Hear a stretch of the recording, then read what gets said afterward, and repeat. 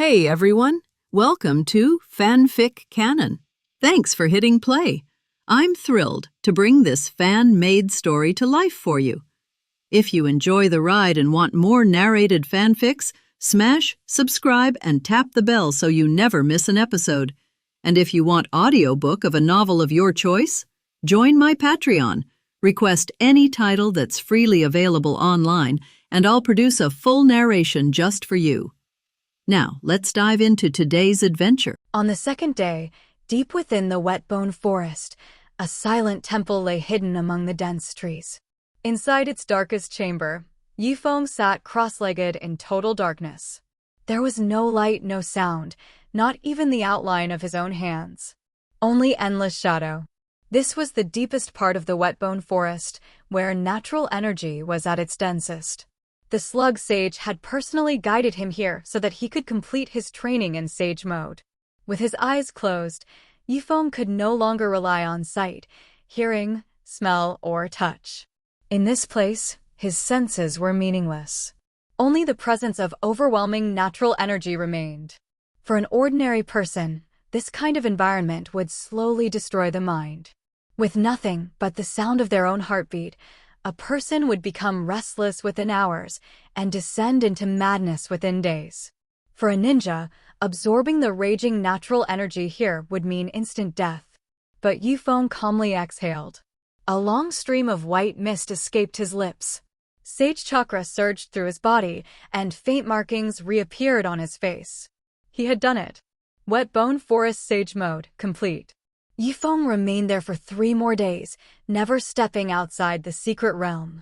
During that time, he fused every sage mode he had learned, combining the essences of the 3 great sage lands with his own methods.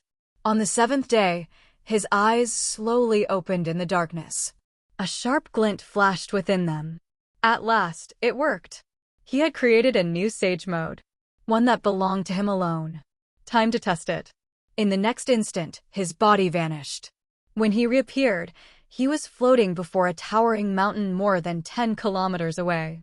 The peak rose nearly 1,600 meters into the sky, taller even than Mount Tai's highest summit.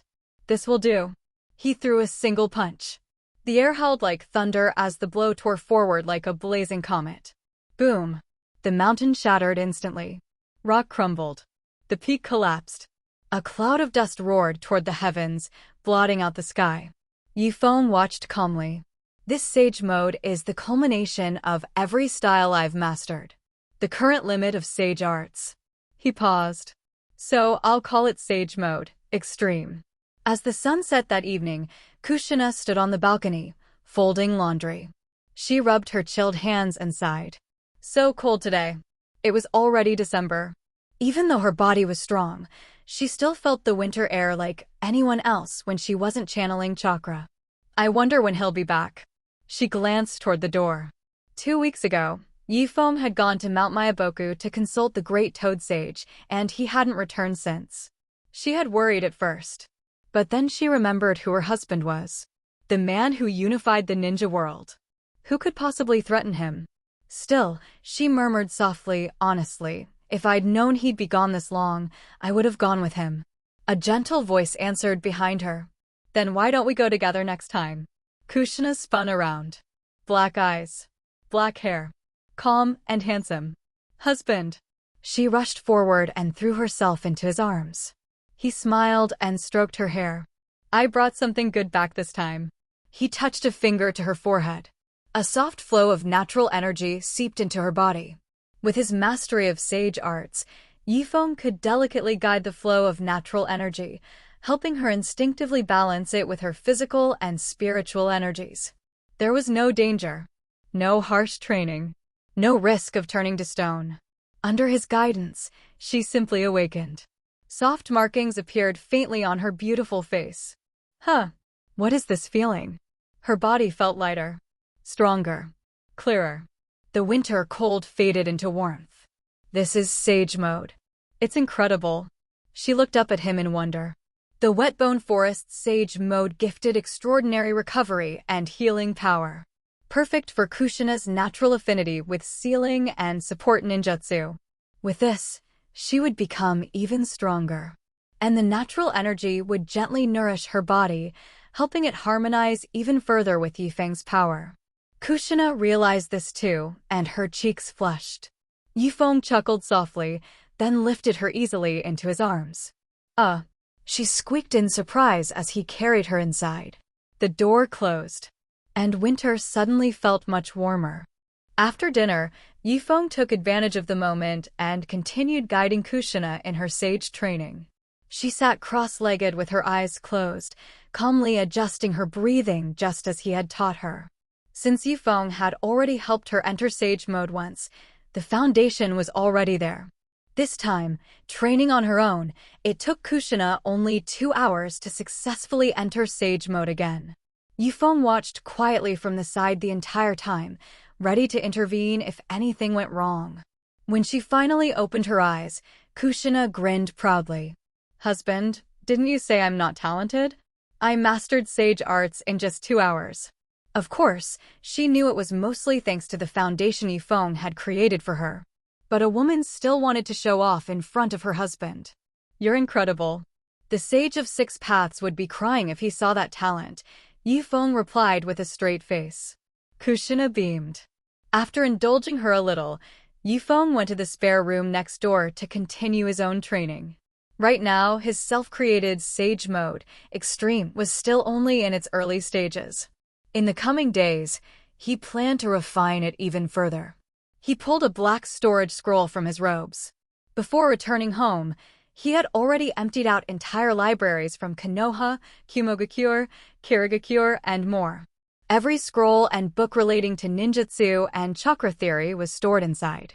With a flick of the seal, boom! White smoke filled the room, and mountains of scrolls and books piled up around him. This knowledge will become my strength. He picked one up, a scroll detailing meridian flow and chakra circulation, and began reading. His mind absorbed the information like a sponge. For him now, memorizing and understanding complex theory was effortless. His strength had already surpassed ordinary humanity. He no longer needed sleep or food.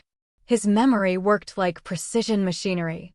Within seconds, he would finish one text and move seamlessly to the next. From basic chakra theory to the deepest mysteries of ninjutsu, everything became engraved in his mind. From time to time, Kushina brought tea and snacks, but Yifeng was so focused that they remained untouched. The night passed quietly. By 9 the next morning, the piles of scrolls had completely vanished back into the storage seal. He snapped his fingers. A crimson flame sprang to life at his fingertip. Then it changed. The flame compressed into a small wind bullet and blasted forward, drilling a bottle-cap-sized hole straight through the wall. Throughout the entire process, Yifeng clearly sensed every stage. Physical energy and spiritual force merging into chakra. Chakra flowing through his meridians. Natural energy joining it, forming sage chakra. Condensing at his fingertip. Then transforming properties and releasing. His understanding of sage arts had once again deepened. Although he hadn't gained raw power, his control and refinement had improved dramatically. He couldn't help but nod in satisfaction.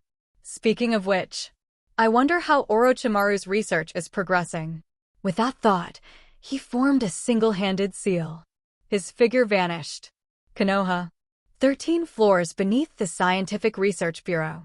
Orochimaru was personally guiding Yifeng through the underground facility. Built within a year, this had already become the Shadow Empire's core technology center. Thanks to Yifeng's support, the lab's equipment and security far surpassed Orochimaru's previous base. They walked through a steel corridor, passing heavily secured labs.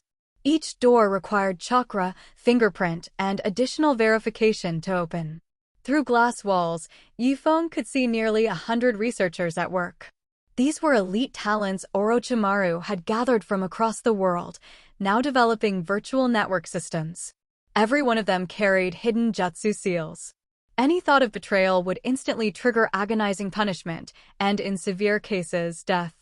Orochimaru reported progress with a faint smile. Meanwhile, Yifeng's attention shifted to another lab beyond the glass. And those? Orochimaru's golden eyes glinted. Those are clone samples, grown from the material you provided. For now, I can only stabilize clones with weaker Kekiai Genkai. His tone suggested that was only the beginning. And Yifeng simply watched silent. The era ahead would not resemble the past at all. Hearing the explanation of the big snake pill, Yifeng turned his head and asked, I thought you were just studying the blood succession limit factor. This is actually part of factor research, and if you want to get their power, you must first understand their essence.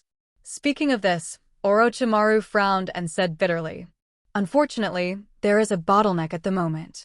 In the process of cloning ninjas with strong bloodline boundary ability, the abilities in their bloodlines seem to be instinctively self-initiating and destroying their bodies.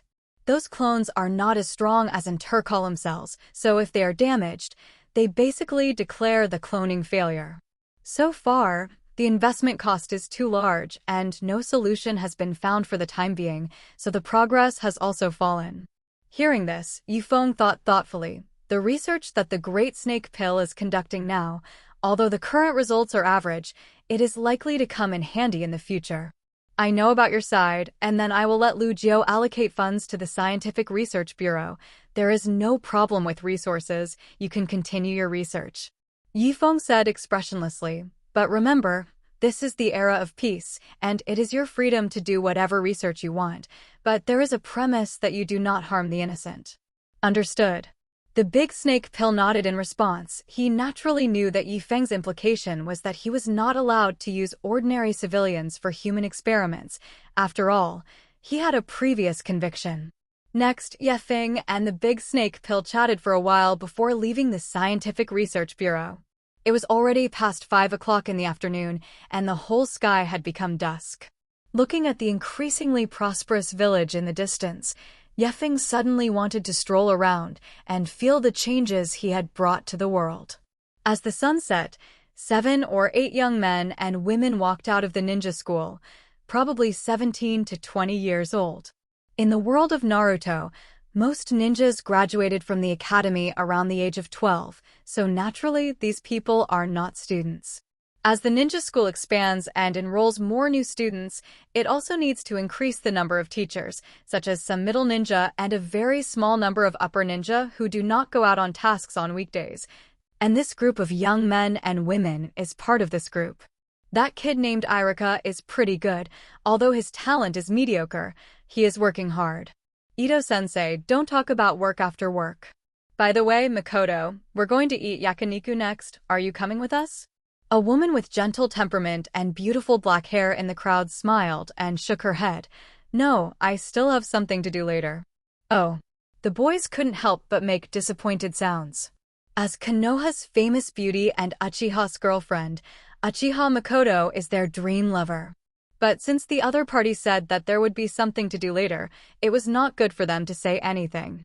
Looking at the disappointed looks of the boys, Makoto Uchiha smiled and turned away, leaving only a graceful back. Makoto is really a beauty. She probably doesn't have a boyfriend yet. A few more times to come out, I should have a chance, right?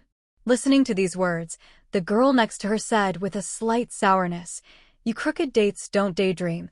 People are the eldest lady of a famous family.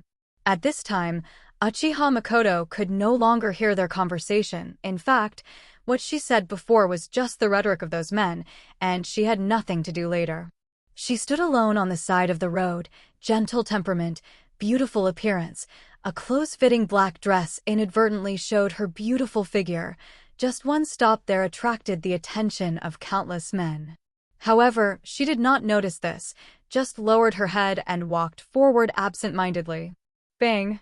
Uchiha Makoto's head just hit the back of the man in front of her, and she immediately nodded apologetically after reacting. I'm sorry, I didn't see the road clearly just now.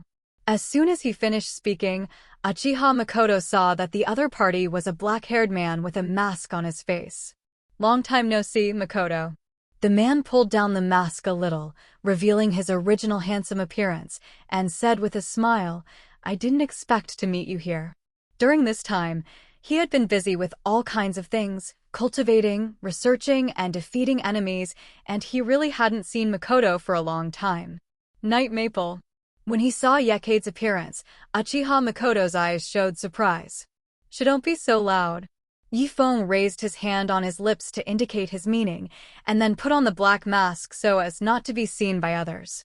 During this time, his identity has become a little subtle and sensitive, or his popularity and prestige have risen to an incredible height and once recognized.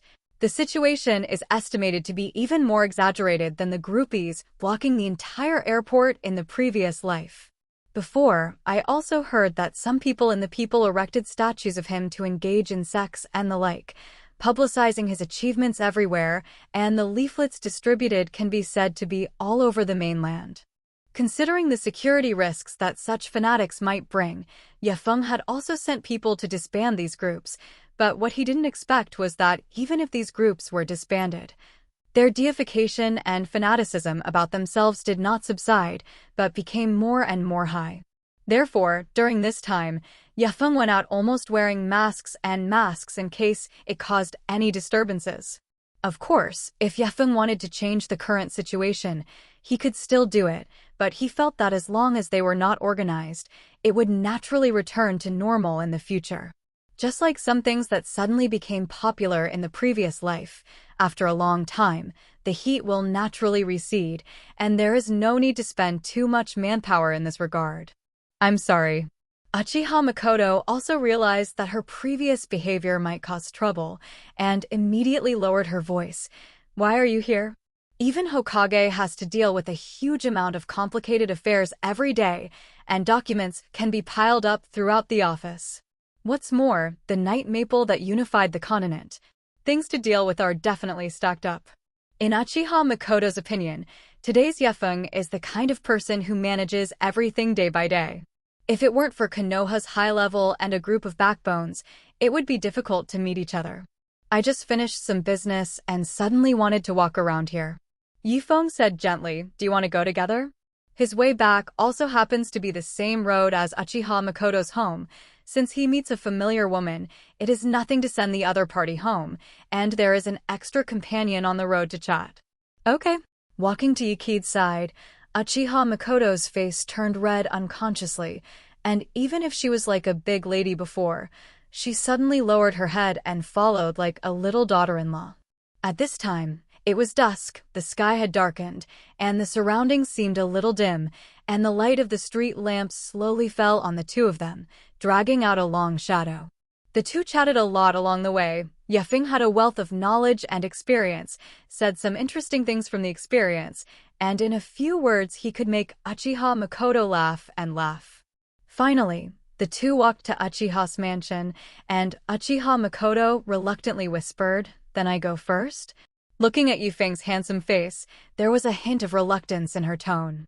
After Yifeng, he didn't find out, and he said to himself, okay, if something calls me later, I'm going to leave too. After speaking, Yifeng waved his hand and walked away without looking back. Uchiha Makoto behind him looked at his departing figure, his face unconsciously flushed with a faint blush, and a trace of hesitation flashed in his eyes. Seeing Yifeng walking farther and farther, as if she was about to disappear in front of her, she took a deep breath and summoned up the courage to shout. Yifeng, you wait. What's wrong? Suddenly stopped, Yokaide turned his head and looked at Uchiha Makoto rather suspiciously. He felt that today's Uchiha Makoto was a little strange, startled and absent-minded, as if there was something on his mind. You. The two spoke in unison, looking at Yifeng's deep and charming eyes. Uchiha Makoto's breathing became rapid, and her open red lips stammered so hard that she couldn't say a word. All the rhetoric I had thought of a moment ago was swept away, and I only felt that my mind was completely blank, and I couldn't think of anything. Yokaide felt more and more strange. He walked to Uchiha Makoto's side, put his hand on her forehead, and said worriedly, Makoto, why is your face so red? It won't be a cold. While saying this, Yefeng was also a little suspicious. Could it be that such a strong physique of a ninja would really catch a cold?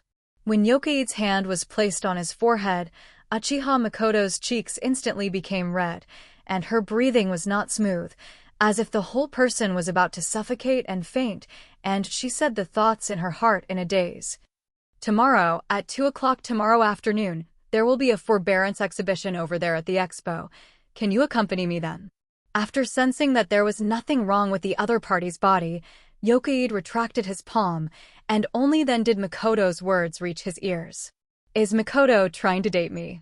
Although Yokoid is not good at handling the relationship between men and women, he is not a straight man of steel who is ridiculously dull. How can I not know Uchiha Makoto's feelings for himself at this point? Looking at the beautiful face that was already covered with a nervous blush at this time, Feng suddenly remembered Seiko.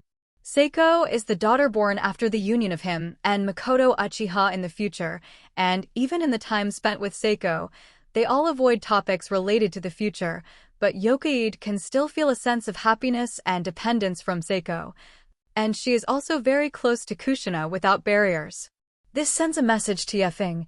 Even if his future self is with Kushina and Uchiha Makoto, his family relationship is still very harmonious. In my mind, I remember my bits and pieces with Makoto Uchiha. Maybe something is inevitable. Yuki's eyes couldn't help but have a touch of tenderness, and his fingers lightly nodded Uchiha Makoto's eyebrows. I'll arrive on time for tomorrow's appointment, it's cool, so hurry up and get inside. After that, Feng turned and left. Uchiha Makoto still felt dizzy, and it wasn't until she came back to her senses that Yokoid had long gone, leaving her alone in a daze at the door. What the hell am I doing? Uchiha Makoto couldn't help but feel a little regretful about her actions that had just been hot-headed. She remembered Shinai, who was originally the other party's best friend. But now she is seducing someone else's husband. At this time, a voice behind her interrupted her thinking. Silly girl, since you like it, be brave. Hearing this, Uchiha Makoto was like a cat caught by the tail in an instant. Her whole body suddenly trembled, and she turned around and blushed shyly to see her father standing in the doorway looking at her. Uchiha Makoto stammered, "Dad, when did you come?" "Probably from when you invited it." Speaking of this, Uchiha Yuanlu clasped his hands in front of his chest and said with a bad smile, "No wonder you can't look at any of the men in the clan. I originally felt good about that kid named Fugaku some time ago, but I was also rejected by you in person." It turned out that he had taken a fancy to Lord Yufeng. Uchiha Motoyanaji couldn't help but give a thumbs up. "It's worthy of being my daughter, with ambition." "Dad." Uchiha Makoto blushed and denied, "You misunderstood. I don't have that idea about Yokoid." Speaking of this, Uchiha Makoto's voice couldn't help but decrease. "Besides, even if there is, Shinai also." Looking at his daughter's incomplete appearance, Uchiha Motoyanaji shook his head.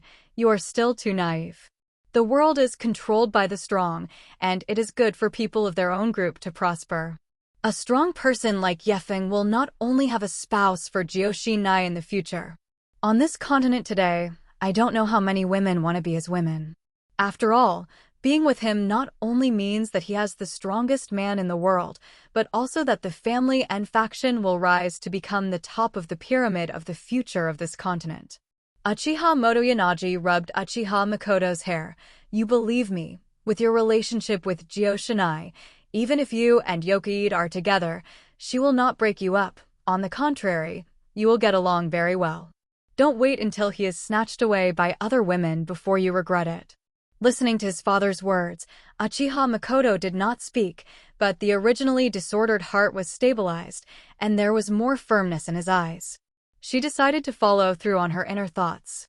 The next day, in front of a silver artistic building in Konoha's commercial circle, Makoto Uchiha stood next to the door waiting for Yokoid. There are already many people visiting the exhibition, including ninjas and ordinary people, and many tourists from other villages and regions. Just now, Uchiha Makoto also saw several ninjas also bringing their own ninja pets, and you can feel the lively atmosphere inside from the outside. A pair of beautiful eyes swept over the person in front of them and finally froze on a man's body. "Over here." Makoto Uchiha smiled and waved her hand. "Long wait. Yufeng came over. When did you arrive?" "I just arrived." Uchiha Makoto pulled the hair in her ear. In fact, she lied. Since yesterday she had been looking forward to today's date, so she had been here an hour ago. I saw Uchiha Makoto wearing elegant light makeup on her face, wearing a black close-fitting turtleneck sweater on her upper body, a silver necklace around her neck, a high-waisted envelope skirt, and her straight and slender thighs were wrapped in black stockings. The whole person is like an urban beauty in the Night Maple Plain world, simple and gentle. Apparently, she spent a lot of time dressing up for this date. In the year of the reunification of the continent, the whole world has undergone earth-shaking changes, and all kinds of new things have emerged one after another, such as the trend has also undergone a lot of changes, more diversified and modern than before. After all, the economic base determines the superstructure, and if human beings do not need to worry about food, clothing, housing, and transportation, they will naturally toss other aspects. Looking at Makoto Uchiha in front of him, the close-fitting clothes easily outline the touching body curves of the other party, exuding a mature feminine smell. Sensing Yuki's gaze on him, Uchiha Makoto's pretty face couldn't help but blush, and said a little shyly, "Don't talk about this, let's go in quickly." During the year, Konoha has set off a trend of art and entertainment throughout the Empire of the Shadow, and from time to time some art exhibitions, pet exhibitions, and other events will be held. The ninja exhibition they are going to today is held by the Inuzuka family, who breeds ninja dogs, and what kind of bells and whistles such as competitions and lotteries are held. I saw that the entire venue was divided into many divisions, and the most visited areas were ninja dogs and ninja cats, which were the main pet targets of ninjas and ordinary people. There are also birds, ferrets, snakes, and other strange creatures, which even Night Maple has never seen. After arriving at the contact area, Uchiha Makoto became even more excited, and the sound made was either wow or When he saw an orange ninja cat, Uchiha Makoto quickly pulled Yokiid over and took the orange cat into his broad bosom, ignoring the disgust on the cat's face, and rubbed its face fiercely. I didn't expect Makoto to have such a side. Looking at the other party's happy expression, Feng was a little surprised. In the past, the other party has always been a beautiful, gentle, and beautiful appearance, but it is rare to see such a lively and active appearance as today. Although he didn't have much interest in these ninja pets and the like, but seeing Makoto Uchiha's hidden side, he immediately felt that this trip was also a gain. It was already 6 o'clock in the afternoon after visiting the Shinobi exhibition, and Yokiid and Makoto Uchiha were dining at a nearby high-end restaurant. Due to the arrangement of a single VIP room, Feng originally thought that he was not afraid of meeting loyal fans. However, what he didn't expect was that when he knew that Feng would come to his restaurant, the owner here immediately rushed over and wanted to personally serve Feng as a waiter, and the chef also devoted all his skills to create every dish. Although there are some fluctuations, a meal is considered enjoyable. When the two left the back restaurant, it was completely dark. Let's go to the park. The park lacks light at night, so night maples don't need camouflage either. A man and a woman walk by the lake, the breeze blowing, enjoying this pleasant tranquility together. I wish this moment could continue. It was Uchiha Makoto who spoke, and a pair of beautiful eyes gazed at Yokiid tenderly. "I just feel that I must say my most true thoughts today." She said word by word, "Feng, I like you. Even if you already have Jioshinai, even if I feel that my approach is wrong, even if I have thought about giving up, but in the end I still can't suppress my feelings for you. I love you." Listening to the sudden confession, Feng didn't say anything immediately.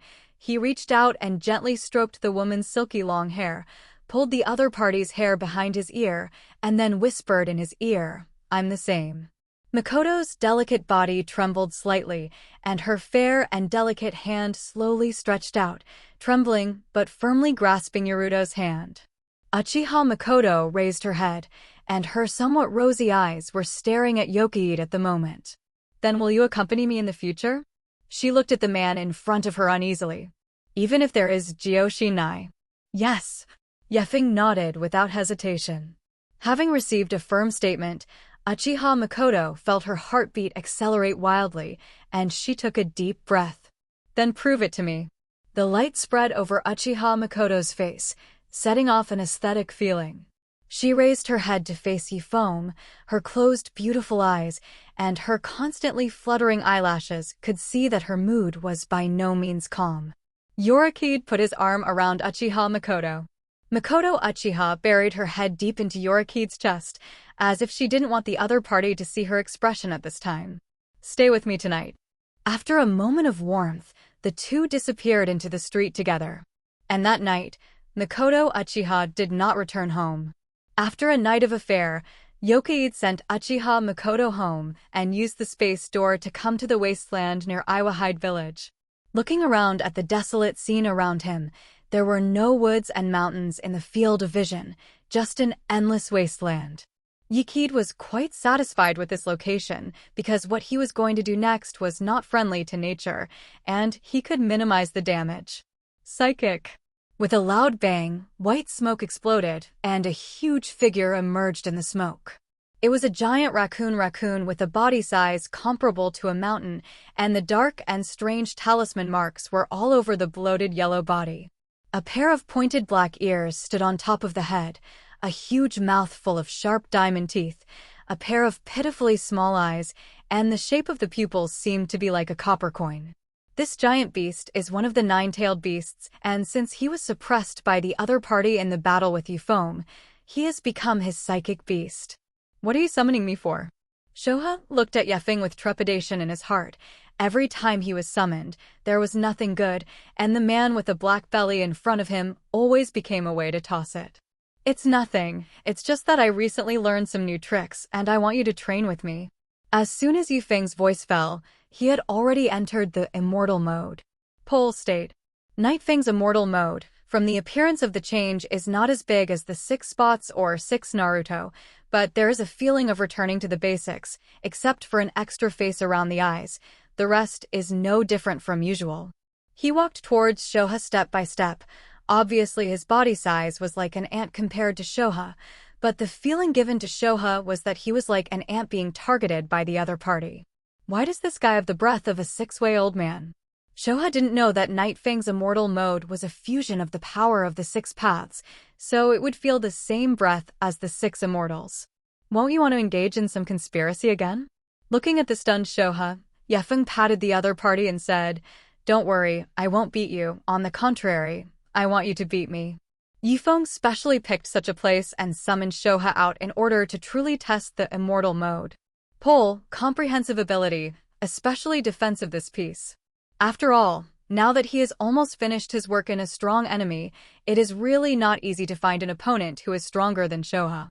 Moreover, the biggest advantage of the tailed beast is that it has a huge amount of chakra and has enough staying power, which is also convenient for Yifeng's habit of training for a long time. At this time, Shoha was not clear about what he would face next. And such a good thing? Shoha stared at Yefeng a little suspiciously, but after confirming that he had heard correctly several times, a treacherous and smug smile suddenly rose on its big face. Yifeng finally found me a chance to take revenge." Shoha quickly opened the distance, and when it walked hundreds of meters away, its small eyes aimed at Yifeng.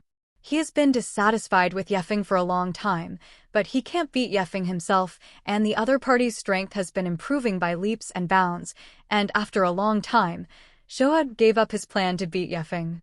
"However, I really didn't expect that I actually won a jackpot today," and Yifeng's brain suddenly twitched and wanted to cultivate by letting others beat him. Without wasting a trace of time, Shoha's mouth suddenly opened wide. Wind escape practice air bullet burst. The surrounding air quickly compressed to form a huge wind ball that shot directly from Shizuru's mouth. However, in the face of this blow, Yefeng defeated it with just a snap of his fingers, and the powerful airflow suddenly dissipated, and the terrifying power made Shoha stunned, unable to even say a word. Lao-Tzu's technique made this guy break with one finger? Just when Shoha doubted his life, Yifeng's voice came again. "Shoha, haven't you eaten enough?" Yifeng's words stimulated Shoha, and its own temper was very irritable and willful, and it couldn't hold the stimulation at all. If the object in front of him was not Yifeng, it would have swallowed him into his stomach a long time ago. Abominable. The condensed chakra exudes a powerful aura, infinitely compressed in its mouth, quickly forming a small black ball like multiple bubbles tied together. Even ordinary people can easily feel the terrifying energy contained in this black sphere from it. That's decent. The corners of Feng's mouth provoked. Tailed Beast Jade. The strongest attack method possessed by the nine-tailed beasts is made of yin-yang chakra compressed 2:8 into a ball, which can cause the power of landslides and ground cracks. Phew.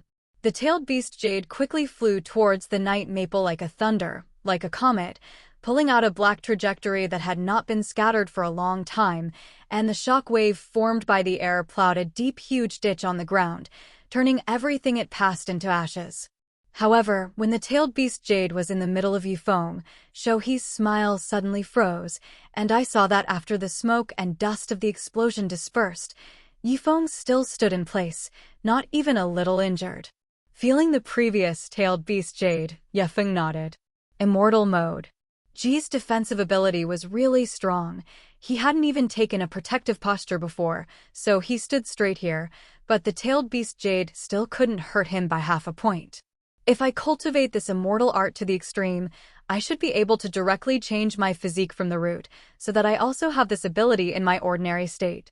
Thinking of this, Feng continued to shout at the ghost-looking Shoha, "Continue. Go on. Go on." With Yomoki's devil-like voice, Shizuru continued to release ninjutsu. By 8 or 9 o'clock in the evening, Shoha was like a sugar cane that had been squeezed out of juice, and his originally bloated huge body looked to have shrunk a little, lying motionless on the ground. Looking at Feng, who was still in great spirits, Shoha's small eyes like coins became terrified, and he wailed bitterly. You let me go. I really don't have a drop of chakra left. How can the tailed beast say that he can't do it? Again. Feng glanced at Shoha dissatisfiedly. His immortal mode was being improved, but the guy in front of him seemed to be no longer good. Forget it, let's let you go today.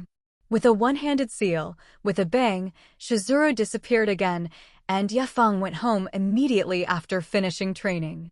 As soon as I entered the house, I saw Jiyoshinai coming out of the bathing room, only wearing a white bath towel tied to her body, which looked very sexy.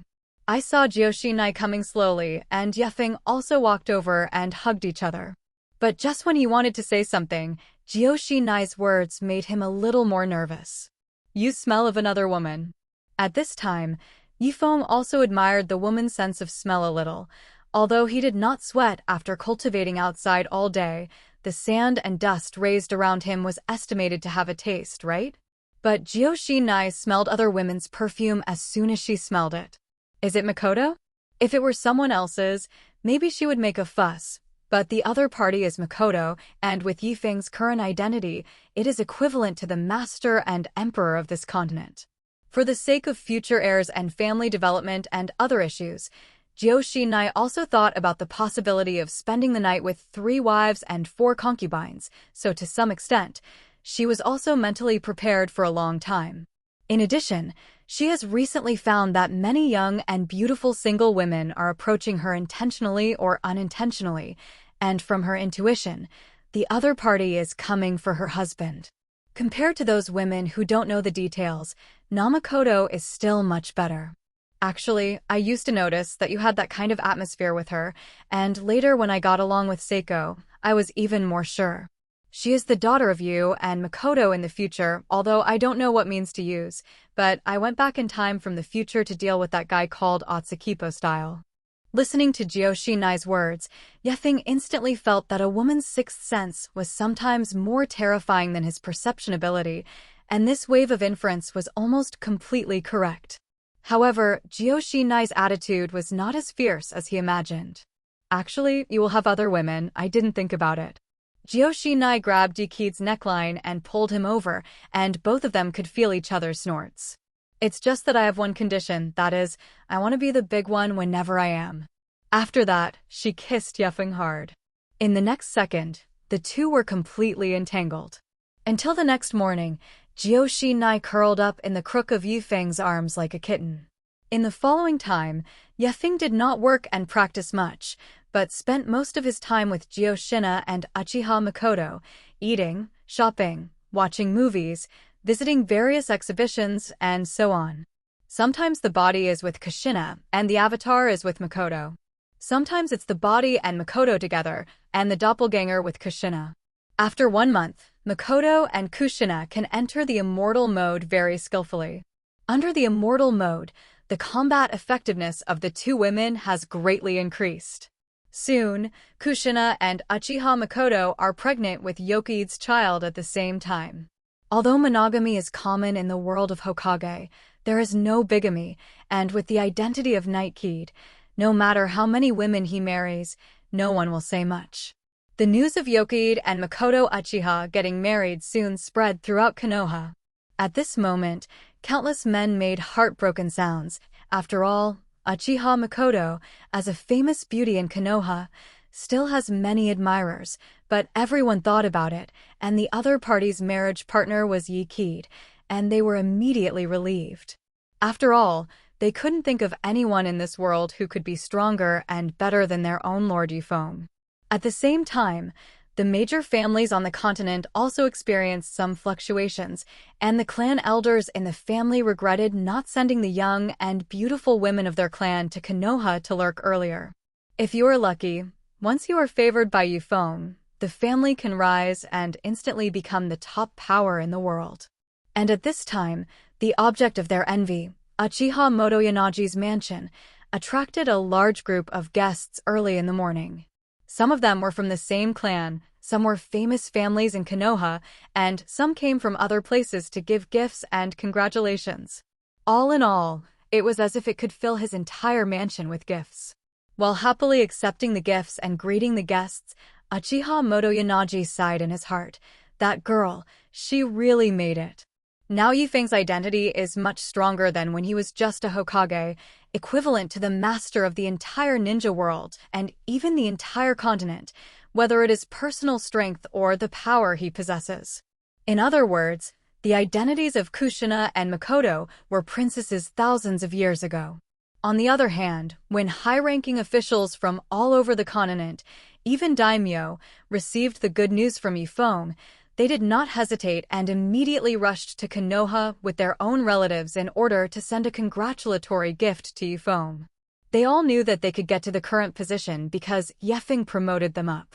Now the whole continent is in each other's pockets. Can they not be sensible when they do small? On the day of Yekade's wedding, the whole of Konoha was already enveloped in a festive atmosphere.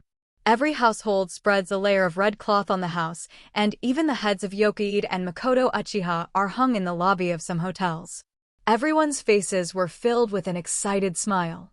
Lin, Jamei, and the two teak doors, these little girls, looking at the gorgeous and vast hall in front of them, were all stunned and showed envious looks. The delicate lighting on the ceiling and the beautiful paintings on the huge walls seem to make the floor paved with gold bricks, as if this auditorium exists to interpret the term luxury. Originally, those famous big people now showed a nervous look, and even the usually calm daimyo of various countries exhaled a long breath. While thinking about this, Terumi meditated on what was being broadcast on the TV screen today. That's when several hosts are talking while broadcasting the content of today's wedding. The band in front of the Hokage building today is conducted by the well-known musician Mizari. As you can see, the first flower team has set off from the village gate. Seeing the content on TV and the scene in front of them, all the girls had an incredible feeling. Because she really can't imagine whose wedding in the past can make a sensation in the city, no, the whole world. Then she heard an exclamation behind her and saw a handsome man in a white suit, black hair and black eyes, and a beautiful woman in a wedding dress walking out under the cheers and support of everyone. Teacher, happy marriage. Lord Yikid. Lord Night Maple. This man is Yikid, and Makoto Uchiha next to him is wearing a white and elegant off-the-shoulder wedding dress.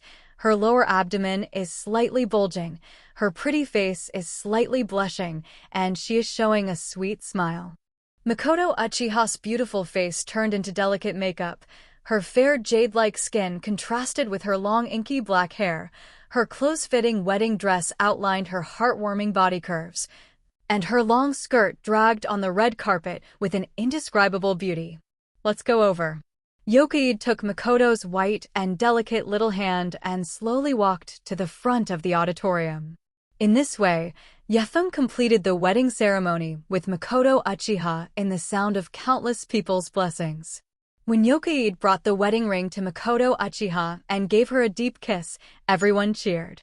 At this moment, the sky, which was originally daytime, turned into a starry sky with a wave of Feng's hand. The next moment, the sky-piercing fireworks illuminated the entire Konoha sky, forming Uchiha Makoto's beautiful face under the control of Yokaid. Countless women in the audience, including Terumi, looked at the glorious Uchiha Makoto on the stage with an envious gaze.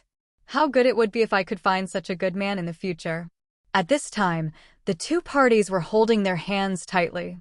Looking at each other, everything was silent, and their wedding ended successfully. Yokaid himself is also very busy, although the main body and Uchiha Makoto on their honeymoon, in Konoha and Nara Shikaku and Tsunade to help, there is still a lot of work that has not been done, many of which need to be read by him in person and signed and approved before he can execute. The first was that the name Shadow Empire was officially launched, known to everyone, and became the name of the only country on this continent. The original country has become a province. For example, it was previously called the Country of Thunder, and now it is the Province of Thunder. The former shinobi village became the first city in each province except Konoha. However, the name is still called by the village concept of Yunin Village. The leader of the village is equivalent to the governor. In order to maintain the tradition, Feng retained the title of the village chief Shadow. Hokage is the leader of the country, and the governors of the lower water shadow, wind shadow, thunder shadow, Tokage, and other provinces are directly subordinate to Night Maple. Konoha is equivalent to the capital of the country and is the center of power of this vast empire. Feng issued the first mainland law in mid-March, and there are no rules and no square circles. Compliance in all regions must be enforced, regardless of their cultural background, customs, or religious factors, and those who violate the law will be punished accordingly. Each local government is required to report all important matters to Konoha and follow Konoha's instructions and arrangements. And every citizen of the empire needs to make a document to make his own identification card. In addition, there is treatment of poor and war-affected areas. Various policies have been introduced for each region, and some poor areas that have not been able to grow crops and have famine will be provided by the government with abundant materials and food, as well as educational resources. Moreover, the government will regularly send some expert ninjas to revitalize the poor land and gradually improve the local natural environment.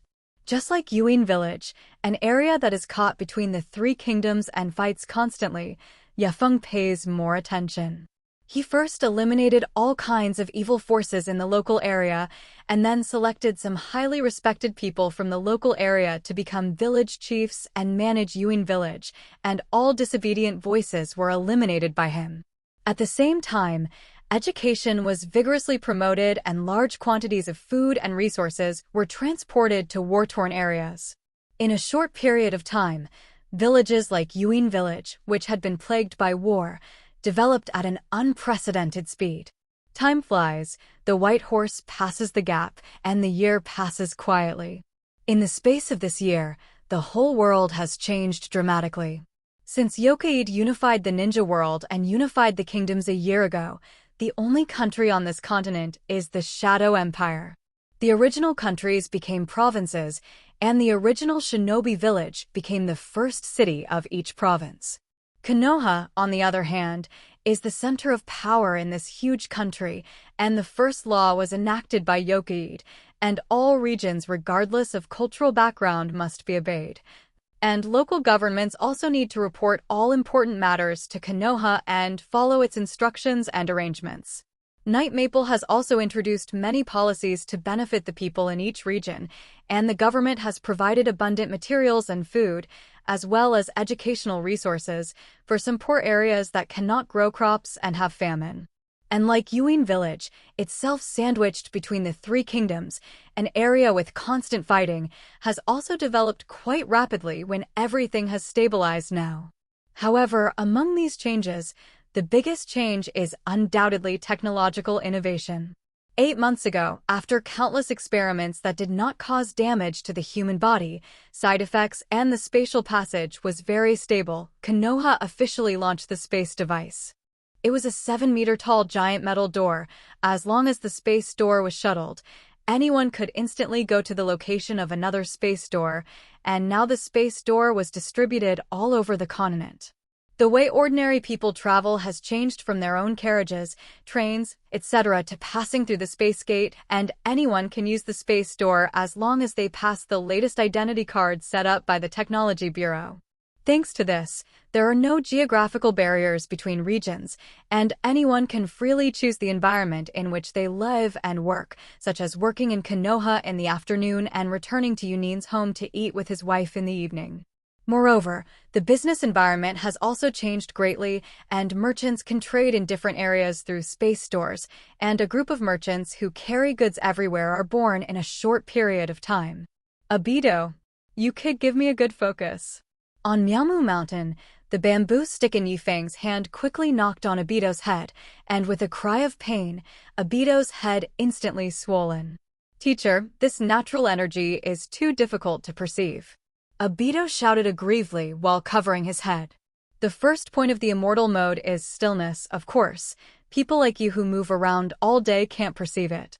Feng pointed to Kakashi, who was fixed on the Needle Mountain with a wooden plank not far away. Look, isn't Kakashi doing a good job? After speaking, he pointed to Rin, who was motionless next to Obito. Got it. First keep yourself the most basic, immobility, and then let yourself perceive nature and become a part of nature. Only in this way can you absorb natural energy. It had been half a month since Yifeng brought the 3 disciples to Miamu Mountain. During this time, he taught Kakashi and Obito the cultivation methods of the Myoki Mountain Immortal Mode, and taught the immortal art of the Wetbone Forest to Rin. Kakashi's talent for learning is very strong, and during Yokii's training, he quickly mastered the method of sensing and absorbing natural energy, and now he has entered the stage of adjusting the proportion of natural energy. And Rin's own physique is also very suitable for cultivating the immortal mode of the Wetbone Forest, and entering the realm is similar to Kakashi. As for the kid with soil, although he is a member of the Uchiha family, his brain seems to have not opened up, and he pays too much attention to the talent of writing chakra, but lacks his ontological ability. For these 3 disciples, Yifeng did not help them achieve rapid success like Jioshinai, but let them personally experience every bit of the cultivation process and understand the truth of every point of cultivation and harvest. Of course, his guidance also greatly reduced their mistakes and shortened their cultivation time. Another week had passed, and by this time Kakashi and Rin had barely been able to enter immortal mode, and only Obito had reached its final stage, and it was only a matter of time before they entered immortal mode. Yorikide spoke to Fukasaku and Shima and asked them to help take care of his disciples before leaving. Yifeng walked towards a giant metal door 7 meters high in front of him. This is the space door, and with the stable space passage formed by this door, anyone can instantly go to the location of another space door. A few months ago, Feng and Orochimaru accelerated the progress of the experiment after completing the shuttle experiment. After hundreds of experiments, when it was determined that space travel had no damage and side effects on the human body, Feng and Orochimaru made the first formal space device, which was the metal door in front of them. Night Maple plans to mass-produce 100 space doors of the same specification in the next 3 months and distribute them all over the mainland. After passing through the space gate, he has returned to the Konoha Research Bureau. Is that thing done? The moment he saw the big snake pill, Feng asked directly. Barely. The big snake pill nodded and saw that his face was haggard, his eyes were thick with dark circles, and he looked like he could die violently at any time. You must know that the physique of his own ninja is very strong, and as one of the 3 ninja and good at human body science, the big snake pill can become like this, which is enough to see how much liver he has during this time. For a while, Feng felt a little embarrassed about treating the other party as a tool person. He followed Orochimaru to a room, where he saw that it was full of all kinds of complicated equipment, and 7 or 8 staff members were tinkering with buttons. A moment later, the large screen in front of him lit up, and a very familiar computer operation interface appeared, and Yifeng's operation was no different from the previous life.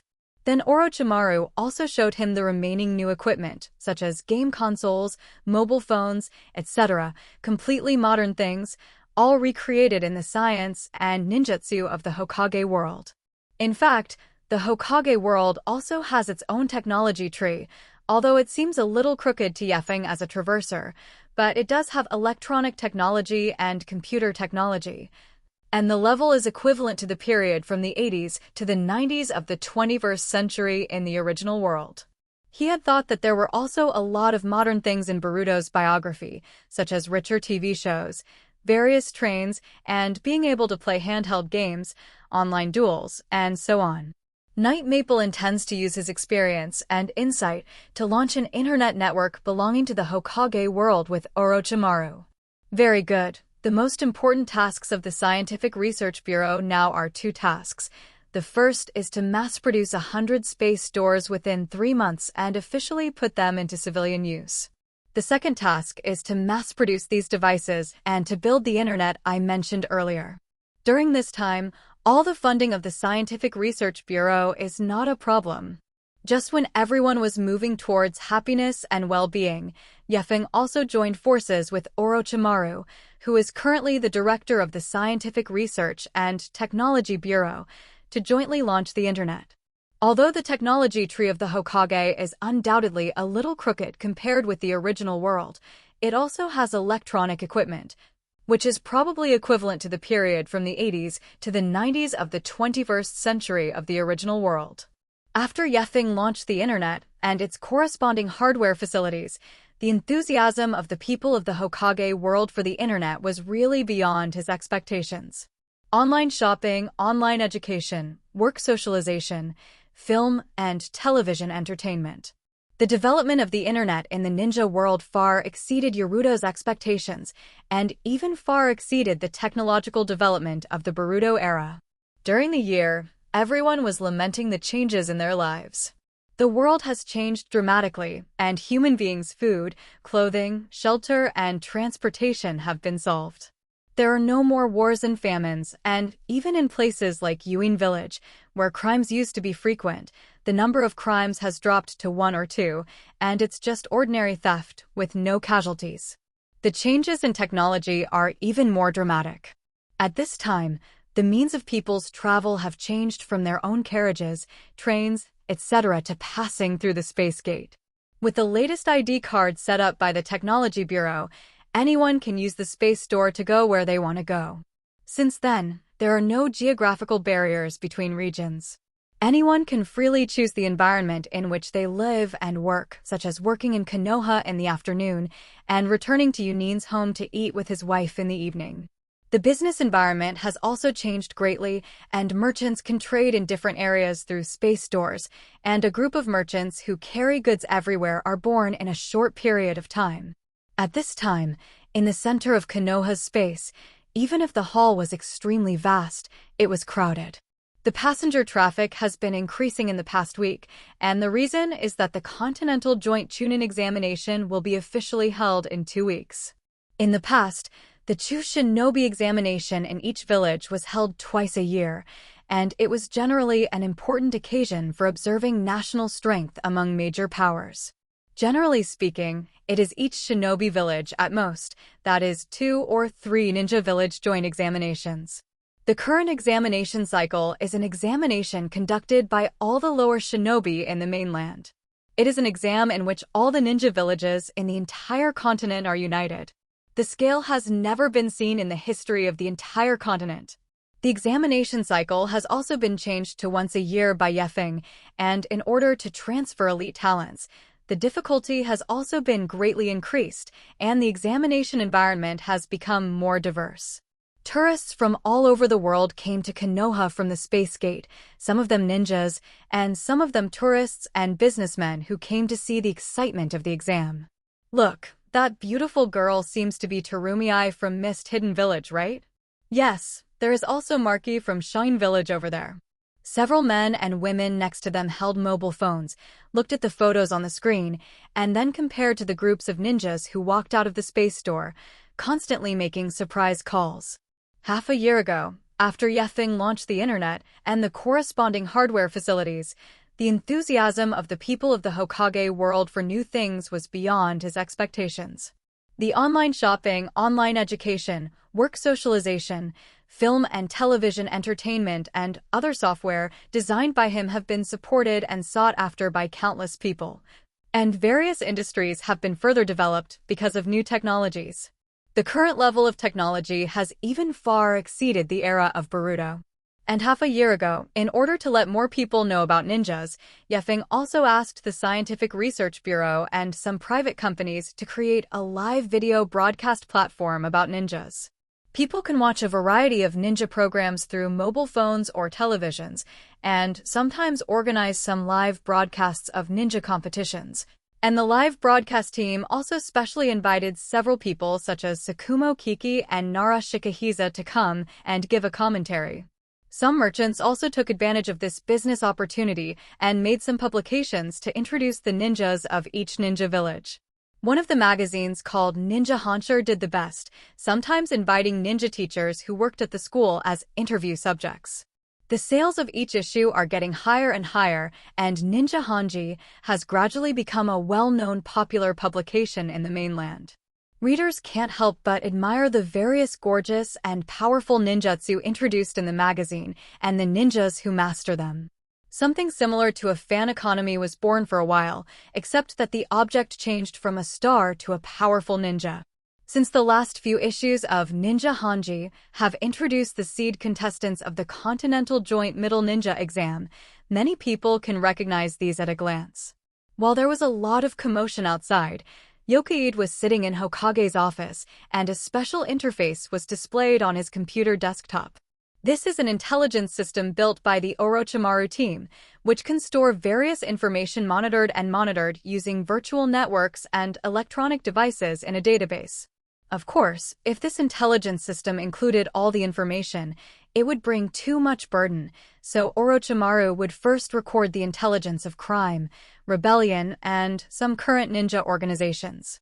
Yokaide was browsing through various intelligence, and at this time he was reading information about the ninja organization of the Shadow Empire.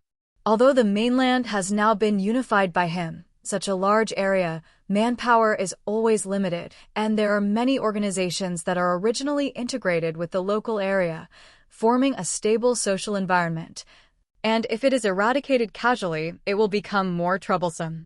Therefore, from the perspective of economic benefits, Feng did not completely eliminate those organizations. At most, he eliminated the leaders who did not listen to him, and then took a leader who was completely subordinate to him. His eyes kept scanning all kinds of information, and then the big snake pill transmitted a copy here. Yifeng clicked on the browsing, and after reading it, he narrowed his eyes, and there was a dangerous light in his eyes. These guys are really looking for death. The content of this document is about the remnants of the former dynasty, originally some of the opposition in the 5 major countries that were not liquidated cleanly, and some people who were dissatisfied with Feng formed an armed force called the Resistance Army, organized throughout the continent, and it is estimated that some very remote places far from the Space Gate were selected as bases to accumulate strength. Among them, the former Shinobu Chiyo's faction even planned to kidnap Kushina and Makoto, who were about to give birth, to blackmail him. If it weren't for the fact that the Scientific Research Bureau had already monitored the entire world's every move, Yifeng might not really know the plans of this group of people. Chiyo's mother-in-law will have a mobilization meeting in 2 days, or it will be good to serve you all in one pot by then. Yifeng's eyes scanned the information again, completely remembering the location of the rebel stronghold, the time of the operation, and the intelligence of everyone involved. Then he sealed the seal with one hand, and the 8 wooden doppelgangers separated from him. Destroy them all. As soon as the words fell, Yifeng's 8 doppelgangers had disappeared without a trace. 2 days later, on the mountain call 100 kilometers away from Shine Village, Many people in strange costumes and armed forces came and went. Heiju wore a mask and a black hooded robe, walking around the crowd and looking around. Yifeng, this bastard killed Madara and ruined my Millennium Plan. I won't let him have a good time. Every time he thought that Yifeng had ruined his Millennium Plan, Heiju couldn't wait to kill the other party with his own hands.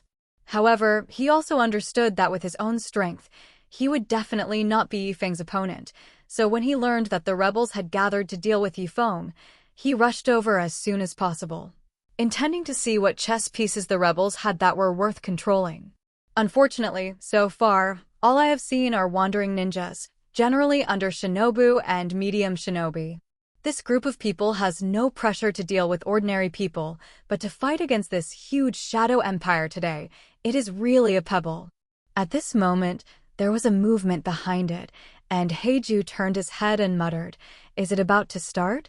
I saw that dozens of meters away, all the people in the call gathered in front of a high platform, and a middle-aged woman slowly walked up. Seeing this, Heiju hurriedly walked over. There were already a lot of people below, and there were almost 200 people gathered, most of them wandering ninjas or rebels wanted by previous countries, and dozens of samurai from the Land of Iron. Chio looked at the crowd at his feet, coughed, attached chakra to his throat, and said, "Guys, you're all ninjas, so I'll have something to say." 1 year ago, Konoha invaded various ninja villages and even major powers, and Konoha's leader, Yoramide, spread his ambitions throughout the continent, establishing the so-called Shadow Empire, and inhumanely killing ninjas who opposed their evil rule. Such behavior is really heinous. Saying this, someone in the audience shouted, "That's right, the behavior of the Night Maple Demon Head is simply condemned by everyone. Why should our own country be handed over to him? What kind of shit empire is also engaged?" Led by several people, the ninjas present soon fell into disgust for Yakid and the Shadow Empire, as well as admiration for Chio. A Zongnin next to him said to Heiju excitedly, "Buddy, I see that this Night Maple is completely angry. There are so many of us. We will definitely be able to defeat him." Heiju sneered, silent, and sneered at the other party's words in his heart. In his eyes, these ninjas are completely a gang of rabble, not to mention Nightkeed. Konoha can probably destroy them by sending a few teams of dark troops out at random. It is estimated that this Chio still has some strength in this group, and he can barely be regarded as a shadow-level powerhouse. Heiju looked at the endless Chio on the stage. From the previous information, it already knew that this Chio was the high level of the Sand Hidden Village before, but due to the battle with Yefeng at that time, many relatives, friends and juniors died in the hands of Yefeng, and now he parted ways with his younger brother Hailaozang and set up his own portal to fulfill his great cause of revenge. The other party is also a master who can fool people, and after fighting with Yifeng, it is clear that these people present cannot threaten each other, but they still draw a big pie for their group of country ninjas, let them participate in this death match, and really seize every opportunity. I saw that the atmosphere was getting warmer and warmer. Chio proposed that the 200 people at the scene form a rebel army and plan to kidnap the people around Night Maple first to restrict Night Maple. The current rebel army is not only us, there are other companions and bases near the other shinobi villages. Once we control him through Night Maple's woman, our companions will revolt from everywhere, forming a net of encirclement to eliminate Konoha and its lackeys. Listening to Chio's flickering for a while, many people on the scene had already signed a petition to join it, and the rest of the people were also thinking carefully. After all, if they succeeded, their group of low-level ninjas with bad records would be able to turn over and become slaves, and after thinking for a while, they still joined the rebels. Looking at the wandering ninjas around him who were red with excitement after being drawn with big cakes, Kuro couldn't help but shake his head, thinking that he had come to the wrong place this time. A samurai shouted excitedly, "Guys, could it be that so many of us are still afraid of Yifeng?" "Yes, Yefeng is still so young. In fact, how strong can it be? I think there must be something strange in this. Grab his woman and make him kowtow to us." For a moment, the group of people in the audience was extremely swollen, only feeling that so many ninjas united together would definitely be able to defeat Yifeng. the rebels took the lead in shouting. "Rebels!" Heiju scolded in his heart. "A bunch of idiots." Now it feels that it is simply a waste of time to come to see this group of people, just with the IQ, strength, and experience of these people, not to mention the woman who sneaked into Konoha to kidnap Feng. I am afraid that even Konoha's door will be all dead. These people have too little knowledge. I'm afraid they don't know how big the gap between ninjas can be, and it's really a dead end to go to Night Maple in this camp. Thinking of this, Heiju's figure quietly dived to the ground and left here. After about 10 minutes, just when everyone was in turmoil, a loud noise suddenly sounded from the crowd, as if something had fallen, and the terrible impact surged around, pushing the scene to their backs. As the smoke rose, I saw a black shadow standing on top of a pile of corpses. "Be bold," Chio shouted. "Who dares to make trouble here? You guys are panicking and want to rebel." With Chio's voice, a man with black hair and black eyes turned from the pile of corpses, and that familiar face made Chio's face suddenly pale. Night Maple. The name Chio uttered could be described as a stone that stirred up 1,000 waves, and the 2 words of Night Maple shocked those present.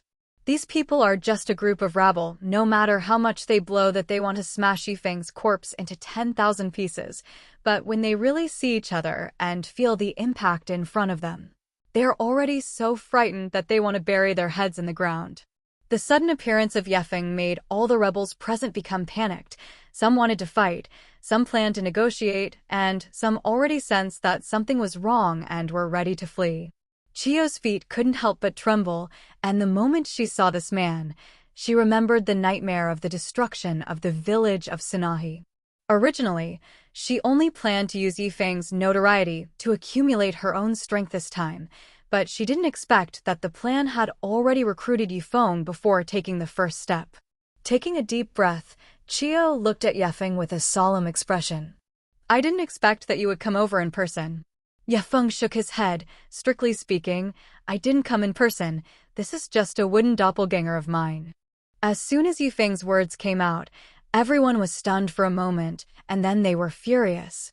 "You want to deal with all of us here with a single wooden doppelganger? No matter what, there are also many strong people with superior ninja strength among them." A big man in the rebels shouted angrily in dissatisfaction. When he knew that the Night Maple in front of him was just a doppelganger, he suddenly felt ecstasy in his heart. After all, it was just a doppelganger. How strong could it be? "If I destroy this doppelganger, even if it's just a doppelganger, I can improve my status in the organization." Feng ignored the strong man, treating it as if it were air. This attitude made the man very angry and rushed towards Feng with a strange cry, and at the same time several ninjas on the field also ran out. They had the same thoughts in their hearts as the strong man. However, Feng only glanced over, and the several ninjas who rushed out just now had all bled from 7 holes and died on the spot. The unexpected sight in front of them made everyone terrified. They didn't even know what Feng had done, and the battle was over. "You guys are really stupid." Feng's voice was not loud, but it reached the ears of all the rebels present. "Dare to hit my family's idea. You all stay here today." Hearing Feng's words, everyone's faces suddenly changed wildly, and they immediately scattered and wanted to escape. "Did you escape?" Looking at the rebels fleeing in all directions, Feng's body flashed with chakra. "Mood done 4-pillar prison." The entire earth shook extremely violently, and countless thick tree roots gushed out on the ground, forming a huge wooden cage almost instantly, trapping everyone inside. On the other side, Chio, who was the mastermind, had also prepared her technique, and she knew that if she didn't make a move, everyone would have to die here. Huh. With a bang, Chio's hands and 5 fingers moved slightly, and the light blue chakra condensed into a line. Puppeteer is a profession that uses chakra threads to control puppets in battle, and skilled puppeteers can also attach chakra threads to enemy puppets or even people. At this time, Chio was at his peak, and his attainment in puppet art was enough to rank among the shadow-level powerhouses. White secret technique. Near the 10 crowd. The black stripes under Chio's feet flashed, and in the blink of an eye, 10 puppets appeared beside her. These puppets are the masterpiece of the puppeteer's ancestor Bunzoman. The 10 people of Kanmatsu. Chiyo can control a puppet with each finger. These puppets can cooperate with each other under Chiyo's control, perform combination attacks and ninjutsu. And the powerful ability is even called 1,000 chances by some ninjas, but with this technique, Chiyo can capture a city. The white-robed puppet quickly approached Night Foam, and the raised instrument arm slashed at Night Maple like thunder with a stack of rotating blades in his hand under Chiyo's operation. At the same time, 2 more puppets attacked from the left and right sides. One flicked a long metal whip and shot at Yifeng's arm, and the other quickly transformed into a giant cannon and fired an energy projectile. And in the face of the simultaneous attack of the 3, Yifeng's face was expressionless, still holding his hands in front of his chest.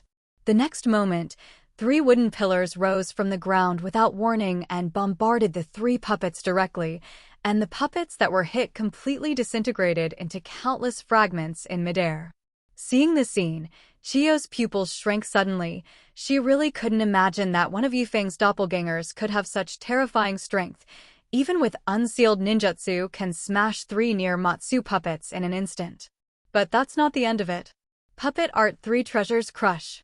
Chiyo waved his hands suddenly, and 3 of the 10 puppets surrounded Night Maple to form a triangular array, and the tornado that ran through the heavens and the earth pressed against Night Maple fiercely.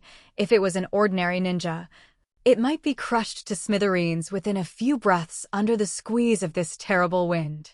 However, Yifeng still stood there unresponsive. Shinra Tenjing. With Yifeng's indifferent words, the invisible power spread, and the monstrous tornado instantly collapsed. The huge force above countless people swept in all directions with waves of chi, and the suffocating power had not yet arrived, and it was already rubbing through the air on everyone's faces, and all the hair and beards were blown backwards by the squeezed wind.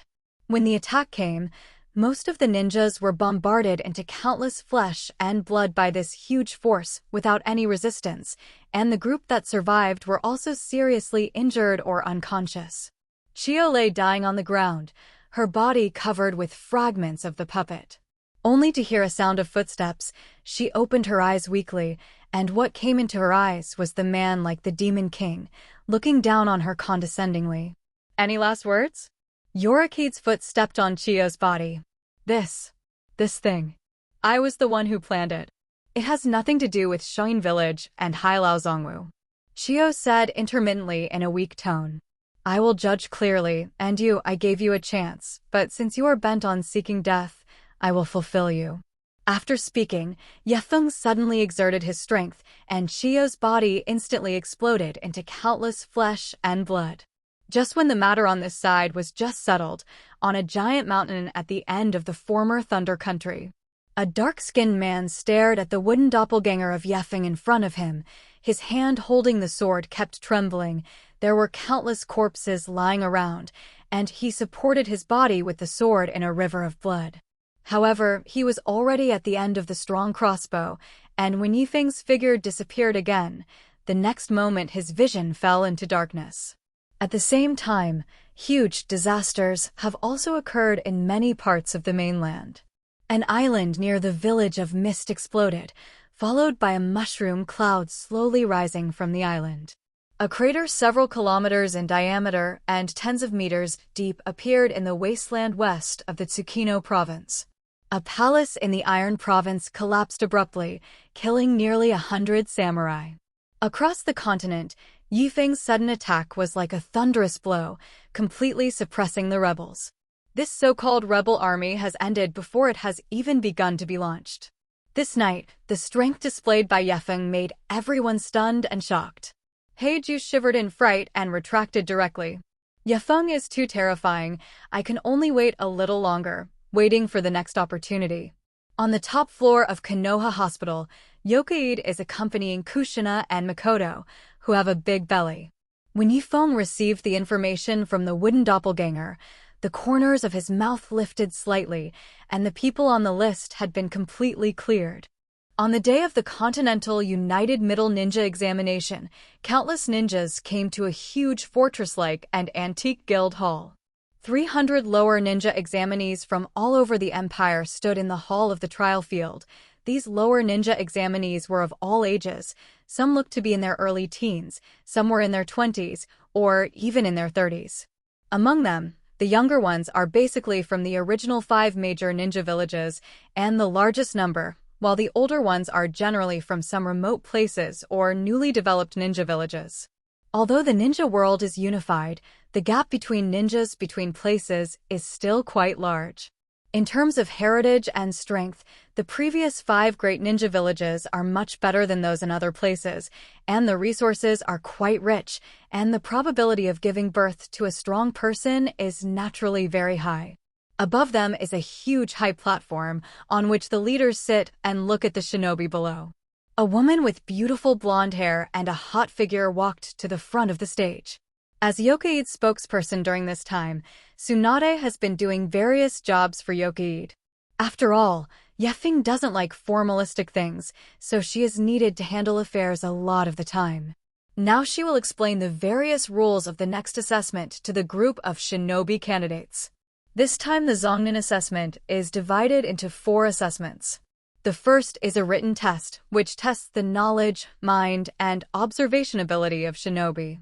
The second is the survival test, a 7-day survival trial through the space gate in harsh environments around the world, with the option of group and individual action.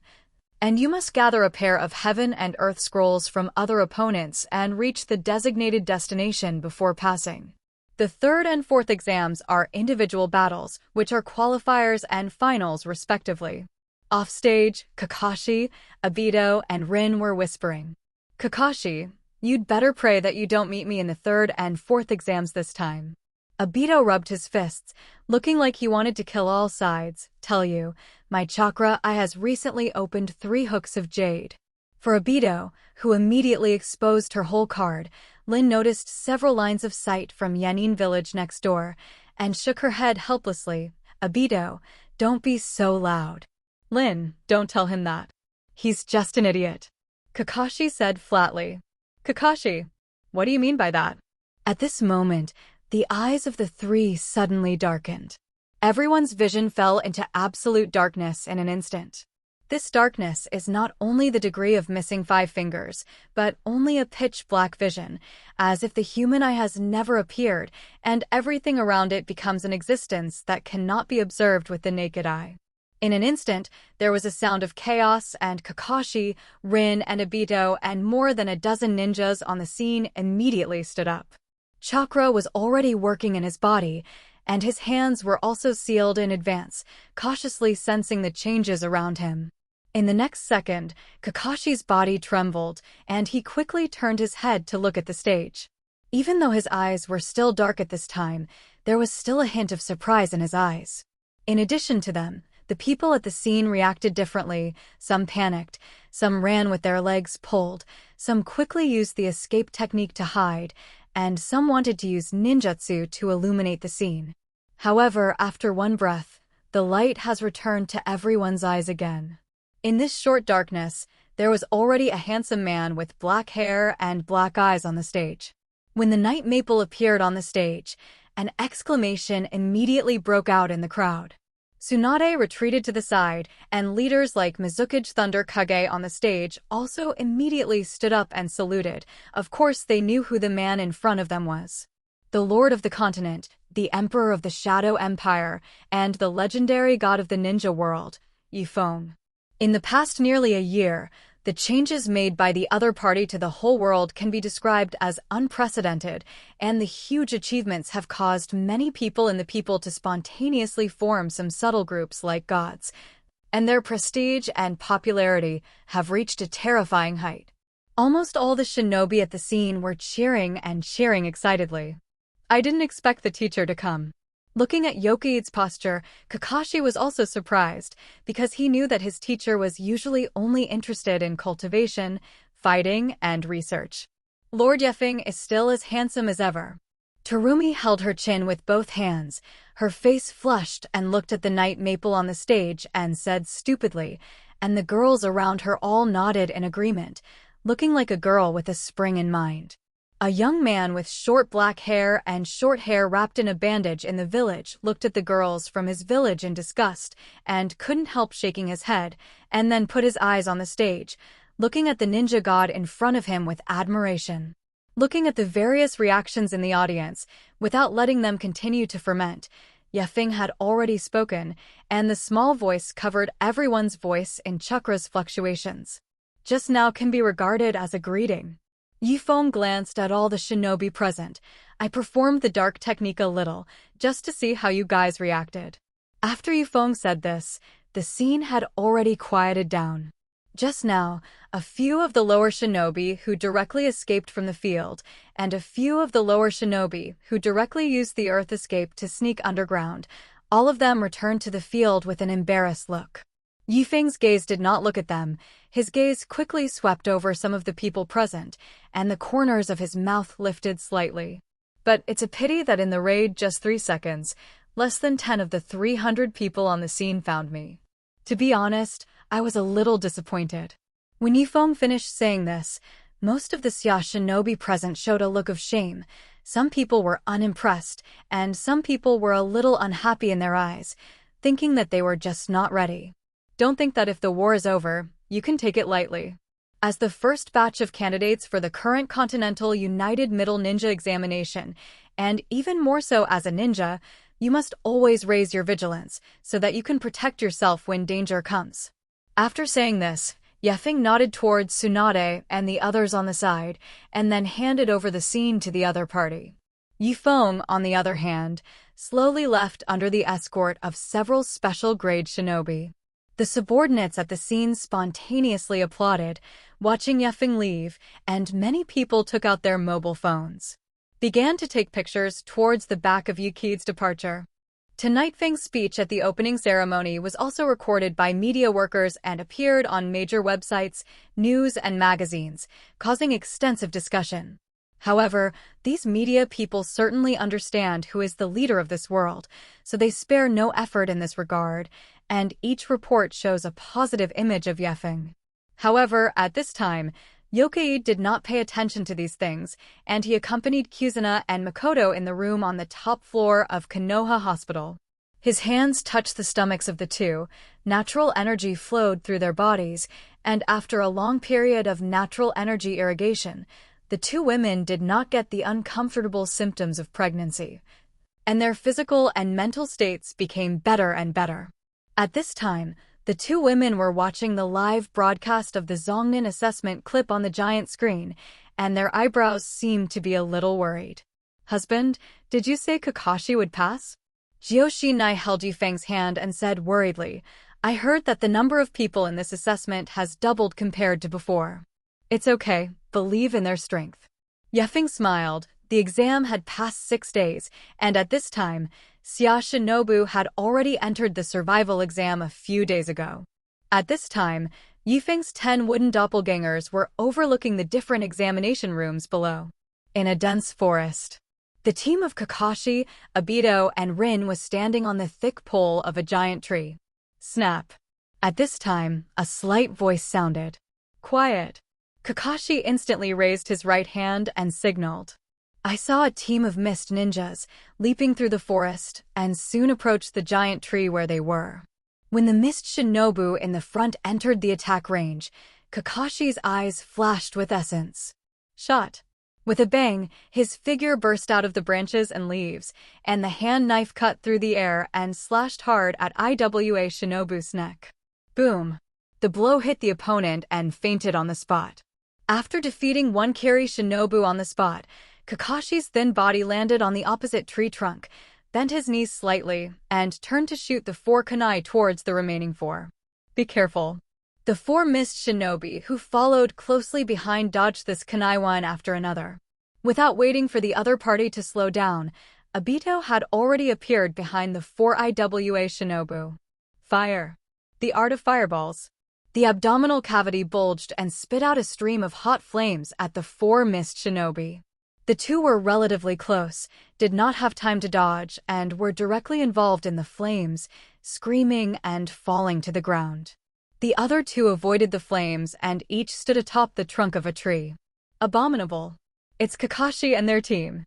After seeing the appearance of Kakashi and Obito, the leader of the group changed his face and shouted to his companion, "Run." However, just when they first moved, Yuan Yilin had already appeared silently between the two, and the two blows were right in the lower jaw, and the two lost their ability to fight at the same time. Yifeng took the scene in his eyes, not bad. The strength of Kakashi, Obito, and Rin had already reached the level of upper ninja, but they had been cultivating with him for a year plus a year of turmoil, so it was too late to be promoted. And now, after the cultivation of immortal arts, although there are still various deficiencies, the three of them can also temporarily rise to the combat power of the special grade upper ninja. The original Kakashi became a shinobi at the age of 12, but he still had many shortcomings in his ability and experience. At this time, although Kakashi is a shinobi, he is a grade stronger than the strength of the same age group in the original book in all aspects. Although the candidates who came this time all had good strength, they were still too weak compared to his three disciples. But in addition, those children are quite interesting, and it is estimated that if they are honed, they can still become Kakashi's strong enemies. Yifeng's mind thought. His vision had already fallen on a corner of the mountain forest, and he saw a beautiful girl with brown hair and blue eyes approaching the group of rock shinobi. The leader of the IWA Shinobu looked at the seemingly harmless girl in front of him with a solemn face. He knew the identity of the other party before the assessment, and the genius of the mist-hidden village was beautiful. It is rumored that the other party has both dissolving and boiling blood succession limits, and the water-done ninjutsu is also quite powerful. He also thought that the other party looked so delicate and weak, and they had a large group of people here. Could it be that they couldn't beat a woman? However, after the confrontation, he realized that the word genius was true. The other party's strange ninjutsu had already caused more than a dozen ninjas to fall at her feet. Why don't you surrender yet? Do you really want to die here? Looking at the ugly-looking IWA Shinobu, Terumi's hands quickly froze, the rosy cherry little mouth opened slightly, and after taking a deep breath, a white mist suddenly spewed out, and this white mist just merged into the space, silently mixed in it, and rushed towards the distance. Boiling. The art of the mist.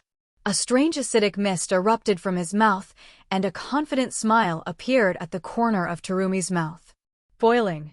The art of the mist is a ninjutsu that combines the water attribute with the chakra of the fire attribute, and a powerful and corrosive acid mist is ejected from the mouth, which can gradually evaporate the object, and the caster can control the acidity of the mist by adjusting the amount of chakra. Swoosh dash. The mist swept in, and I saw that where the airflow passed, all the plants directly withered and died.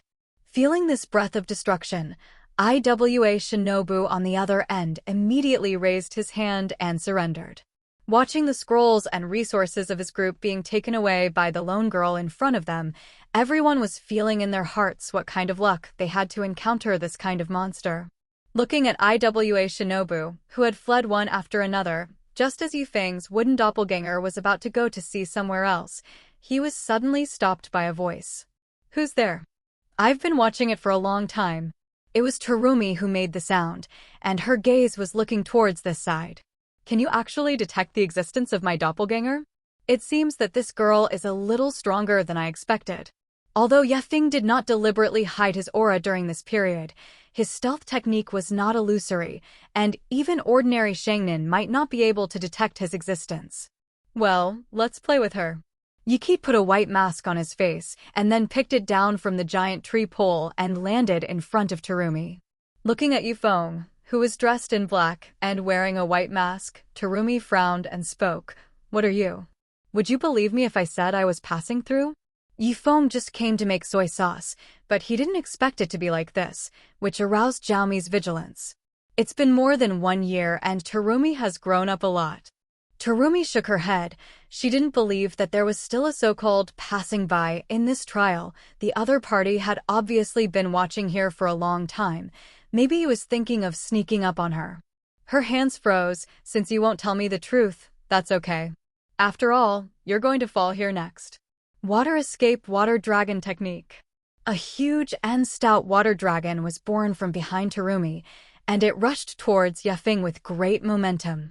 Yifeng didn't move, just stood in place with his hands down. The next moment, he saw that the biting water dragon was blocked 1 meter away from him, as if there was an invisible wall in the void to isolate this attack. Just like a water gun hitting an iron wall, the entire water dragon suddenly scattered. What is this, wind? Seeing that Yafeng easily blocked her attack, Terumi couldn't help but be shocked in her heart and quickly analyzed the opponent's combat power in her mind. Being able to resist my temptations so easily, the strength of this mysterious person is at least Shangnin. Damn, how can a middle ninja assessment come out so forbearant? But no matter what, you must fight with all your strength, and you can't keep your hands. In an instant, Terumi was running the chakra in her body with all her strength, and the speed of the imprint of her hands was faster than before, as if they had turned into a phantom. The art of boiling mist. The bright red lips opened slightly, and a strongly corrosive mist gushed out wildly, like a rushing river, once again shrouding everything in front of it. At the same time, Terumi did not stop there. Just when a thick fog was about to cover Yifeng, as soon as she stepped on her footsteps, an instantaneous technique appeared directly above Yifeng. The art of dissolving monsters. Her red lips spewed out a large liquid like magma, which is actually a very viscous and corrosive acid. Once stained, it will first be unable to get rid of due to its viscosity, and at the same time, corrosive will cause great damage to the attacker. However, for the 2 blood succession limits that Terumi tried his best to use, Yafeng did not react. Only at the moment before the attack was imminent did he stretch out his hand, bring his index and middle fingers together, and swipe directly forward at random. Swoosh dash. Yifeng's white and slender fingers casually slashed through the void, like a sharp blade slicing across the surface of the water, and the space rippled one after another, beautiful and terrifying. In an instant, this ripple rippled out, as if a terrifying invisible wave was about to split this space in two. Shhhhhh. An incomparably clear trace of light condensed in the void, and in the next instant, the dissolution and boiling of the beautiful underworld all collapsed in an instant. How is that possible? Terumi muttered in disbelief, thinking that his all-out attack could inflict heavy damage on the other party, but the result was that he couldn't even hurt a hair, and the huge gap in strength couldn't help but make Terumi feel powerless. It seems that I am still too arrogant, thinking that if I hold 2 blood succession limits here, no one will be my opponent. Jiao Mei was very regretful in her heart, and seeing Yefeng walking towards this side, a despair also rose in her heart. However, after a while, the expected attack did not come. What do you want to do? Jiao Mei's face instantly turned blushing, protecting her body with both hands, and shouted to Yifeng in a panic, "You are playing with that idea. Even if I die, I will not let you succeed. If you mess around, we'll pull you to death." Looking at the unyielding look in front of him, Yifeng was also a little stunned for a while. A ruthless iron fist instantly exploded on the opponent's cerebellum. "If you talk nonsense again, I'll tie you up." Turning his head to look at Zhao Mayu, who had a grievance on his face, Yefeng couldn't help but feel a little funny. "Little girl, do you want to learn the technique I used just now?" At the same time, all kinds of fierce battles are also taking place in different examination rooms. On the surface of the sea, a huge wave 7 or 8 meters high rose, and a green sound rushed out of it with a bang. Konoha whirlwind. A green whirlwind swirled with the figure, and the last kick flew away the ninja who used the water escape. Konoha blue beast, Matkai on it. The sea breeze blew the black and bright chi bangs, and under a pair of thick eyebrows were a pair of firm eyes. Wind blade. The shot was made by a shinobu with a special face and hat, and his fingertips showed a blade-like chakra and directly cut off Konoha shinobu in front of him. Just as the Naka ninja assessment was in full swing, in a remote cabin in Konoha, the wave Feng Shui Gate, who was originally an elite ninja, had not been exposed to the outside for a long time. In the room, Bo Feng Shui Men, wearing a white vest and shorts, was staring at the screen in front of him with his bloodshot eyes, and his hands quickly pressed the mouse and keyboard. The light of the screen game hit him in the face. Where else can you see the appearance of a male god in the past? It's just a house that doesn't go out for more than a day. I only heard him playing a game while interpreting Brothers One in his voice. Not there, UNT. This can also be empty. Zheng, go up, waste. Nima, this is killed by you.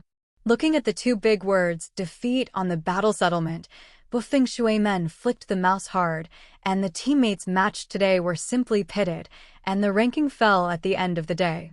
It's not good to be a teacher, don't play anymore. Pouring a large sip of carbonated drinks into his mouth, Bufeng Shui men looked at the time, 11:30, and it was time to order a takeaway. He took out his phone and opened a software called Ninja Delivery, a project of the Scientific Research Bureau and the Inuzuka family. The peculiarity is that the food is not delivered by people, but by ninja dogs that are well-trained and equipped with special equipment. Order a ramen on the software, and 20 minutes later a husky appears in front of it.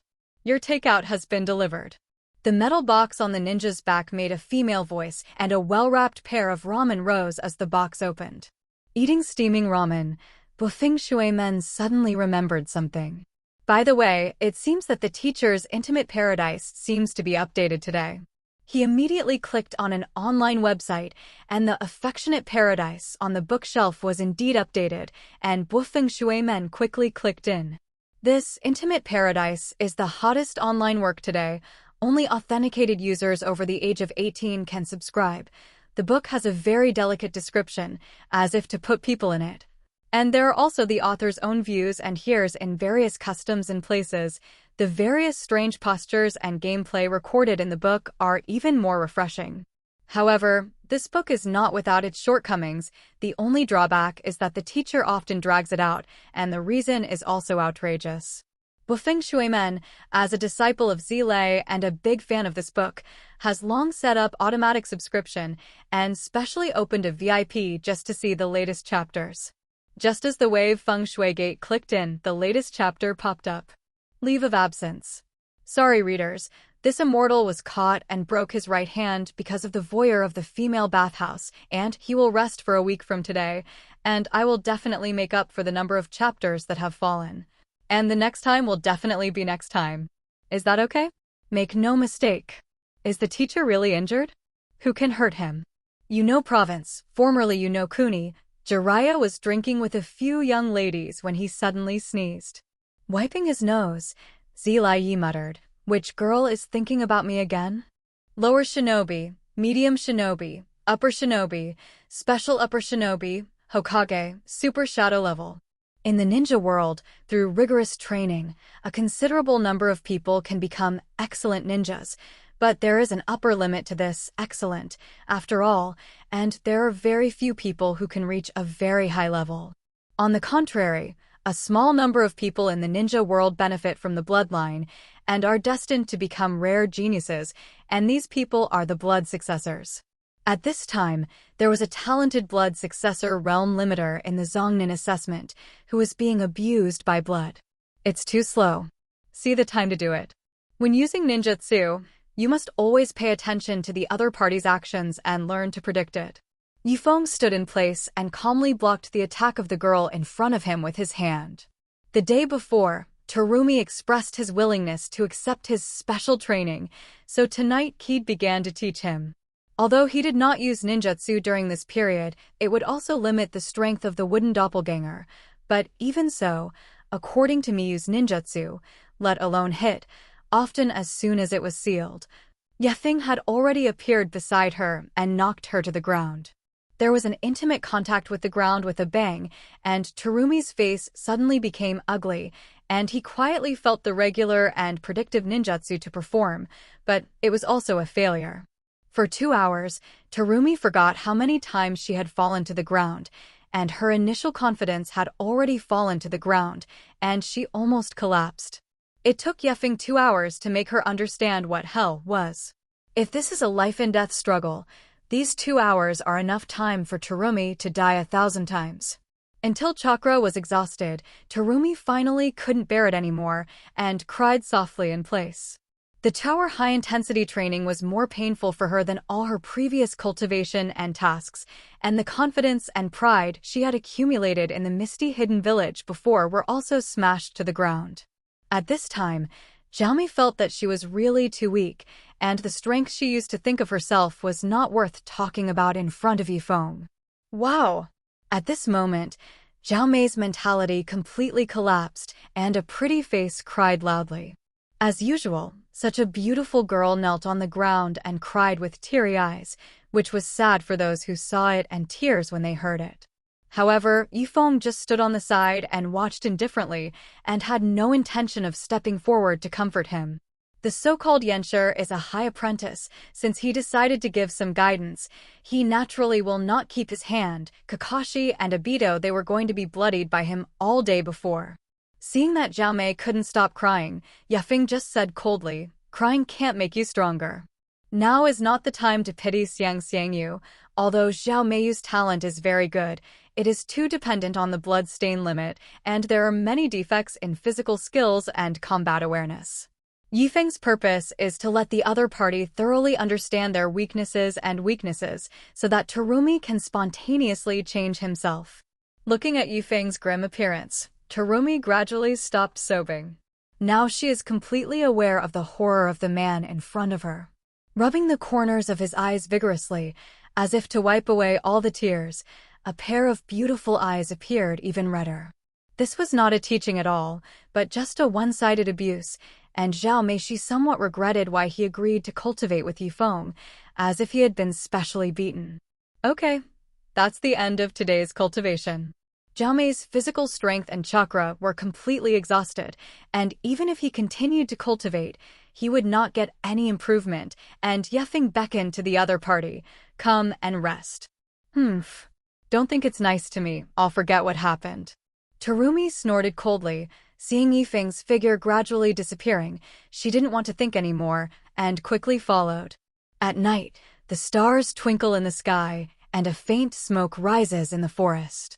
By the campfire, Terumi stared at the roast meat that Yifeng was handling in her hand with salivation, and couldn't help but swallow. After an unprecedented period of harsh cultivation, she was hungry, and her stomach kept gurgling in defiance against her. "Come on." Yifeng handed over a large piece of roasted meat that was golden brown and full of aroma. This forest was specially selected by them after comprehensive investigation, and the ecosystem is very good, and the water and animals can keep the candidate's physical functions functioning normally.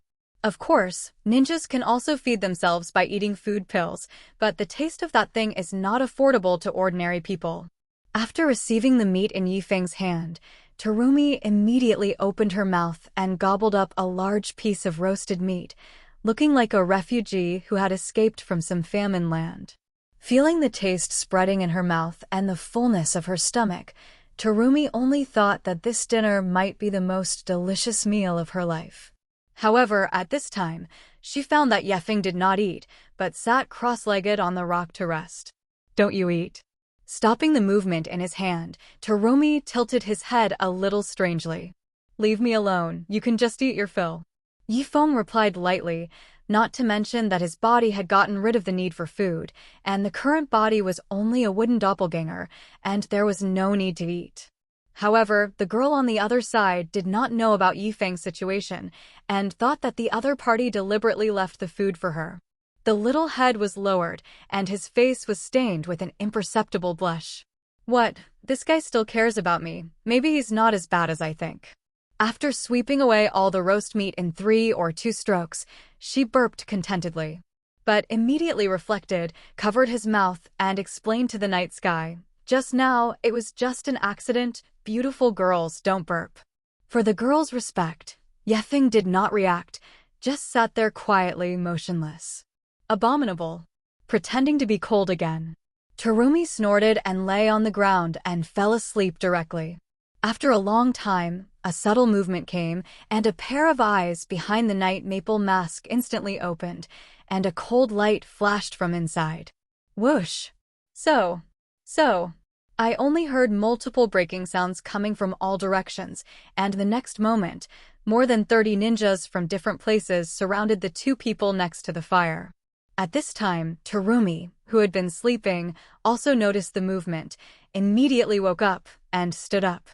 Her gaze swept over the people around her and finally fell on one of the people at the head, and she recognized the other party.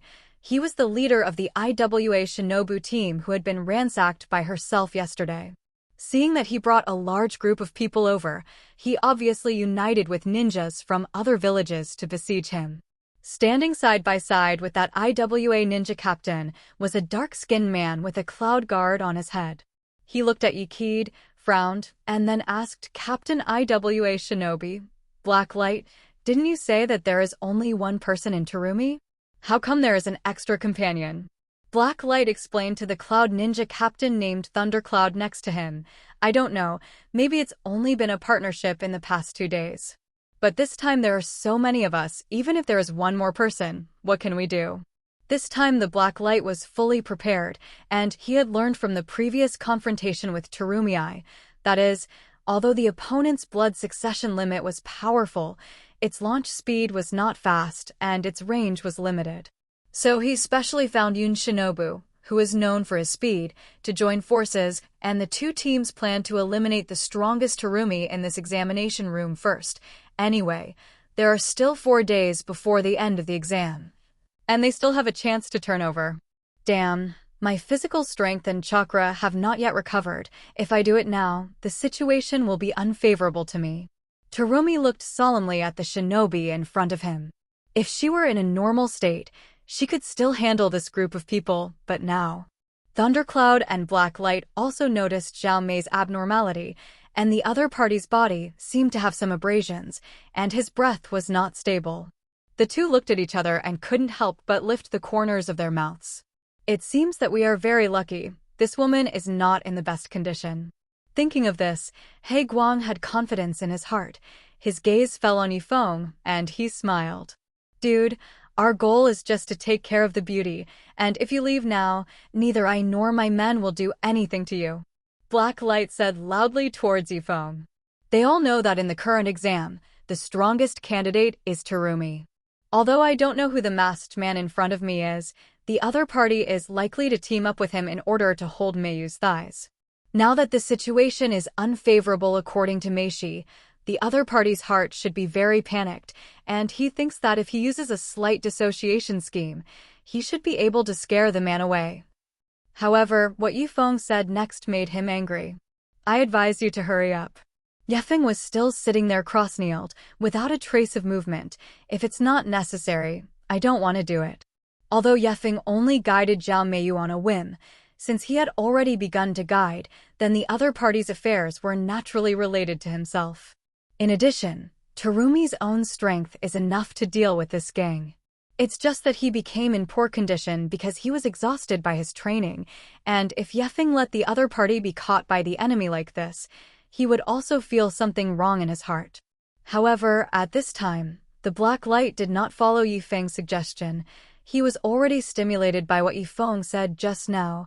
"Even if Zhao Mei despised me, even a nameless person like you, a little brother who can only hold his thighs, dare to do that?" I saw that the Blacklight had his hands sealed, and just when he wanted to cast the Earth Escape, his gaze met Yifeng's eyes. A loud bang echoed in his mind, and then the Blacklight seemed to feel a battering ram hit him, and the whole body flew out upside down like a broken kite, and finally smashed the trees behind him and passed out directly. What's the situation? Most of the people present had no idea what had happened just now. They could only see that the Blacklight wanted to attack Yifeng, and then the next moment they flew out by themselves, falling to the ground unconscious. However, unlike the other shinobi, Thundercloud and Terumi knew that this was done by Yikid. Although Yefeng was still sitting on the rock with his legs crossed, motionless, they could feel that it was the other party who caused the Blacklight to suddenly change. He didn't move just now. Did he use illusion? But if this effect can be achieved by the illusion applied by the eyes alone, then. Fine cold sweat flowed from Thundercloud's forehead, and at this time, he realized that the man in front of him was the real master, and the strength of the other party was probably stronger than that of Terumi in his heyday. Nice alertness. Looking at the Thunderclouds, whose reaction was obviously different from the other shinobi, Yefeng thought with appreciation. Then a huge chakra was surging from his body. For Yifeng, he was just running chakra normally, but for the shinobu in front of him, it was simply opening a gate to hell. The air pushed by the extremely concentrated chakra slowly flowed through everyone's bodies, not only Lei Yun and the others, but even Jimei, who was a companion, felt as if he was in the legendary Yellow River. Looking at the trembling appearance of the inferior ninja who attacked around, Yefeng stretched out 2 fingers to Lei Yun. Now give you 2 choices, one is to move to me, and then let your subordinates take you away. Either leave now and don't bother us. Thundercloud clenched his fists and stared at Yefeng with dead eyes. Is he really that sure? Who the hell is he? If there is such a strong strength, why is it still here? Just when Lei Yun frowned and hesitated, Yifeng said with a flat face, "Don't waste time." Finally, Lei Yun took a deep breath and looked at Yifeng with a solemn expression. "I understand." As a ninja's dignity, Yifeng had already said this, and naturally he couldn't just leave with his subordinates in ashes. At the very least, he must hit the other party. This is his ninja. Shhhhhh. Electric light flashed around his body, and the power of thunder was attached to him, allowing him to have a physical ability comparable to physical endurance in a short period of time. He looked at Yifeng with full attention, and the seemingly flawed figure in front of him was like a steel fortress in his eyes. For a while, Thundercloud didn't even know where to start. Looking at the ready Thundercloud, Yifeng did not urge. He was no different from before, still sitting relaxed on the stone, as if he didn't put the other party in his eyes. Terumi on the side was looking at Yefeng with longing eyes, and the gentle and breezy posture of the master was full of different charm, which couldn't help but make her heart beat wildly. What the hell was I thinking? It's all an illusion, it's all an illusion, Terumi kept complaining about herself in her heart. As time passed, the thunder on Thundercloud's body became more and more violent, and even the surrounding shinobi became extremely nervous. But Lei Yun did not make any other movements except for the increasing sweat on his head. After another while, Thundercloud also realized that he could not continue, otherwise he would be crushed by the increasing pressure.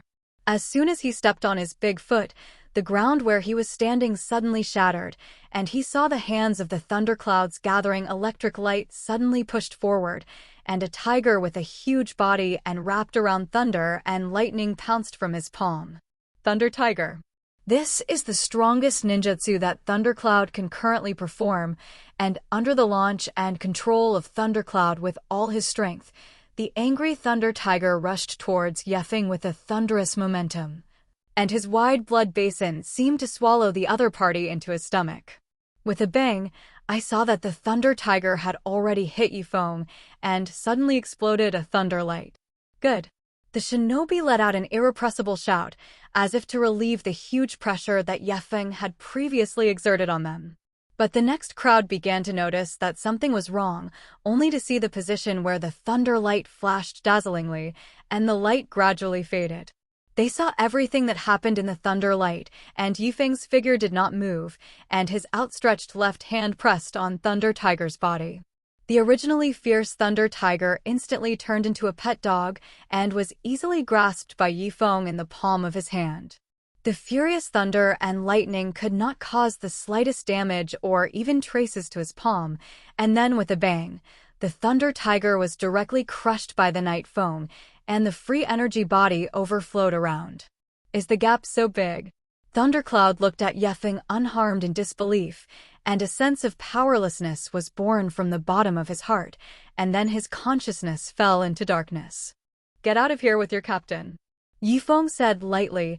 What he had previously cast on the two of them was just a simple illusion, which would automatically dissipate tomorrow.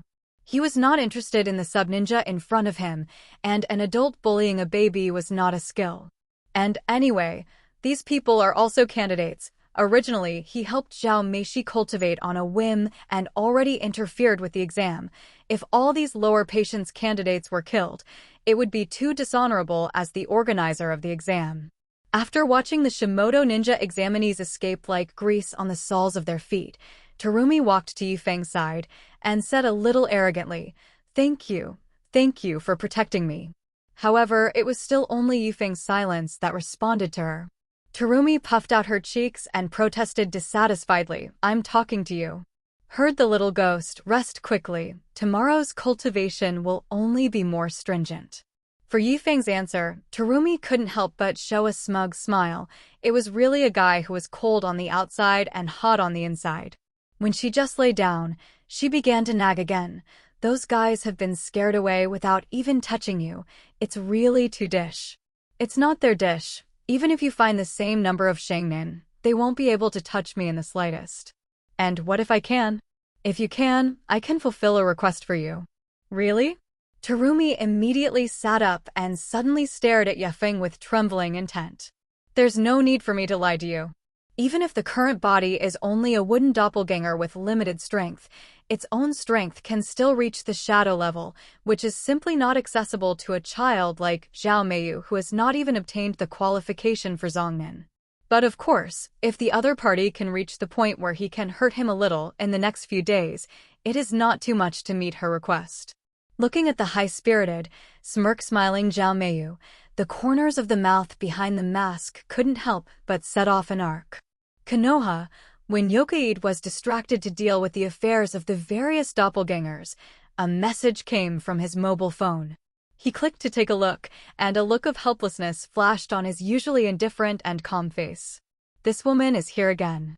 With a thought in his heart, Yifeng had already arrived in front of an izakaya through the Flying Thunder God technique, and before he walked in, he could already hear the noise and smashing sound inside.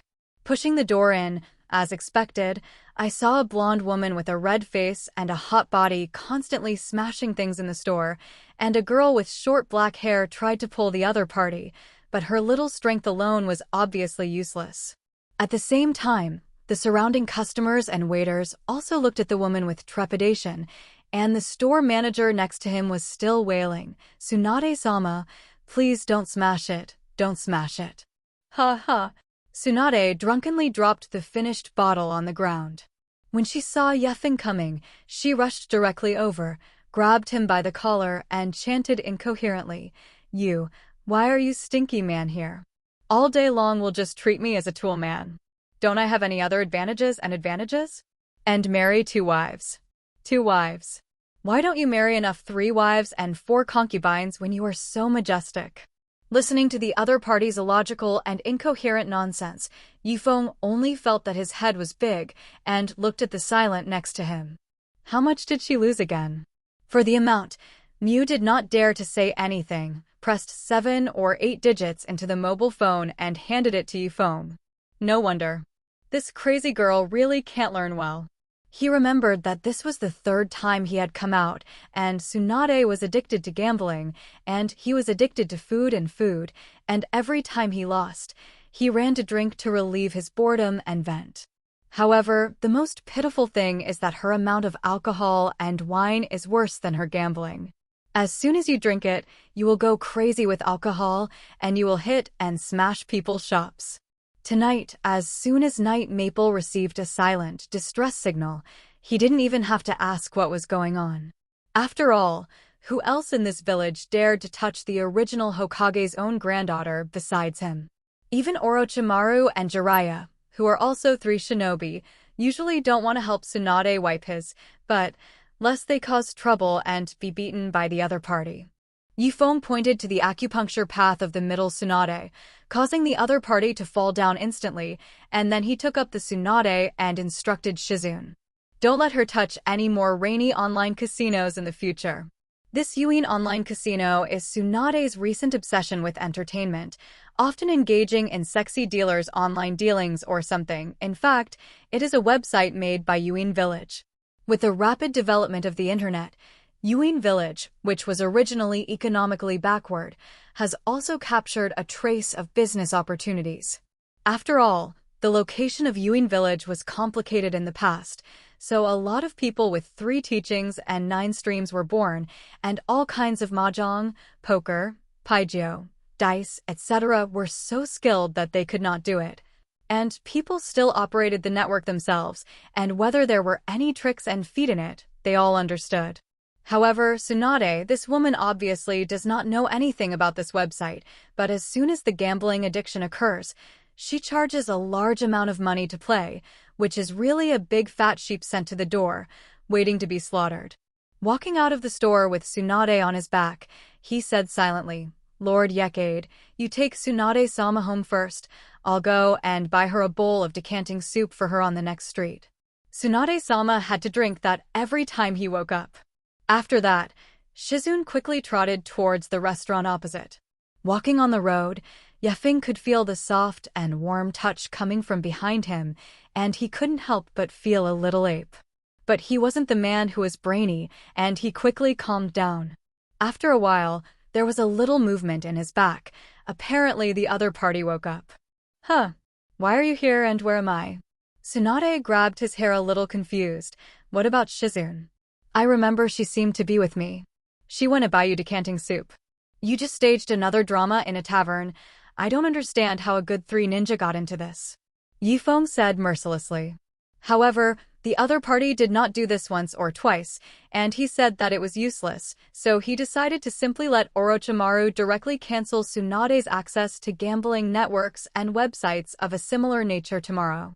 Facing Yifeng's poisonous tongue, Tsunade hammered his back hard and said, "If you are troublesome, you cannot come. If I don't come, you probably have to tear down other people's shops." The two of you fought each other without saying a word. Although when he usually works, Tsunade is in place for Yifeng, and the formalism is very set. But it was not uncommon for Tsunade and Yoki to spit on each other in private. And Yikid himself will not have any opinion on this. His status is getting higher and higher now. Most of the people around him are in awe, worship, and promise, and only a few people like Tsunade will still talk to him with a normal heart like this. Soon, the two returned to Tsunade's mansion. After opening the door, just as Yoki lowered the other party to the ground, Tsunade's drunken-like footsteps softened, and the whole person was stuck in Yoki's arms. Tsunade's voice was as soft as a mosquito. Her beautiful cheeks were already stained with a blush, and she closed her eyes, but she still showed an extremely shy demeanor from between her eyebrows. Just when the two seemed to be about to have something happen, a voice next to them came. "Tsunade-sama, I brought it to you." Forehead. Shizune looked at the two hugging in front of him with wide eyes, and then immediately reacted, pretending to turn his head and move his gaze elsewhere. Ugh. Pushing Yoki away, Tsunade's originally flushed face became even redder, and he didn't even dare to make contact with Yoki. In this case, even Yifeng felt embarrassed and disappeared instantly after dropping a sentence of "I still have something." And after Yekade left, Tsunade gritted his teeth and glared at Shizune with extremely threatening eyes. "You didn't see anything tonight, did you?" "Tsunade-sama, what did you say? Did I just see something?" Shizune pretended to be stunned. "Count you smart." Tsunade turned and walked into the room. The scene from earlier reappeared in his mind, and his heart trembled again. "I wouldn't feel that way about that guy, would I? No, that flower heart radish and 2 wives. How could I be to him?" Tsunade did not dare to continue thinking about it. Early the next morning, Yifeng used the Flying Thunder God technique to instantly arrive in front of a tall building. As it became the center of the continent, various affairs increased exponentially and required more staff, and the original Hokage building had been expanded tenfold, just like a convention center in modern society. As soon as Yifeng walked in, he attracted the attention of the people around him, saluting one after another, looking at Yifeng's eyes with a strong respect. Yifeng nodded, said hello, and then walked straight to the end of the corridor. Everyone watched Yifeng's figure disappear around the corner, only then retracted his gaze and continued to busy himself with his own affairs. On the side, Nara Shikaku and Yamanaka Haichi, who had just come out of the intelligence department, also saw Yoki. "Lord Yikid," Yifeng asked, "there is nothing wrong with the examination room today, right?" His wooden avatar was actually only concerned with about 10 objects, that is, those seed figures who could detect him from the dark technique, so Night Feng was not clear about the overall information. Even the examination room is equipped with a lot of cameras and automatic aerial photography equipment to broadcast the live picture of the exam, but that thing has a limit after all, and it cannot really show all the situation of all candidates. Yefeng knows where the dead end of the camera and automatic aerial photography is, so he will cultivate and camp there with Terumi. No, although some candidates left the venue because of serious injuries, the situation has long been stabilized, and so far in the exam, there has been no mortality rate of 0%. Nara Shikaku said. Speaking of this, he also sighed a little in his heart. Although the scale of this Naka ninja test is much larger than in previous editions, this does not mean that it is not safe, and all candidates are equipped with perception trackers on their foreheads before the exam. The 5 Kami Ninja invigilators in each examination room will always keep an eye on the status of the exam and control the situation. Yokaid's wooden doppelganger also greeted the invigilators before the exam, otherwise he would have entered the examination room with a mask like this, and the upper ninja would probably treat him as an intruder from the outside world. In addition, the medical team that ensures the safety of candidates' lives is also excellent. In the event of a fatal or serious injury, the perception tracker checks the physiology and the medical team rushes to where the injured person is. Listening to the reports of Nara Shikaku and Yamanaka Haichi, Yefeng couldn't help nodding after learning about the current assessment information. After chatting for a while, Yefeng left. He had a meeting to be held here today. Pushing open the door of the conference room, the first thing that caught Yokaid's eyes was Tsunade's pretty face. Casually looking at each other, the two recalled the beautiful scene last night, and Tsunade immediately withdrew his gaze. Sensing the strange atmosphere of the two, the previous 3 generations of Hokage ape Flying Sun touched his chin and muttered thoughtfully. There is a problem. 3 generations of adults. What's the problem? Chimu Shuamao asked strangely. You don't understand. While speaking, he fell his gaze on the two of them. At this time, the vast conference room was already full of leaders from various regions, and with this Naka shinobi examination, leaders from many regions also came to Konoha. People like Ape Fei and others planned to take this opportunity to hold a meeting to report on the development of various places. And Yuki didn't have any opinion on this, and she didn't have much interest. After all, this kind of formal thing, she usually handed it over to Tsunade and Sarutobi to deal with. At this time, he appeared here, and in addition to slightly confirming the significance of this first meeting, there was actually one more thing to deal with. Under Yifeng's indifferent gaze, many leaders only promised to explain their current development situation and so on. For each speaker, Yokaid would ask a question, and when the last samurai from the Iron Province finished speaking, Yokaid stood up in the gaze of everyone. Sure enough, we still have a traitor here. Half a month ago, Yefeng discovered the existence of rebels, and the other party planned to kidnap his family. Although they had been cleaned up before the Chunin exam, the supplies and weapons in the rebel stronghold exposed a fatal problem. That is, although they have undergone a second transformation in their weapons, Yefeng can still see that the source of the weapons they use is actually provided within the Shadow Empire.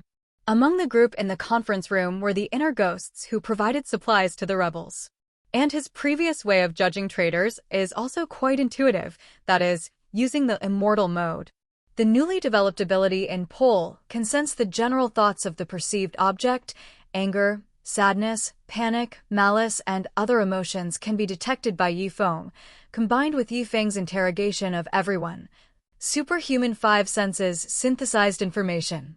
The person who supplied the rebels was one person, Miyamoto, the samurai leader of the Iron Province. Miyamoto, what else do you have to say? Yefeng asked coldly. Lord Yefeng, did you misunderstand something? The contemptible Miyamoto has always been loyal to you. Miyamoto, who is wearing an armored suit and a large knife at his waist, has a loyal face and the appearance of righteous words, which is really a little convincing to others. However, Miyamoto did not know that his true thoughts had actually been exposed in front of Yifeng. How could Yefeng know about this? Obviously, I also deliberately used the craftsmanship of the craftsman's province, the country of the original craftsman, for secondary processing. But no matter what, this matter cannot be recognized alive or dead, otherwise this madman is estimated to kill me. Now Miyamoto is very regretful in his heart. Why did he sell the weapons allocated by Konoha in the first place because of that little money? Now that he understood the situation, Yifeng chose to take the most direct action to solve all this. Stepping out, Yifeng's figure disappeared directly from everyone's field of vision. Then, less than a second later, an explosion sounded. After everyone reacted, Miyamoto's entire body had exploded. Even if the other party wore heavy armor, he still couldn't withstand the power of Yifeng's punch, and even more sadly, he was blasted into countless flesh and blood without even the ability to react. In an instant, the entire conference room was covered with plasma, as if it had been washed by a sea of blood. Miyamoto betrayed me, and you should be able to find proof of this in the wrought iron mill in the Craftsman province. Yifeng's gaze swept over the many regional leaders in front of him, only to see that these people's eyes were full of fear, and then he continued. All of you here remember that there is only one empire in this world. If you obey, then the current rich and stable life can still be preserved, but if anyone thinks of Yang and In or even secretly making trouble, Miyamoto is a lesson in the past. When everyone heard this, they immediately stood up and said that they would definitely contribute to the development of the empire. Yifeng did not speak, but knew that his purpose of killing chickens and monkeys had been achieved. Yokai gently stroked the stomachs of Kushina and Makoto, only to hear the two women constantly talking about the reactions of the two children in their stomachs. The little one is kicking me. My side too. It was close to the delivery of Kushina and Makoto, and for safety, both lived on the top floor of Konoha Hospital, and they were also taken care of by the top personnel in various industries. The outside was protected by 30 Shangnin, and Yifeng in the room left a wooden doppelganger here to garrison, and guarded the two women 24 hours a day. Until the two fell asleep, Yokai's body came out of the room, just in time to meet the oncoming Tsunade. There was still a little embarrassment between the two, but as a man, Yifeng still couldn't be intimidated, and took the initiative to speak. Good evening. Good evening. Tsunade clasped her hands to her chest, highlighting her posture, and she pointed to the door and asked, "How are they doing tonight?" As Yokai's wife, the doctors in charge of Kushina and Makoto are top-notch, and the doctors of the two daughters during childbirth are Tsunade and her assistant Shizune. As a medical ninja, Tsunade's medical ninjutsu skills are undoubtedly very high, and he can be called the medical saint in the Naruto world. In the original work, a double practitioner of science and ninjutsu like Orochimaru, after being sealed by 3 generations of ghouls and robbing his arms, he also wanted to let Tsunade treat himself for the first time, which is enough to reflect the strength of Tsunade's own medical skills. The two chatted, and the awkward atmosphere gradually returned to normal. Yifeng, I think you executed Miyamoto in front of everyone today, which is still a bit radical. Tsunade said worriedly, actually, I think you should be planning to kill the monkeys, but you obviously have countless ways to achieve this goal. There is no need to act like a person in front of everyone. Tsunade didn't say that word, but Yukari understood what the other party meant. Do you want to say tyrant? Yifeng smiled. It doesn't matter what they think of me, I don't care. All I care about is the people around me, and if someone thinks about dealing with Kushina and Makoto today, I won't let them live, and I have to engrave fear deep in their marrow so that they don't dare to think again. Of course, if someone wants to hurt you, I will do the same. Looking at Yokai with a serious face, Tsunade's beautiful cheeks were red and hot, and a heart fluttered up. A streak of moonlight fell on the hallway. A silver glow spread across their faces. Tsunade's red lips widened, as if he wanted to say something, but slowly closed again. For days later, in the dense forest of the survival exam, Terumi was forming a handprint at phantom speed, and several thick water dragons flew out behind her at the same time, crashing into the woods in front of her. Bang! Bang! Bang! Bang! Under several blows, in a wave of shock, a large forest in front of Terumi was torn and shattered by the water dragon. Yifeng watched all this from the side and couldn't help nodding, and Terumi also showed a happy smile. Although the time of a few days was very short, under Yifeng's targeted teaching, Terumi could feel her strength soaring. If she was just a stream before, now she is a lake. Originally, he had barely reached the upper ninja level by relying on the 2 blood succession limits of boiling and dissolving, But at this time, he had already stepped into this field with his own ninjutsu level alone. Zhao Mei's strength has been greatly improved, ninja illusion has made a breakthrough, and he no longer relies on the blood succession limit.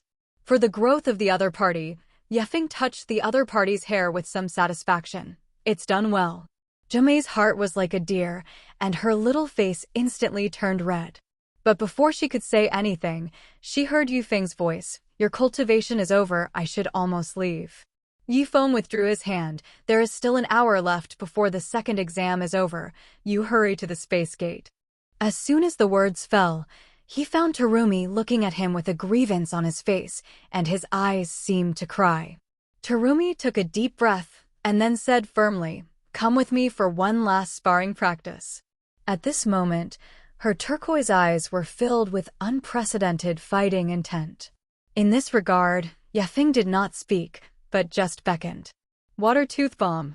Terumi pushed out with one palm, and the two compressed water cannons rotated like electric drills. Feng casually threw out a fire escape, colliding with Zhao Mei's water. The fusion of fire and water created a large piece of steam, which instantly enveloped the surrounding area and covered the figures of the two. In a white vapor, Feng stood in place, standing still. The next moment, there was a chakra fluctuation behind him. High in the sky, Terumi has been sealed. Water array. The massive chakra gathered in his throat and spit out a meteorite-like water ball towards him.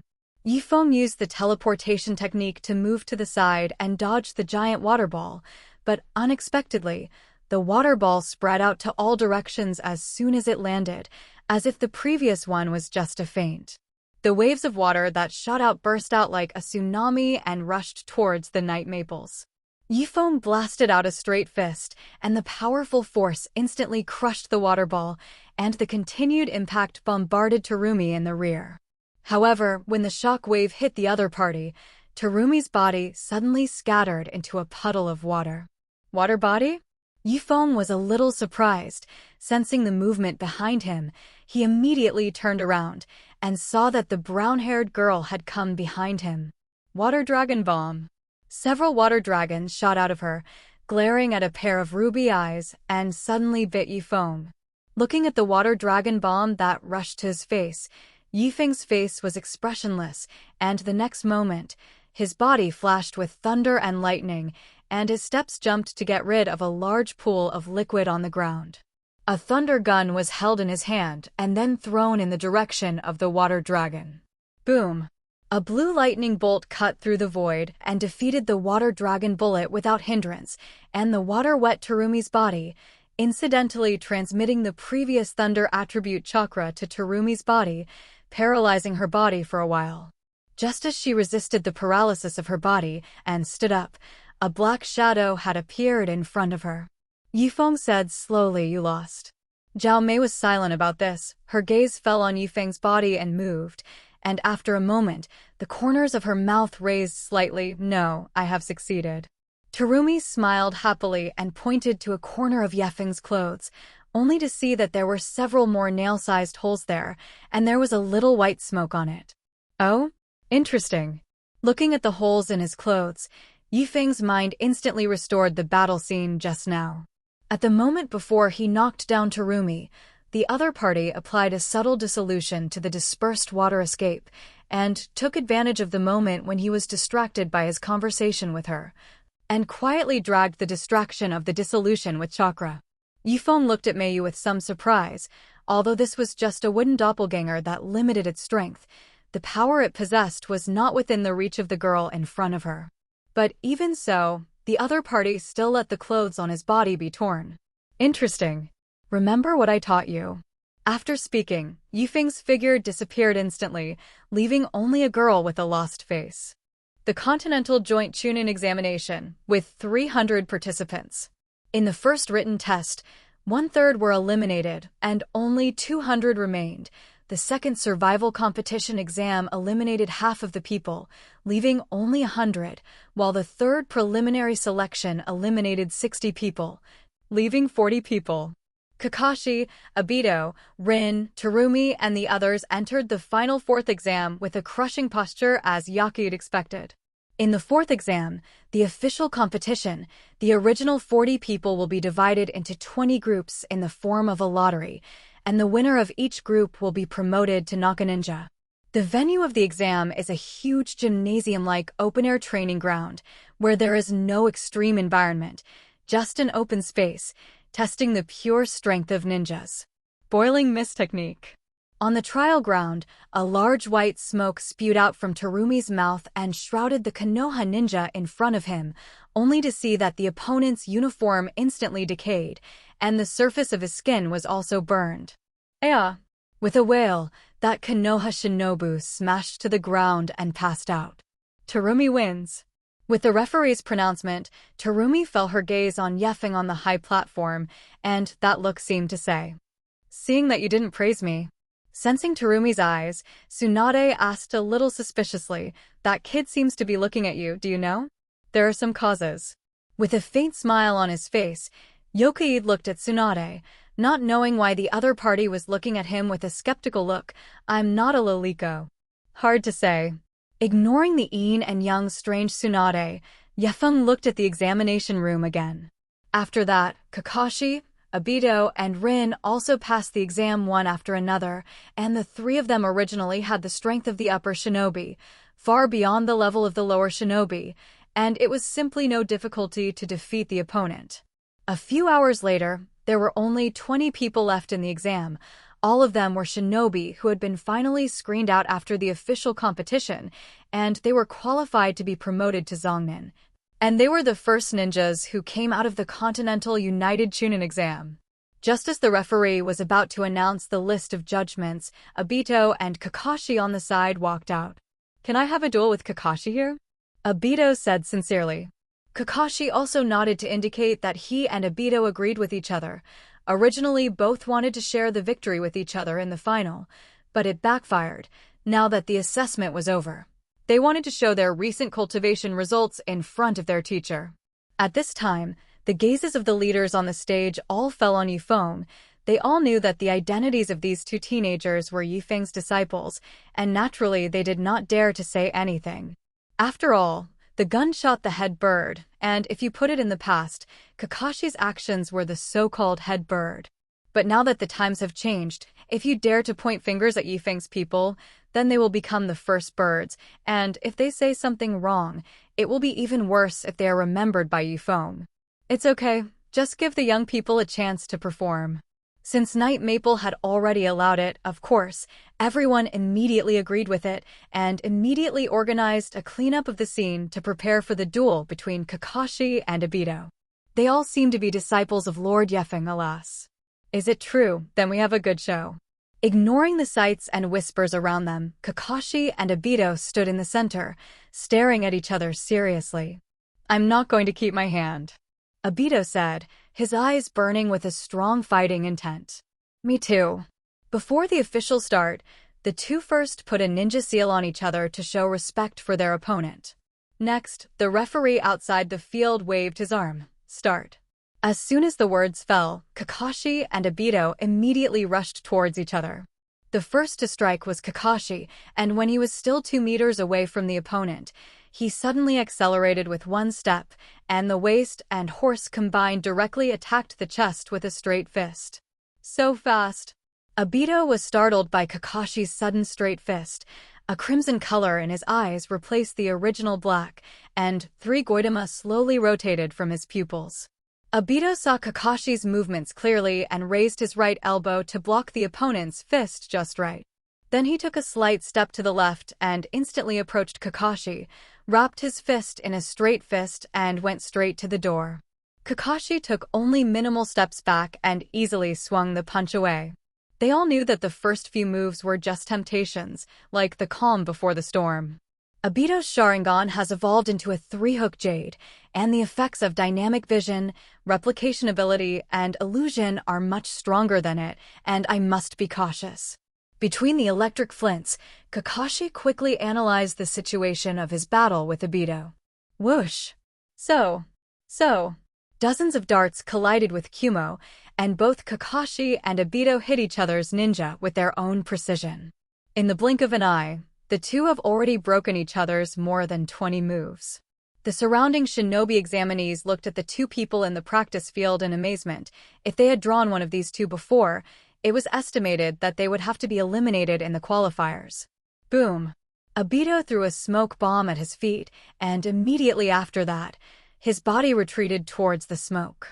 Although his three-hook Jade Chakra has brought him an increase in ability, it is rapidly consuming the chakra in his body every moment. Originally, Obito's physical skills were not as good as Kakashi's, and even with the help of the Sharingan, he could only reach the level of resistance, plus the loss of physical strength caused by opening the Sharingan. Melee combat became more and more unfavorable to him. Fire. The art of fireballs. Looking at Kakashi rushing out of the smoke, Obito's hands were sealed, and a huge fireball comparable to a house erupted from his mouth. With a bang, the fireball struck where Kakashi was, and a stream of scorching air hit Obito's face. However, there was no trace of joy after hitting his face, but instead became solemn, and he felt the familiar energy. I saw a flame. Kakashi rushed out. At this time, Kakashi's uniform was a little tattered, rising with heat, and there were some more scorched scars on his skin. Apparently the fire just now also caused him some damage. However, a mysterious face appeared around Kakashi's eye sockets. I just said why you haven't used ninjutsu all the time. It turns out that you are still refining the immortal art chakra in the process of close combat. Obito also had to sigh at Kakashi's ninja talent. The other party did not have a blood succession limit. It was purely a control of chakra cultivation to a fairly high level. Like distracting himself from refining immortal chakra while fighting physically, Obito asked himself if he couldn't do it. Why, are you going to admit defeat? Kakashi put on a nodded pose.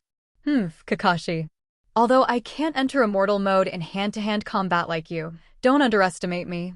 A smile appeared on Obito's face.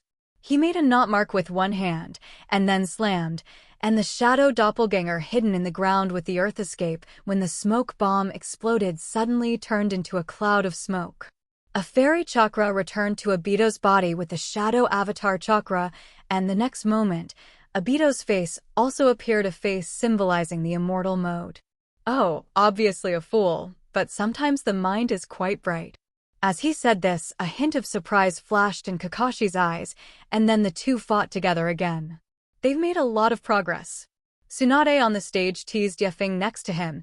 It seems that you didn't touch fish when you were a teacher. What the hell are you looking at me with?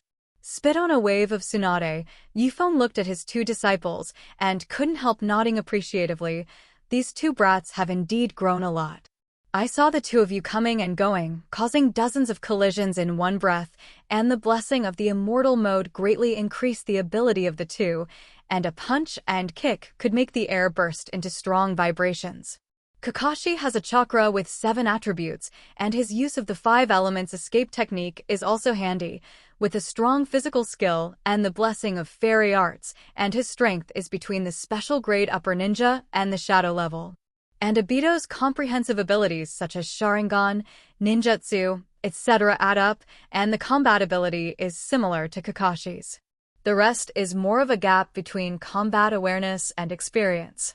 I saw that the thunder, fire, and other tricks on the field kept ravaging the field, and the two collided again in the energy explosion. When Obito's right claw grabbed his throat, he did not flinch, but directly faced the opponent's claw. At the same time, he stabbed Obito's throat with a thunderous force with a hand knife. The throat is one of the key problems of the human body, and it is easy to cause cartilage fracture and tissue congestion when subjected to impact, which in turn affects breathing and deprives the lungs and brain of oxygen. This injury-for-injury practice is very dangerous, and Obito understands that Kakashi's physical abilities are better than his own.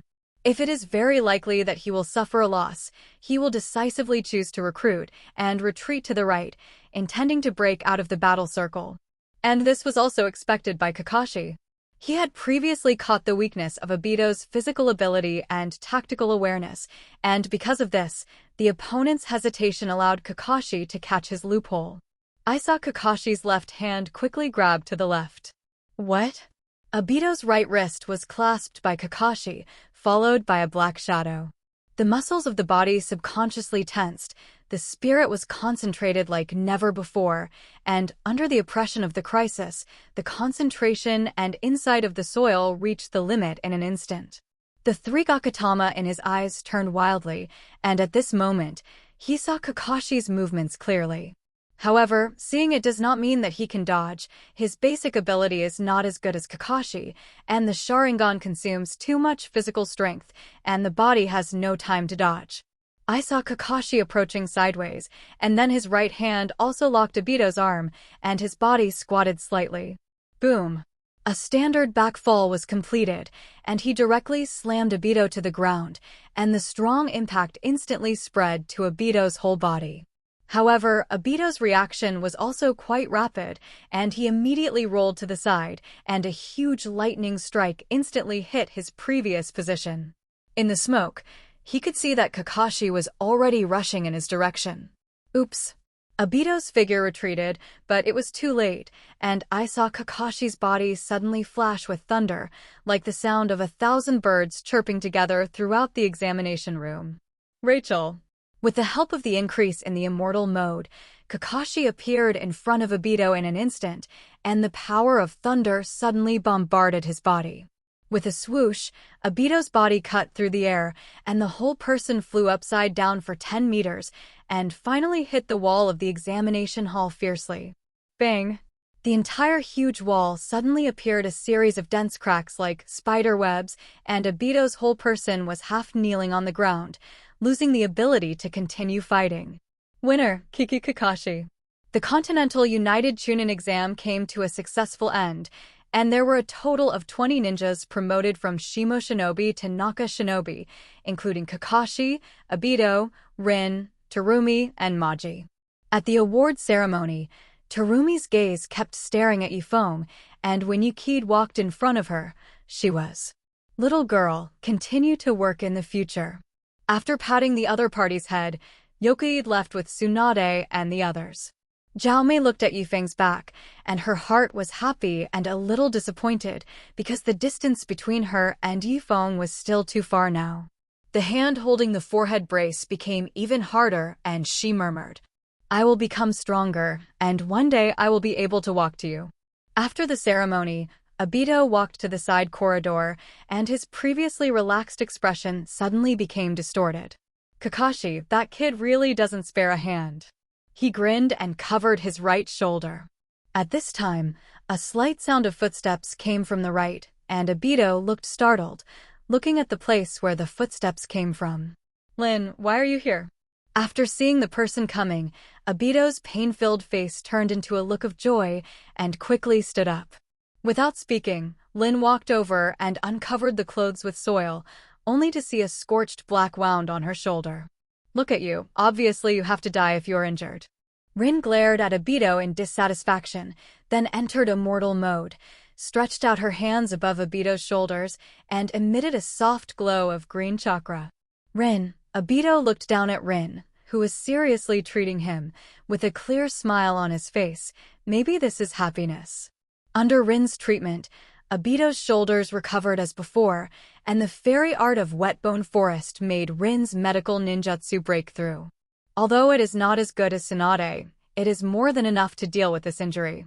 Retracting her hands, Rin complained slightly in her eyes and said, "The match between you and Kakashi is not an official match, and this is not a battlefield. You guys also have a degree. See what you have become."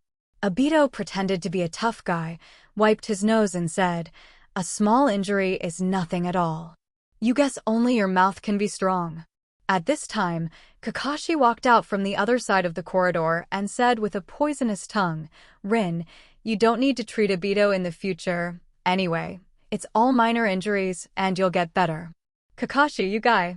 Okay, you too." Interrupting the two of them, Lin wrapped her fingers around her hair. "If there is any more noise, I will have to make a small report to the teacher." Hearing this, neither Kakashi nor Obito dared to speak. Among the three disciples, Lin was the most favored by Yifeng, and if she really provoked Lin, I was afraid that she would really be beaten by her own teacher. Looking at the two who became honest in an instant, Lin smiled in her heart. It seemed that she wanted to treat them, whether what she said was useless, or directly move teacher Yefeng out so that she could make it.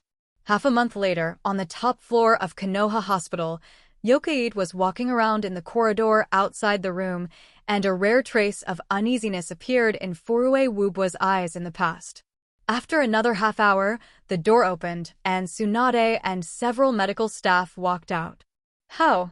Yefeng asked rather nervously. "It went well." Tsunade took off his medical mask, and a smile was outlined on his gorgeous face. "Congratulations, it's 2 healthy girls." While saying this, Tsunade's eyes couldn't help but show a touch of envy. After all, Kushina and Makoto, who are younger than her, have already given birth, and not only are they not married, but they have not even tasted the pleasure of men and women. Thinking of this, his eyes subconsciously drifted to Yifeng. "What was I thinking?" Shaking his head to dissipate the evil thoughts in his heart, Tsunade patted Yoki's shoulder hard. "What are you doing here? Go in quickly." After entering, Yefeng first saw the 2 wives lying on the bed slightly tired, and both women were holding their 2 children wrapped in white cloth in their hands.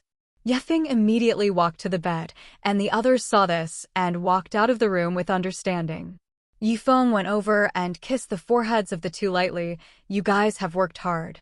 Although Kushina and Makoto have been watered by the fairy chakra for a long time to enhance their physique, after all, this is also giving birth, and the pain and physical strength to endure are still quite huge. The 2 women did not speak due to postpartum weakness, but the happy smile on their faces at the same time interpreted their current state of mind.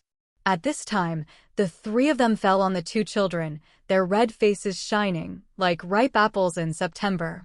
2 pairs of undeveloped little eyes stared at Yifeng, but they did not feel strange because of the man in front of them, but had an innate sense of intimacy. Looking at these 2 cute little girls, the 3 couldn't help laughing. "Husband, choose a name for the children," Kushina said slowly, and Makoto next to her nodded expectantly. Hearing this, Yifeng picked up the 2 children, looked at the 2 little guys looking at his kind and joyful eyes, and said softly, "From today your night. Naruto and the night. Seiko." Time always passes quietly and imperceptibly, and 10 years is destined to change a lot of things. Above the Fire Shadow Rock, a huge and magnificent castle stands on it. The city is 900 meters long from north to south and 700 meters wide from east to west, covering an area of about 600,000 square meters, surrounded by a 10-meter-high city wall, and the palaces inside are neatly arranged, evenly distributed, and rich in geometric symmetry. Carved beams and paintings, carved railings and jade, the grandeur is simply comparable to the imperial city in ancient times. 9 years ago, under the planning of cadres such as Tsunade and Sarutobi, in order to make Yefeng more in line with the identity of the Lord of the Empire, they organized and established an imperial city. Completed in November of that year, Yefeng and his family moved into the imperial city en masse. At this time, a knight Maple was reading the book in his hand in the imperial study. Although this imperial study room is called room, it is actually more like a huge, empty library, boundless, with rows of neatly arranged bookshelves. If an ordinary person wants to find a book here, even if there is a clear guide, I am afraid it will take at least a whole day to find it. Of course, Yefeng himself did not have such troubles. He was very familiar with every corner here, and he also knew the location of each book, the title of the book, and the content described in the book. In the past 10 years, in addition to cultivation, what he did most often was to read and study. The Imperial Study Room houses all the books from all over the continent, whether it is ninjutsu scrolls, ninjutsu secrets, music, art, science, medicine, etc., almost without exception, they are collected here. To put it mildly, the entire Hokage world civilization is piled up here. Although Yefeng did not gain substantial combat power in reading, the knowledge, insight, and vision he constantly gained in the process of learning gave him a deeper understanding of power itself. 3,000 avenues the same way. Even if he is not a ninja, the current Yefeng can reach the pinnacle of various fields with his abilities in all aspects. Looking at the newly released Ninja Hanji in his hand, Yokai looked at a paper on scientific ninja tools, and the author of the paper, Professor Sakamoto, proposed a concept of scientific ninja tools. The other party expressed that he wanted to create a carrier that could store ninjutsu, so that ninjas could use ninjutsu beyond the chakra limit, and even ordinary people who did not have chakra could use ninjutsu. This idea was originally launched 20 years after the original book, but now it is ready to be experimented. After that, I have to let Orochimaru go and talk to this Professor Sakamoto. At this moment, a beautiful girl appeared in the study. Her long bright red hair is tied into 2 ponytails, her facial features are delicate, her snow-white skin can be broken, her big eyes are like rubies, and she is wearing a casual t-shirt and shorts, giving people a feeling of vitality. The girl walked in front of Yefeng in 2 or 3 steps, and then sat next to Yefeng, grabbed Yefeng's arm and said, "Dad." The girl is the daughter of Yokai and Kushina, Yorinako, who is already 10 years old. She shook Yefeng's arm and said, "Dad, accompany me to play today." Yefeng looked at Naruto dotingly and said with a smile, "Why did you suddenly let me accompany you, your mother?" "She went shopping with Aunt Makoto." Naruto waved her small fist and said dissatisfiedly, "Mom plays around with Aunt Makoto all day, and she doesn't take me with her, Who told you to always get into trouble outside?" Gently poking the girl's eyebrows, Yefeng added, "And don't you beat my mother's little report to me, otherwise if you are discovered, your ass will probably have to bloom again. Even Dad is an enemy." Kanako was furious. Just as Naruto pounced on Yokai to teach her father, a girl with a long black straight face walked in. The other party looked about the same age as Naruto. His face was cold and beautiful, and there was maturity in his beautiful eyes that did not match his age. She glanced at Naruto, who was holding Feng, and her eyebrows frowned slightly. "Naruto, are you disturbing Dad again?" "Damn, isn't this guy born a few hours before me, and he looks like a tall sister all day?" Naruto called out dissatisfied, but Seiko ignored her sister and walked directly in front of Yokai. "Dad, my lay-done cultivation has encountered some bottlenecks. Quickly teach me." Unlike Naruto's interest in getting into trouble and playing around, Seiko prefers to practice ninjutsu, especially thunder and fire. Although he is only past 10 years old, his level of ninjutsu is already comparable to that of Shingnin. For Seiko's preferences, Yefeng is also a little helpless, because he hopes that his children can have a relaxed and happy childhood. Anyway, it is not urgent to become stronger, and when the time is about the same, Yefeng has countless ways to make them stronger.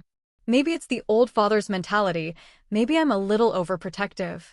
Yefeng is still a little self-aware of himself, but since Seiko likes it, he can't help it.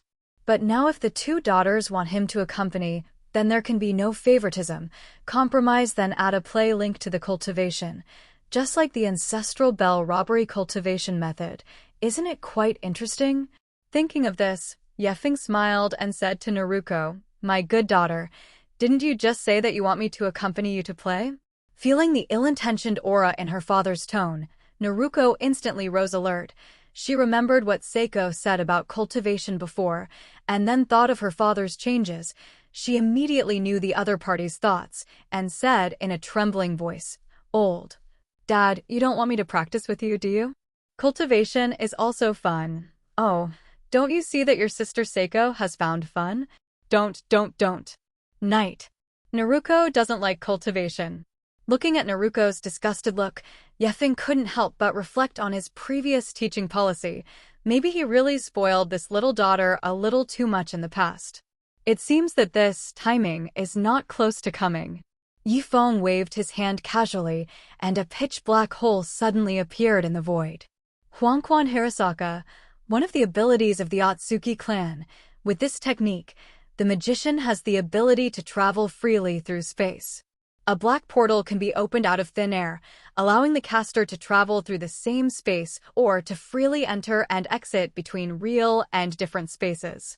Just as Yokai lifted Naruto up like a kitten with one hand, suddenly Kakashi came. "Teacher." Now Kakashi is already a sassy young man, with cold eyes, and the difference from the original is that there is no chakra eye. This is a Kakashi who has gone astray in style, no longer a copy ninja, but an assassination ninja. The divine assassination technique is inherited from Chimu White Fang, and at the same time receives the guidance of Yifeng. Yifeng raised his eyebrows and said, "What's wrong?" In the past 2 weeks, 4 upper shinobi have disappeared one after another. Yifeng was stunned for a moment and said, "For upper shinobi?" Kakashi nodded and continued, "Yes, from a different shinobi village." Kakashi's words caught Yokoi's attention. Kai, Hakura, Nakayoshi, Troy. Yokoid remembered these 4 names, and the ninjas from 4 different regions all disappeared one after another within a week, and their lives and deaths were unknown. In today's country, although crime has become rare, it should be difficult for a leader like Yokoid to detect the disappearance of several ninjas. And the reason why Yefeng noticed this was naturally not only because the 4 ninjas were missing, but the main reason was that the 4 missing people were all holders of the blood succession limit. IWA Ninja Kai's ability is Gang Duan, Sand Ninja Leaf Song's ability is Swift, Mist Ninja Nakayoshi's ability is Hades, and Yun Ninja Trojan's ability is Arashir Duan. From here, Yefeng smelled an unusual breath. Yokoid thought about it and immediately said, "Kakashi, you immediately take the members of the Dark Department to investigate this matter. Maybe there will be news within these few days." As he spoke, Yifeng's eyebrows jumped slightly. Yokoid thought for a moment and said, "Kakashi, first call Rin and Terumi over." Kakashi nodded and said, "Yes, sensei." Soon, both Rin and Terumi arrived. They all saluted Yefeng very respectfully. Teacher/adult. 10 years have passed. Rin and Terumi have grown into beautiful women. Terumi became the strongest female ninja of the younger generation, and Rin also changed history and became one of the top medical ninjas of the younger generation in Konoha village, even stronger than Shizune. Yefeng looked at them and said, "Lin, Seiko has handed it over to you. Take her to the Dragon Earth Cave to cultivate." When Seiko heard this, her eyes lit up and she said happily, "Great, Dad, I can cultivate the immortal mode?" Yifeng smiled and said, "Yes, you guys are almost time to cultivate the immortal mode now." Naruto next to him suddenly said very unpleasantly, "Dad, I don't want." "No, you have to go. If you can't cultivate in Yamu Mountain to become an immortal mode, you will stay in Yamu Mountain." As soon as Yifeng's words came out, Naruto immediately shouted, "Dad, you bully me." Saying that, Naruto's tears were about to burst out. Yefeng is also speechless. This Naruto has a big personality, but after becoming a girl, she likes to cry. But think about it, the original Naruto seems to like to cry too. Is this all fate? Terumi looked at Naruto, then at Yokoid, and said with a deep groan, "Sir, is there something unspeakable about Naruto?" Naruto quickly nodded and said, "Yes, it's still Sister Terumi who understands me. I understand your sighs." Yokoid directly gave Naruto a pop. Naruto covered her head aggrievedly, looked at Yefeng and said, "I don't want to go to Myoki Mountain. Those toads are so disgusting." Yifeng was stunned when he heard this. What the? Toad disgusting? Think about it, for girls, letting them go to Myamu Mountain seems a bit cruel. But Longdi Cave is no better. Only the Wetbone Forest is slightly better? Yefeng looked at Seiko, and before he could speak, Seiko said, "Dad, I don't have a problem. I think Longdi Cave is quite good. I have long wanted to go to Longdi Cave." "So, then Naruto, you go to the Wetbone Forest?" Naruto nodded sharply and said, "Okay, I'll go to the Wetbone Forest." Mom went to the Wetbone Forest. When Yifeng heard this, he cried and laughed, nodded and said, "Go, if you haven't cultivated into the immortal mode, don't come out." Naruto snorted and said, "Dad, you wait, I must be faster than Seiko this time. I must have inherited my mother's cultivation talent, and cultivating the immortal mode of the Wetbone Forest must be as fast as a rocket." Seiko glanced at Naruto and didn't speak. Naruto said angrily, "Sister Seiko, are you underestimating me again? This time, let you see the genius of my Naruto. Not weaker than you at all." Yefeng is also crying and laughing. Can he be regarded as changing history? Naruto cultivates the Wetbone Forest Immortal mode. When I think about it, I feel very drunk. However, the development of things did not follow Feng's thoughts. Naruto's cultivation in the Wetbone Forest had a problem. Seiko was already starting to get into the groove, and Naruto didn't react at all. Lord Yukid, we Wetbone Forest, we really can't teach Naruto, or you can go to Myoki Mountain or Wetbone Forest to take a look. I'm afraid I'll delay Naruto's cultivation. The slugs directly sentenced Naruto to death and wanted to invite Naruto out. Of course, the slug immortal was very polite towards Yifeng and did not dare to offend Yifeng. Now Yifeng's strength is comparable to the original Six Tao Immortals, and even more terrifying than the Six Tao Immortals. After all, Yifeng has the power of the Six Tao Immortals, and the combat experience has probably surpassed the Six Tao Immortals. By the pond of Myoku Mountain, the Toad Immortal squatted on the stone, holding a teacup and drinking comfortably. At this time, a black hole suddenly appeared in front of it, and it was so frightened that it overturned the cup. Ah, my tea. Fukasaku looked painfully at the cracked teacup fragments and tea. This tea set was specially bought in Uno Province, former Unokuni, and the tea leaves were also excellent tea, and only occasionally they would take it out to taste. What kind of unscrupulous guy scared me? A pair of yellow toad eyes instantly became dissatisfied, staring closely at the pitch-black hole, thinking that no matter who would be able to give him a good look later. However, when Fukasaku saw the comber, his originally ugly face suddenly changed. Knight, Lord Yukid. Looking at the handsome man with black hair and black eyes in front of him, as well as Terumi and Naruto, Fukasaku quickly jumped in front of the man, bowed slightly and respected. Lord Yukid, it is far from welcome to come here. For Fukasaku, Yifeng's identity was not just the lord of the continent, after the other party cultivated various immortal arts 10 years ago. The Big Toad Immortal told them that they must treat Yifeng's attitude as if they were treating it in the future. Shinzua, the senseless gift will be exempted. Today I brought my daughter over to cultivate. Hearing Yifeng's words, Fukasaku looked up, only to find that the little red-haired girl who was still standing behind Yifeng still looked at it with a stunned expression and muttered in his mouth, "Clams, toads can actually speak." Hearing this, Shinzua couldn't help but roll his eyes in his heart and complained in his heart, "You don't think it's strange that your father usually engages in, where else can I blame a talking toad?" In other words, if anyone is so rude to it, Fukasaku has already given the other party a heavy brain collapse, but the girl in front of him is Yifeng's daughter, and it naturally cannot and does not dare to do so. At this time, there were also the sounds of footsteps and talking in its house. Then a female toad with a purple Buddha's head came out of the house, wrapped in an apron, holding a long spoon in one hand and a miso dish in the other, apparently cooking.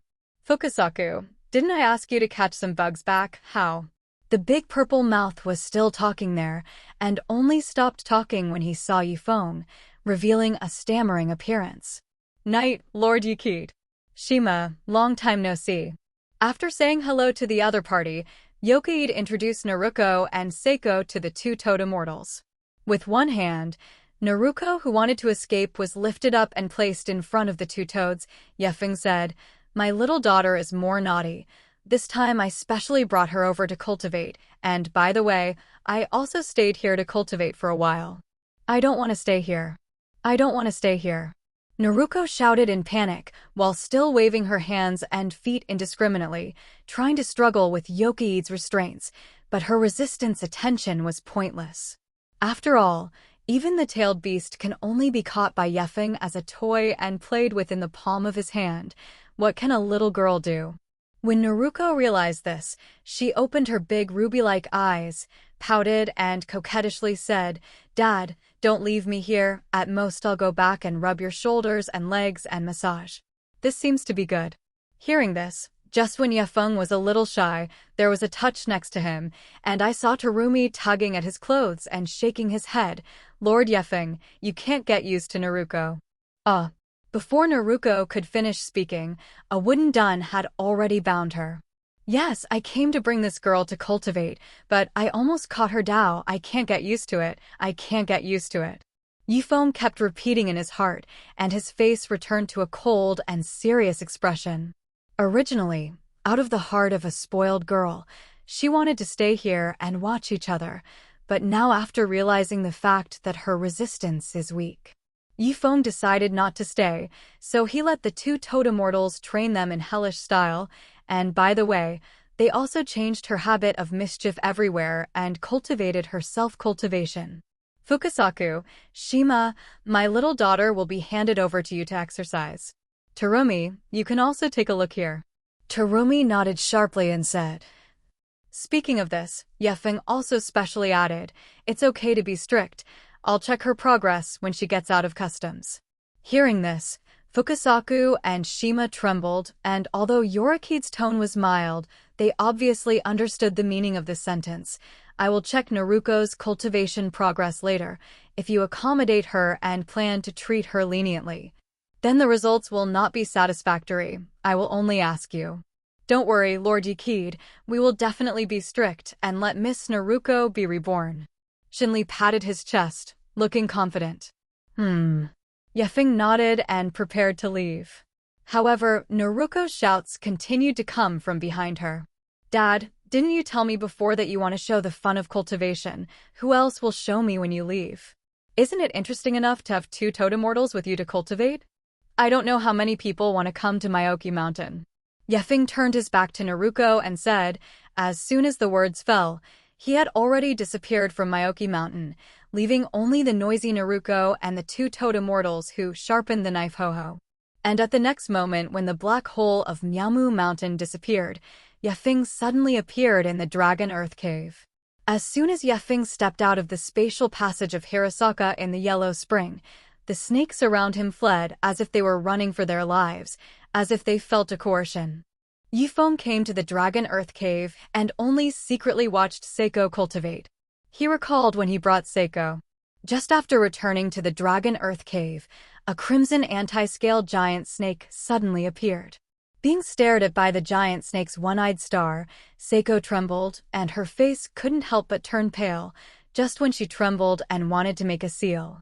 Yifeng suddenly appeared and slapped the giant snake directly on the ground. Exainya, why are you scaring my daughter for no reason? The difference in size between Night Maple and the giant snake is like the difference in size between an elephant and a mouse, but even so, Night Maple is relatively small as a person who presses Exainya under his palm like a pet teaching himself. This scene gave Seiko a great impact. I saw that the pressed Exainya constantly made a hissing sound, like a pet dog that had been taught by its owner, like a Night Maple begging for mercy. Forget it, let you go this time. Remember to recognize my daughter clearly in the future, and if you scare her again, I will bury you directly under the ground. Letting go of Exainya, Yifeng's gaze looked at the hole on the left, and he felt three familiar auras rapidly approaching him. Feeling the violent spatial fluctuations before, the three Snake-ji of Tianshin-ji, Taritsa-ji, and Ichikajima-ji immediately rushed in the direction of Chakra, and after a few breaths, they saw Yefeng and Seiko. Lord Yikid. The three Snake-ji immediately bowed to greet them as a sign of respect. Take me to the White Snake Immortal, Yifeng said concisely. While following the three snakes, Yokaid explained her questions about ninjutsu to Seiko. After a while, several people came to a vast temple, and on the stone platform in front of them, the White Snake Immortal was still curled up there lazily. After seeing Yifeng appear, she transformed into an elderly woman. The White Snake Immortal clasped his hands and said respectfully, Your Excellency Yifeng, I haven't seen you for a long time. How have you been lately? Although the White Snake Immortals are accustomed to living deep and do not ask about world affairs, it does not mean that they will not take sides. Yifeng is the current lord of the world and the strongest, and the White Snake Immortal will not be stupid enough to pose in front of the other party.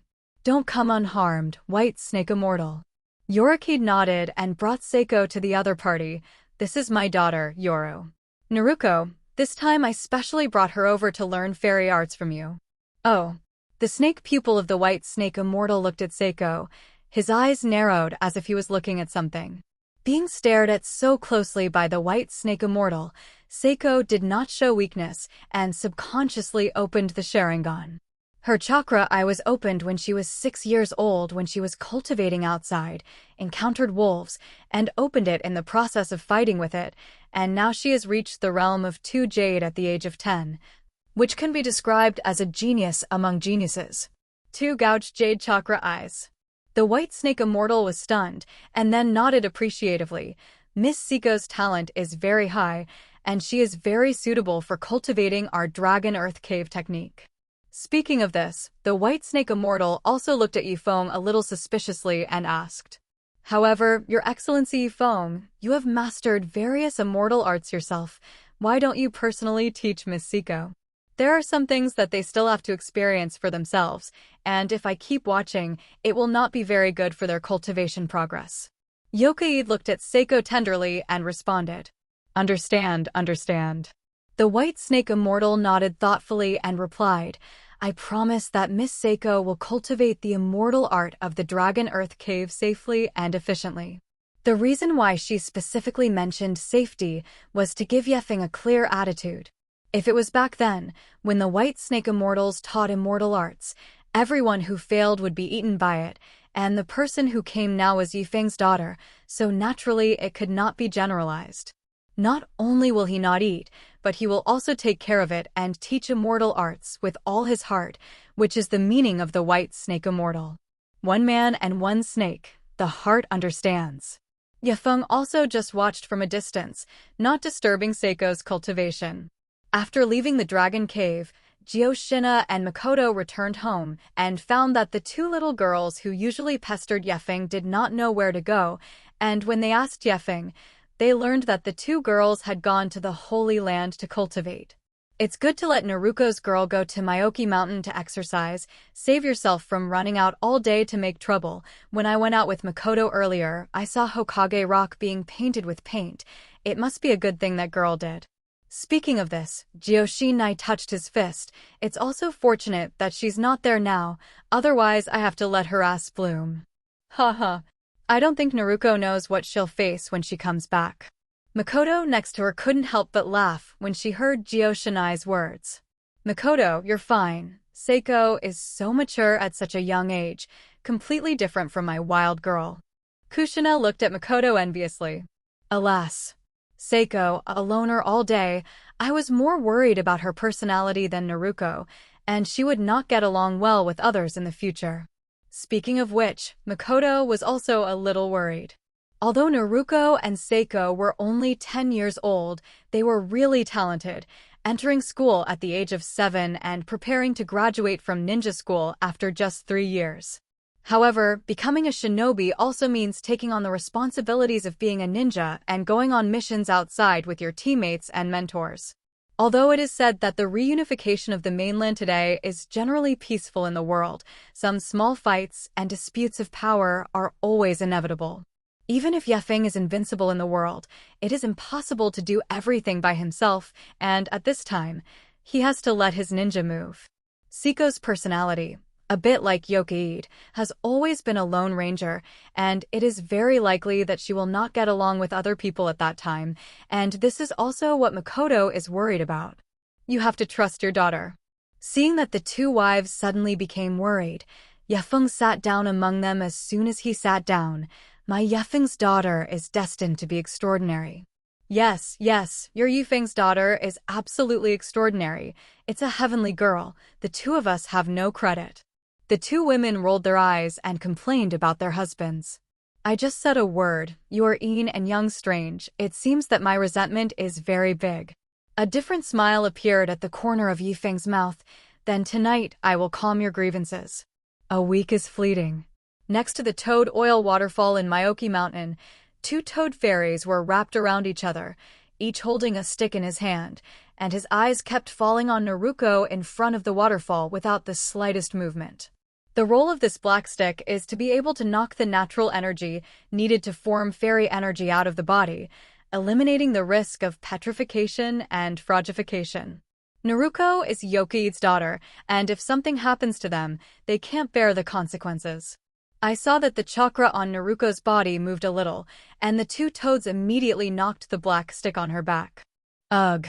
In front of the waterfall, Naruto, who was meditating with her eyes closed, exclaimed, touched her head, and said helplessly, "How did it fail again?"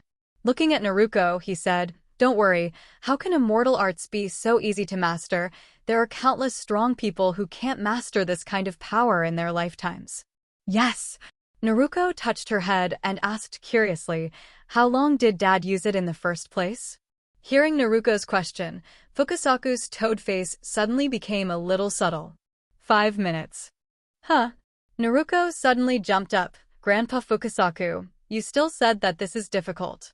But Dad mastered it in 5 minutes, you lied to me." "Stupid. Do you think everyone can be like Lord Yukid?" Fukasaku rubbed his temples helplessly. Whenever he recalled Feng's original divine speed, it felt that people were more than dead people, and the other party's talent and ability. Even the big toad immortal would be amazed. "Okay, continue to cultivate Naruto. Don't be distracted anymore." Not wanting to talk about this topic anymore, Fukasaku immediately changed back to a stern look.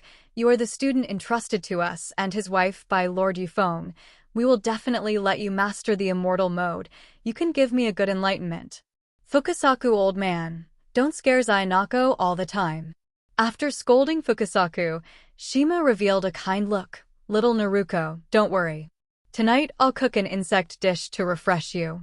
You're the scariest." Naruko's whole body jumped, but as soon as the toad oil on the soles of her feet slipped, the whole person fell into a fountain of oil. At the same time, the dragon land cave on the other side. On the stone platform of the temple, Seiko sits cross-legged, and half of her body is covered with white scales. She is cultivating the immortal mode of the Dragon Earth Cave, using the natural energy injected by the White Snake Immortal. And Seiko must constantly mobilize the control ability to distribute chakra and natural energy to a certain proportion in order to refine the immortal chakra required by the immortal mode. As the fairy chakra is refined, the white scales on Seiko's surface will disappear with it. In the end, when all the white scales disappear completely, it means that Seiko has reached the full form of the immortal mode. The White Snake Immortal was sitting in the chair next to him and waiting. At first it was cautiously watching Seiko's condition, but as time passed, every day, it could sense that Seiko was improving at a very fast pace. Today, on the 15th day of cultivation, the White Snake Immortal knew very well that now Seiko had fully grasped the key points of refining the immortal chakra. And it just have to wait. I saw that the white scales on Seiko's body were gradually dissipating at a speed visible to the naked eye, and only the white scales covering half of his face remained all over his body. At this time, Seiko was already able to create fairy chakra as she wanted, but if she wanted to skillfully control the fairy chakra, she still lacked a little level. An hour passed, and the last part of the white scales slowly disappeared at a rate countless times slower than before, as if all troubles were systematically accumulated at the last moment. It was a tug of war and physical battle. "I won't lose to you." Seiko's eyes flashed with a strong fighting intent. She was fighting with the fairy chakra in her body, and after another 2 hours, finally the last scale on her face disappeared. At the moment when the scales dissipated, a purple face suddenly appeared on Seiko's pretty face. "Good." The White Immortal couldn't help but clapped his palms, his eyes full of sighs. It should really be said, it won't be his daughter. Now Seiko can clearly feel the natural energy that freezes her surroundings. Is this natural energy? Flood the entire space. These natural energies were originally intangible, but at this time, in Seiko's eyes, they were white air masses, as if they could be used by holding them in their hands as long as they stretched out their hands. This unusually mysterious feeling was something Seiko had never had before. After turning on the immortal mode of the Dragon Earth Cave, she only felt that her whole body was full of power, and her perception and recovery ability were also greatly improved. However, Seiko does not believe that mastering the immortal mode means the end of her practice. After that, she also had to train how to use the fairy chakra, how to accelerate the absorption of natural energy, and how to use the fairy magic. In its current state, Seiko is able to refine enough immortal chakra to enter immortal mode in 2 minutes. Seiko, come here. The white snake immortal beckoned to Seiko. Next I'll teach you immortal law. Inorganic rebirth. Immortal law. Inorganic rebirth. Seiko repeated the name again. That's right, this is the strongest immortal art in my sect. The white snake immortal took Seiko to the right stone cave. The function of this technique is to give non-living material life force and control it. The white snake immortal returned to its prototype. The snake's head swung slightly, and the long orange hair danced a few times. The next moment, the surrounding stone walls and ground seemed to come to life, fluctuating, jumping like slime, and then turning into countless stone pillars, instantly turning the entire stone cave in front of him into the appearance of 10,000 arrows through the heart. In fact, the moment the ground changed, Seiko noticed the change for the first time, and now she can feel the natural energy that wanders around, and the fairy chakra can also feel it for the first time. It's completely different from chakra manipulation. Seiko raised her eyebrows lightly and exclaimed in her heart. Next, the white snake immortal passed this immortal art to Seiko. Standing in the vast field, Seiko began training in the art of inorganic rebirth. The principle of this technique is not difficult, that is, the use of fairy chakra as a bridge, as a medium for communicating inorganic matter, controlling inorganic matter to change its form according to its own ideas. However, the principle is not difficult, but it is not easy to master. 7 days later, Seiko stood in a vast stone cave. In front of her was Xianya, who was bound in the rocks and could not move, and her huge body was tied to the ground in chains like countless boulders. This is Seiko's masterpiece. After 7 days of intense training, she has thoroughly mastered the power of immortal inorganic rebirth. Swoosh! Seiko's heart moved, dispersed the lock of the boulder, put down the Xianya. She turned off the immortal mode, and the lines on her face slowly disappeared. On the Needle Mountain of Mount Myoki, Naruto sat with her eyes closed and her breath steady on the plank against the tip of the needle. I don't know how long it took. She exhaled a long white breath, and an orange face gradually appeared around her eyes. This girl, she really made her successful. Fukasaku below looked at Naruto with emotion. Although the other party may not be aware of his current situation now, but Fukasaku knew that Naruto had entered immortal mode at this time. Although Naruto was not able to master the fairy art in just a few minutes like her father Yokuid, it also didn't take her long, less than a month, to learn the immortal mode.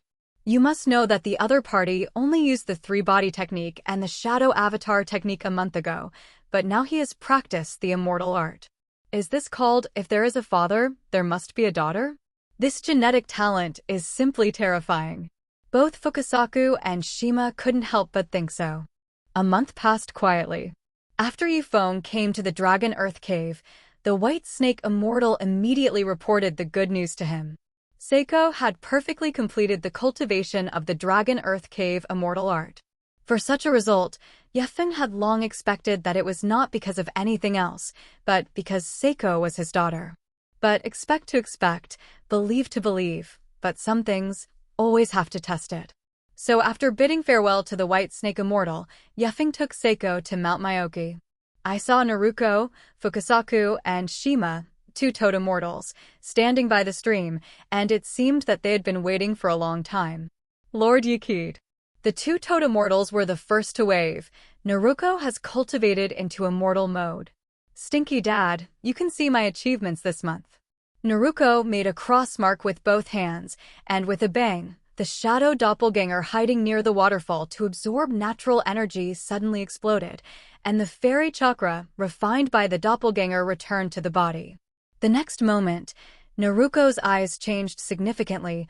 Orange horizontal pupils and orange faces appeared around her eyes. Look how it is, I practiced it in less than a month. After Naruto showed her immortal mode to Feng, her gaze fell on her sister Seiko, and said proudly, Seiko, how is it? I have learned immortal arts. You're not going to practice shuriken somewhere? In Naruto's opinion, she has learned countless immortal arts that the strong cannot seek, so she should be better than Seiko. However, what she didn't know was that the place that Feng took Seiko to which was also one of the 3 holy places with the same name as Myoku Mountain. Smelly girl. Seiko took a deep breath, and the next moment her eyes also turned into vertical pupil snake eyes, and purple enchanting eyeshadow was depicted around her eyes. Unlike Naruto, who needed to use a shadow avatar to quickly enter immortal mode, Seiko's time to enter immortal mode only took 50 seconds, and she had already secretly absorbed natural energy when she met Naruto just now. Although the forms of the two are different, the abundant immortal chakra exuding from their bodies shows that the two have mastered the complete form of the immortal mode. How can even you be in immortal mode? Naruto straightened her eyes. She had thought that the immortal mode was only available in Myoku Mountain. You stupid girl, you really don't even know about the 3 holy lands. Seiko shook her head and sighed deliberately, looking helpless at Naruto's ignorance. Seeing Seiko's deliberate anger with her appearance, Naruto puffed out her cheeks, and her little white face was flushed with anger. Seeing this, Feng came out and touched the heads of the two and praised, "Not bad, it has reached this level in less than a month, and it is worthy of being my daughter. But you can't quarrel. Because next, it will be up to me, the wooden doppelganger, to monitor your cultivation results." As he spoke, a wooden doppelganger also split from Feng's body, and Feng walked to the rock not far away and sat down cross-legged, and said to the 2 daughters, "You better go up together." "Damn, Dad, you only use this wooden doppelganger, are you looking down on us?" Naruto clenched her small fists in dissatisfaction, and Seiko next to her did not speak, but her eyes also reflected the same emotions as Naruto. For the dissatisfaction of the 2 daughters, Feng just shook his head and said, "It's not a matter of not being able to afford it, but if my own body makes a move, it may destroy this place if I am not careful. Besides, you haven't fought each other yet. How do you know that a doppelganger looks down on you?" Speaking of this, the corners of Feng's mouth lifted slightly, and the wooden doppelganger standing in place walked towards the 2 daughters step by step. Looking at the gradually approaching wooden doppelganger, Naruto and Seiko suddenly felt an inexplicable deterrent, and their faces suddenly became solemn. "Naruto, you're right, I left." Seiko whispered in Naruto's ear, and then sprang into action, and the two ran towards the left and right sides of the Night Maple doppelganger. The first move is Naruto, and Myokaisen Senjutsu is characterized by enhanced physical strength, melee range, and ninjutsu power. I saw her punch smash towards the face door of the doppelganger, and an air explosion immediately sounded where the fist passed. Immortal Frog Group Hand. This is a physical technique performed in the Frog Immortal mode, which uses natural forces to obtain a higher hit rate and destructive power. However, when Naruto's fist was about to hit the wooden doppelganger suddenly turned into an afterimage in front of her. What? Thanks to the Immortal mode, Naruto's physical abilities have been greatly improved, and her dynamic vision has also been enhanced. However, in the face of Feng's doppelganger's blow, he couldn't even see the movement, until a white jade-like palm came in front of him. Naruto reacted, and could only hastily put his hands in front of him. Boom! The moment he was hit, Naruto's seemingly fluttering palm was like a Mount Meru falling from the sky, and Naruto's whole person flew out upside down. However, just when Feng wanted to continue the attack, more than a dozen thick stone pillars suddenly rose from the ground, and the wooden doppelganger flatly moved away to avoid the attack. Looking to the left, Seiko was waving her arms there, and several stone thorns rose. Feng naturally knew that this was an immortal inorganic rebirth, because he had also mastered this immortal technique when he was cultivating, and it was much the same as Mu Dun's application. Seeing that his attack had not been able to hit the doppelganger, Seiko Lu frowned and slammed his hands to the ground. A loud rumbling sound resounded in the space, and the ground shook the mountain. A huge stone dragon suddenly rushed out from the ground and looked down on the Night Maple condescendingly. Inorganic rebirth. Earthworm. Seiko's red lips set off a good-looking arc. The next moment, the dragon rushed towards the direction of Night Foam, and the furious force hit the air and made a crackling scream, and the air was squeezed outside by the force to form a row of exhaust waves and spread around. Seeing the stone dragon in front of him, Yifeng's wooden doppelganger stepped on it, and the next moment the ground also rushed out of a giant dragon. But unlike the stone dragon, this is a dragon composed of wooden dun. And it slammed straight towards the stone dragon with its teeth and claws. Isn't it clear which is harder, wood or stone? Seiko thought so in his heart, but the next moment when the two collided, with a bang, the stone dragon tens of meters long was blasted into countless dust the moment it touched the wooden dragon, and the huge destructive power was not even a small stone. How is that possible? Seiko's previously calm face instantly showed a look of shock. She didn't understand why the stone dragon and the wooden dragon collided, and the result would actually end in the destruction of the stone dragon. Feng watched his daughter fight with the wooden doppelganger not far away, while analyzing their advantages and disadvantages.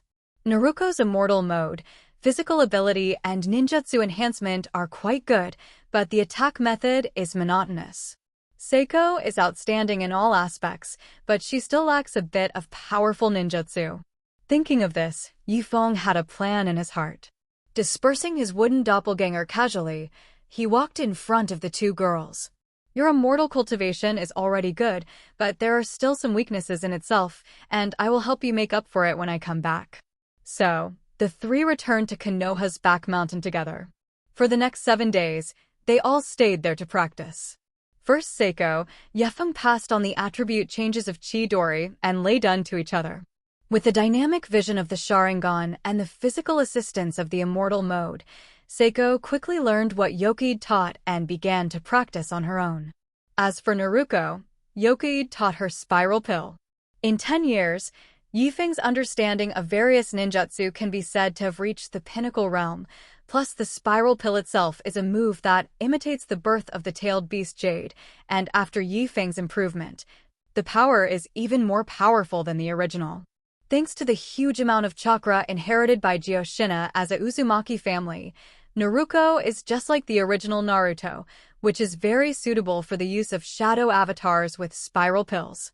10 days later, the strength of the two has grown by leaps and bounds. Looking at Naruto and Seiko, who caused a series of powerful destruction of ninjutsu not far away, Yifeng had a plan in his heart for the composition of the next ninja team. Young girls who study at ninja schools are generally referred to as trainee ninjas. When they pass the exam and graduate from school, they become shinobi. According to the custom of the Hokage world, whenever a student becomes a shinobi, they are formed into a small team of 3, and one upper ninja or special shinobi personally leads them to perform various tasks. Naruto and Seiko had graduated from school a week earlier, and the 3 body techniques, transformation, stand-in, doppelganger, in the school exam were not difficult for them. In the blink of an eye, it was time to assign the group, and Naruto walked cheerfully to the agreed place. This is an open-air balcony on the roof, and Naruto is greeted by a brown-haired, sweet-faced woman about 20 years old. Sister Lin. Naruto rushed directly up and hugged Rin Noera. It's so good that my Kami Ninja Sensei is you. As Yifeng's disciple, Lin often came and went to their house, and naturally she was very familiar with Naruto Seiko, and she could be regarded as an elder who watched them grow up from childhood. After rubbing Naruto's hair dotingly, Rin smiled and said, "Okay Naruto, let go first, your sister is still watching." My sister. As soon as the words fell, Naruto caught a glimpse of the black-haired girl behind Rin, who was looking at her speechlessly. Seiko, why are you here? As if thinking of something, Naruto's expression changed abruptly. Did you say? Your reflexes are also too slow. Are all stupid people like this? Seiko shook her head helplessly. Just like you think, we are in the same group. Don't. Naruto looked at Seiko with disgust. Why do I have to be with you? That's what I should say. Seiko glanced at the other party and said indifferently, if you are with this crane tail of yours, it will lower my level. Who's the crane tail? Obviously, my grades are only a little lower than yours. I said yes, that is. By what? By virtue, I was born earlier than you, I am your sister. Looking at the two girls who began to bicker again, Lin clapped her palms. Okay, you guys don't argue. There are still people watching. Speaking of this, Lin pointed to the other side, and saw a pink-haired girl standing in the doorway a little at a loss. When everyone's eyes fell on her, the pink-haired girl reacted and immediately trotted in front of the three of Lin. "Hello, my name is Haruno Sakura. I am also assigned to the 7th class. Please advise me in the future." Later, under Lin's guidance, the three introduced themselves. Naruto and Seiko were originally half-sisters, and they knew each other well after 10 years of getting along, but they usually like to fight and leave no one on their lips. And Sakura actually knows the two very well. After all, the two girls are not only beautiful and powerful, but also Yuki's daughter. When they were at the ninja school, the existence of the two was in the spotlight. Although Sakura did not cross paths with the two during school, she also quietly followed them. The process of the first assembly of the 7th class continues. When it came to the captain, Rin's gaze fell on Seiko, who had a grim face. Next, the captain of the 7th class will be Seiko. Huh? When Naruto heard this, she jumped out again in disobedience and protested. However, this time Seiko was also rare to agree with Naruto's point of view, and Willow couldn't help but frown slightly.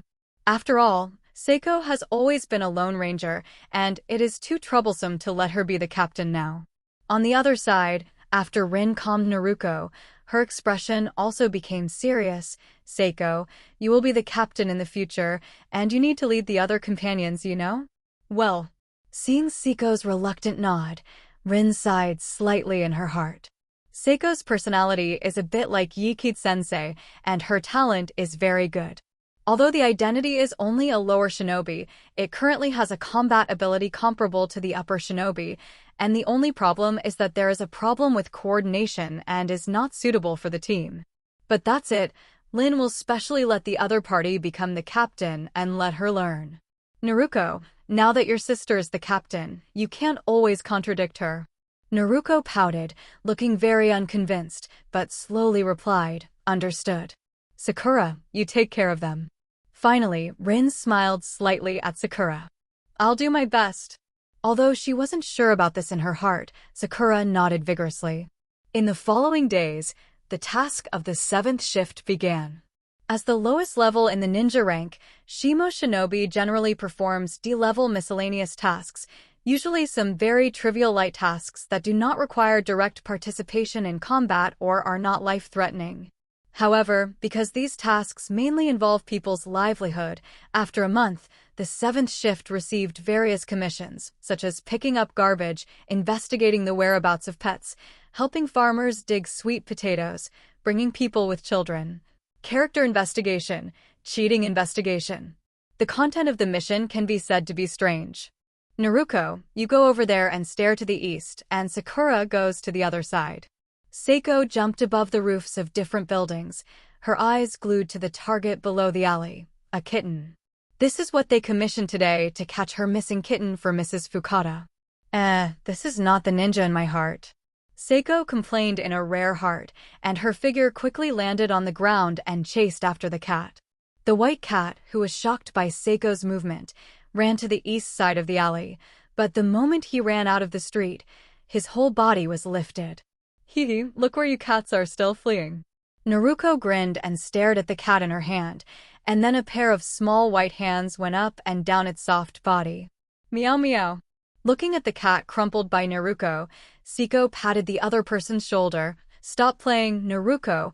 We still have to give it to Mrs. Fukada." Got it. Just play for a while." At this time, Sakura on the other side also walked over, stared at the cat in Naruto's hand, and shook her head helplessly. In other words, "We have caught cats a few times this month. It seems that there are at least 6 times. It's true that at first 1 or 2 I thought it was quite interesting, but after doing too much, I felt that it was too boring to always do these trivial things." Naruto complained as she caged the cat.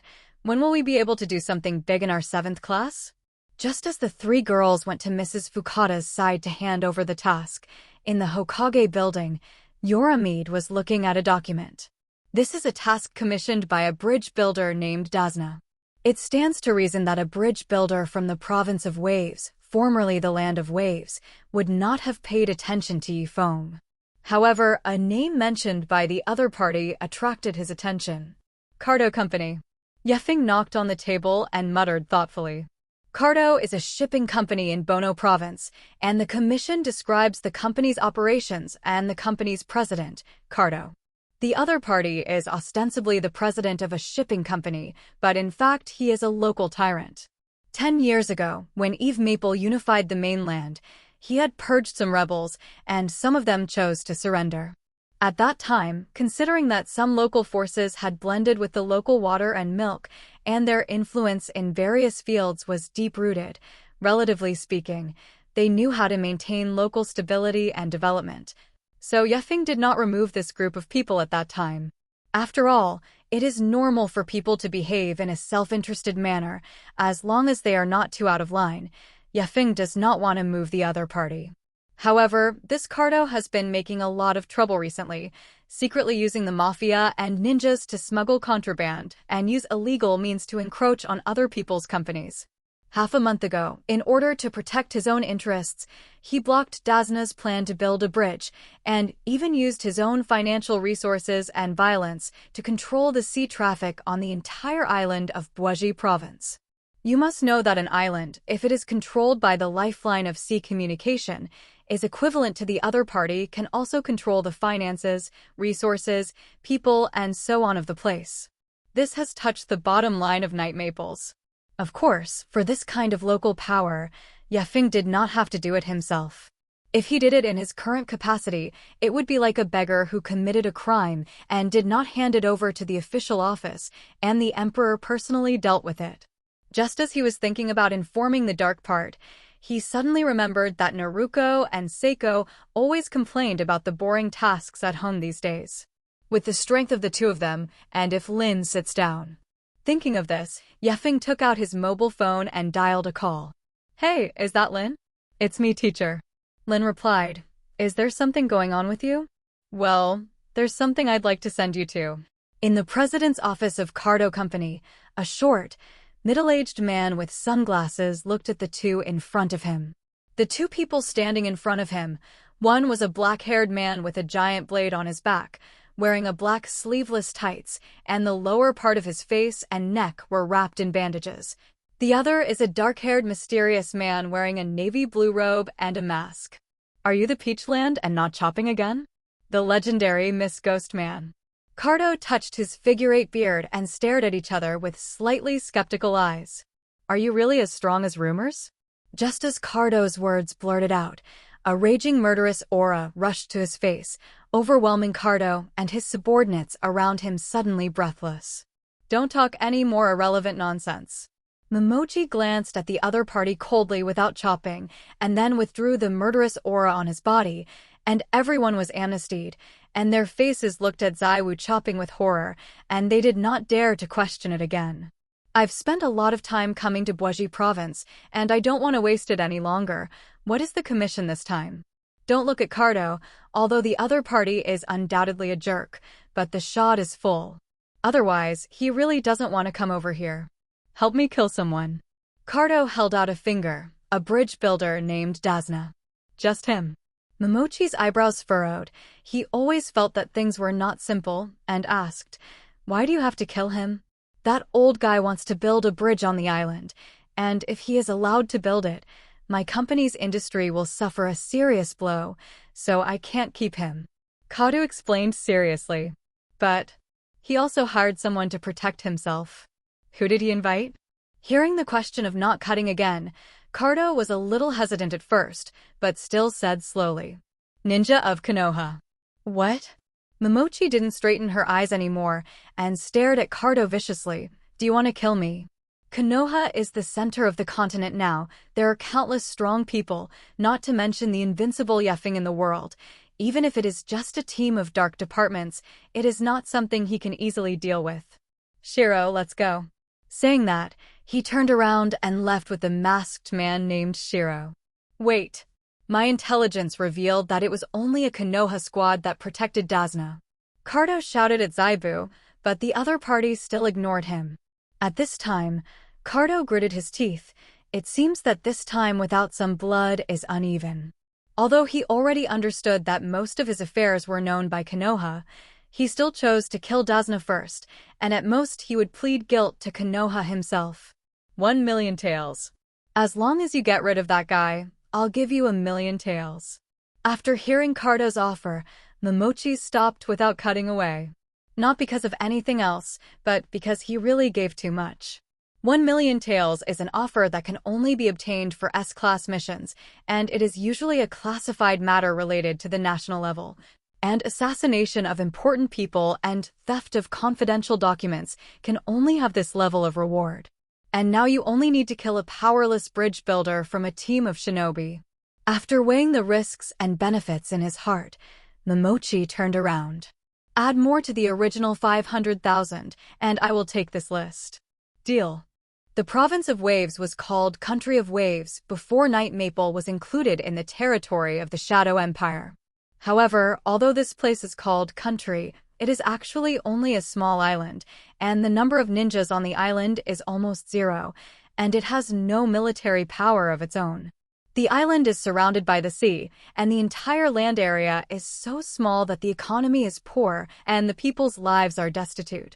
Even the connectivity guided by the reunification of the continent still cannot solve the problem of the remoteness of the province from the root.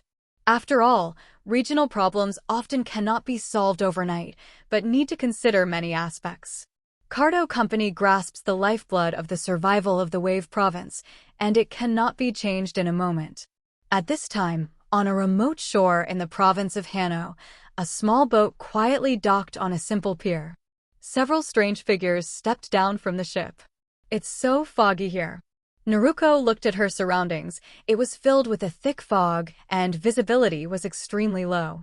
This island has always been such an environment. Just get used to it. Dasna said calmly that because Boji Province is a small island, the geographical environment and climate are very similar to the former foggy village, and the surrounding fog is pervasive, as if to bury everything around in the mist. Wait, don't slack. I always feel that it's not that simple here. At this time, Siko reminded her that she was quite sensitive to her surroundings and could always detect a hint of something unusual. She felt that this mist did not occur naturally. Lin next to him also realized this and raised her hand to signal everyone to stop. At this time, there was a sound of footsteps in front of them, and I saw dozens of figures gradually appear in front of them. These people are some strange costumes, a wandering ninja dressed as a second-rate child who look like punks. They're all thugs that Cardo has brought in to help. Wow! I can't imagine that the ninjas sent by Konoha are all a group of delicate little girls. When the battle is over, I will pamper you well.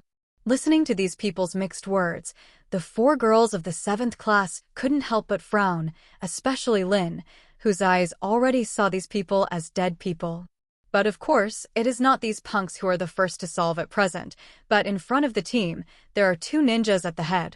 One with a large knife and the other with a white mask. Lin on the opposite side recognized the identity of the leader at a glance. Momochi is not chopped. I can't imagine that you will actually do things for a scum like Kato. This is not like your style. Man dies for wealth, birds die for food. Momochi looked at the 7th class in front of him grimly. If you stay with Dasna now and leave by yourself, I can let you live. Fart. Naruto scolded, don't talk nonsense, let's start fighting. Teacher, don't make a move. Let's deal with these 2 people. As soon as Seiko's voice fell, she and Naruto's bodies were already surging with a powerful chakra. Seeing this, Lin didn't say anything more, standing aside and silently watching her 2 students. Sakura looked at Naruto and Seiko worriedly, and then asked Rin-sensei, is this really okay? I believe in them. Rin stared at it quietly, and Sakura next to her heard this, although there was still a trace of worry in her heart, but she did not continue to say anything. Naruto and Seiko faced off against Zaibu and Shiro respectively, and it was no difficulty for them to deal with the remaining punks. Within 3 seconds, Rin had cut the necks of these people with Kuwu. On the battlefield, Seiko's eyes have transformed into the form of Sharingan. Naruto, which one do you choose? Naruto pointed to the peach and did not chop again, the one with the big knife. Okay, then the other one is mine. Seiko walked in the direction of Shiro, sensing Seiko's intentions, and the corners of Shiro's mouth lifted slightly. It's courage to want to deal with me alone. Immediately after that, Shiro quickly ran towards the other side, and Momochi did not cut them again, and Seiko chased after them. Only Naruto and Momochi were left at the scene, and the two were about 5 meters apart, facing each other. Konoha's Kami Shinobu didn't do it himself, but sent a little devil to deal with me. Looking at Naruto in front of him, several bruises suddenly appeared on Momochi's uncut face. Obviously, he was not lightly angry. He pulled out the decapitation knife from behind him, pointed the tip of the blade at Naruto, and said through gritted teeth, "I'm really flattened by you." Naruto did not respond to the words that were not chopped, but instead clasped her hands in front of her chest and closed her eyes, as if she did not put the other person in her eyes. And this scene also completely angered Momochi, no longer chopping. In a burst of drink, his footsteps suddenly stepped forward. The whole body dispersed like a cloud of smoke, and a second later appeared in front of Naruto, decapitating the big knife as a head. Swoosh! The blade cut through the void, cutting through the air, and with a sound of breaking wind, the big knife had already come to Naruto's neck. Momochi is no longer worthy of being a ruthless killer, as long as he is sure that the other party is his enemy, whether it is an old man or a child. He will never leave his hand, and the first move is already to aim at the fatal part. Seeing his blade getting closer and closer to the other party's skin, Momochi had already anticipated the miserable situation of the little ghost's head thrown high and blood splattered in front of him next. However, just when the decapitation knife was still about 5 centimeters away from Naruto, an orange face appeared around Naruto's eyes, and the next moment, the orange horizontal pupils opened and the white palm opened. Bang! The seemingly delicate little hand directly clamped the huge blade, and the entire big knife could not move at all under the control of the huge force, and even if he didn't cut himself, he was almost shaken away by this reaction force. How is this possible? After returning to his senses, Momochi looked at the scene in front of him without a look of amazement, and only felt extremely ridiculous in his heart. The girl in front of him actually caught his slash with her bare hands. The situation is not good. Just when he tried to pull out the decapitation knife, he found that he couldn't pull out the blade at all, as if the entire decapitation knife was embedded in Naruto's palm. What a lot of strength. What kind of monster is this guy? Feeling a rush of intimidation, Momochi immediately made a judgment, abandoned the big knife, and jumped back with the whole person, putting a distance between him and Naruto. In just one face-to-face exchange, Momochi no longer dared to look down on the girl in front of him. Even though the other party seemed to be just a little girl, the power contained in this small body was enough to make him tremble. Ugh. Swish! Both hands tightly gripped the two special kunai. Since he lost the decapitation knife, let's change the method of battle. Ninfa, mist concealment.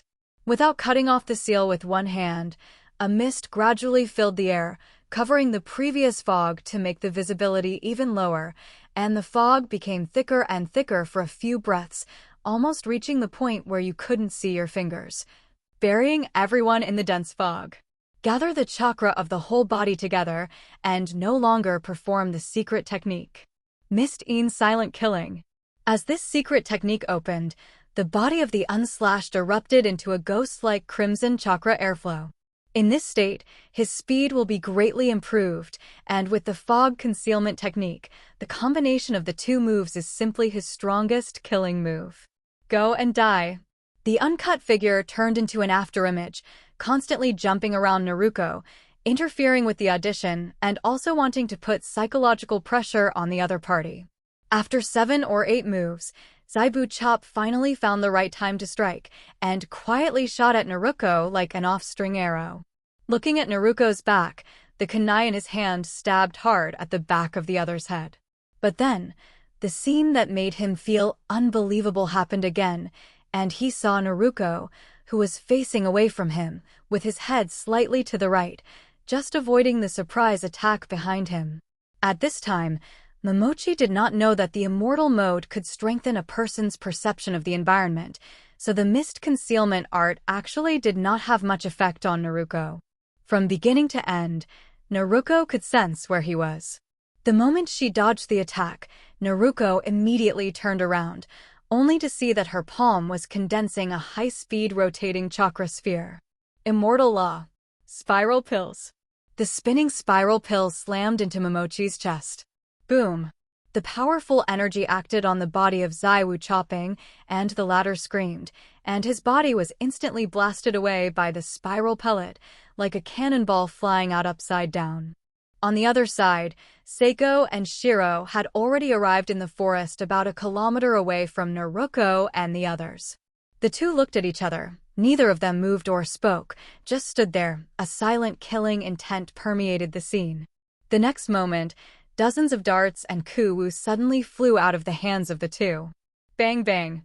The sound of metal colliding continued to sound in the void, but I saw that the dart thrown by Seiko catapulted after colliding with the kunai he threw it, as if it had been designed and calculated, and the whole dart shot in the direction of Shiro, instantly cutting the opponent's white neck. What a precise shuriken! Touching the blood flowing from his neck, Bai's face became gloomy. He was also taken aback by Seiko's shuriken technique, and if he hadn't reacted just now and immediately dodged, I'm afraid this move would have completely broken his throat and ended the battle. Can't treat this little girl as an ordinary subordinate. Thinking so in his heart, Bai's palm pressed to the ground, and a fierceness appeared in his eyes. In the next instant, a terrible chill burst out from the palm of his hand. Ice condensation. I saw that the entire ground suddenly condensed into ice, and it was wrapped in a terrifying cold air, spreading in all directions. The white cold air was like a tidal wave, covering the surroundings, the ice spread around, and the entire ground condensed inch by inch, covering the entire scene almost instantly. However, just as this cold spread out, Seiko, who was originally the target of the attack, had disappeared. Bai's gaze swept towards the scene, but he still couldn't find any trace of the other party. Where is she? Suddenly, a scorching breath came from above, and her white face changed, and she looked upwards, only to see a fireball the size of a house smashing fiercely in the direction where she was. What a strong fire! Bai's pupils contracted, and at this time he also knew that he had no time to dodge, and with a slap of his hands, he launched Bing Dun Bing Yen Tang Wu. With him as the center, an ice wall instantly rose from the surface of his body, resisting the fireball above. Boom! The fire and ice are fighting each other, consuming each other, and a large white water vapor continues to rise. When the vapor gradually dissipated, I saw Bai in the center. The ice wall around it had melted more than half, revealing the body, and the clothes on the body were torn a lot, and there were burnt marks. She looks obviously so small, but the power of ninjutsu is too strong. At least she already has the level of upper ninja, and she is definitely not an idle person. Shiro stared at Seiko tightly, a solemn look on his face behind the mask. Is that all you can do? Looking at Shiro, who had been on guard and did not dare to attack rashly, Seiko only felt a little bored in her heart. Her gaze fell in the other direction, and she muttered, Naruto's side should also be over.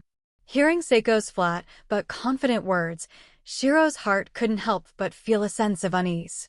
The feeling that this team of ninja gave him was too strange, not to mention the upper shinobu who led the team. The Seiko in front of him and Naruto before gave him an inexplicable sense of oppression. Worries about Momochi not being cut again came to mind. Don't you cut Mr. He. He and Momochi are very close, and he is even willing to die for each other. Shiro was born more than a decade ago in a small village in the province of Water, Haramizu no Kuni, when the people in the village were afraid of the war and hated the blood succession boundary. Later, after Shiro's ice escape blood boundary was discovered by his father, his mother was killed by the villagers led by his father, and when he was terrified, he activated his ability to kill everyone when he was threatened with death. Since then, he has been wandering the streets and alleys of the Land of Water, and if he hadn't taken him in and taught him the art of ninja and fighting, Shiro felt that he would not have survived to this day. Therefore, in Bai's eyes, The life that is not cut off is even more important than his own. Shiro took off her mask, revealing a beautiful face like a woman, and her eyes were full of enlightenment. I have to go back to Mr. Zaibao. After taking a deep breath, Bai's hands froze, and a huge chakra erupted in his body. He looked at Seiko and said word by word, "Here, I will defeat you." Ice secret technique, magic mirror ice crystal.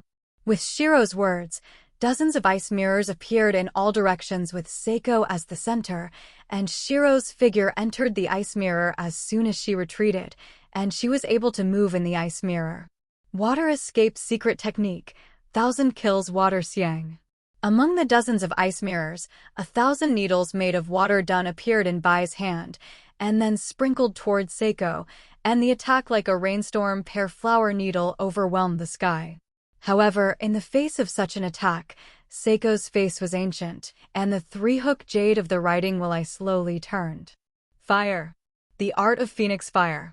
Dozens of flames jumped on the surface of her body, and the high temperature instantly vaporized the 1,000 needles emitted by Bai into gas. Seiko looked at Shiro, who kept moving among the many mirrors, and the next moment, her right hand suddenly burst out with a thunderbolt. Chidori Saban. Countless extremely fine lightning rods composed of changes in the form of 1,000 birds shot towards the surroundings, instantly piercing the location where the ice mirror was located. The next moment, dozens of ice mirrors shattered at the same time, and Shiro was also ejected and flew out, with injuries caused by Chidori Chiban on his body. Poof! A mouthful of thick blood spurted out of his mouth, and Shiro looked at Seiko with a pale face. For Shiro, who was already unable to resist, Seiko decisively knocked the other party unconscious. When she returned to Rin and the others, the place had been completely dealt with, and all the people sent by Cardo died here except for Momochi and Shiro.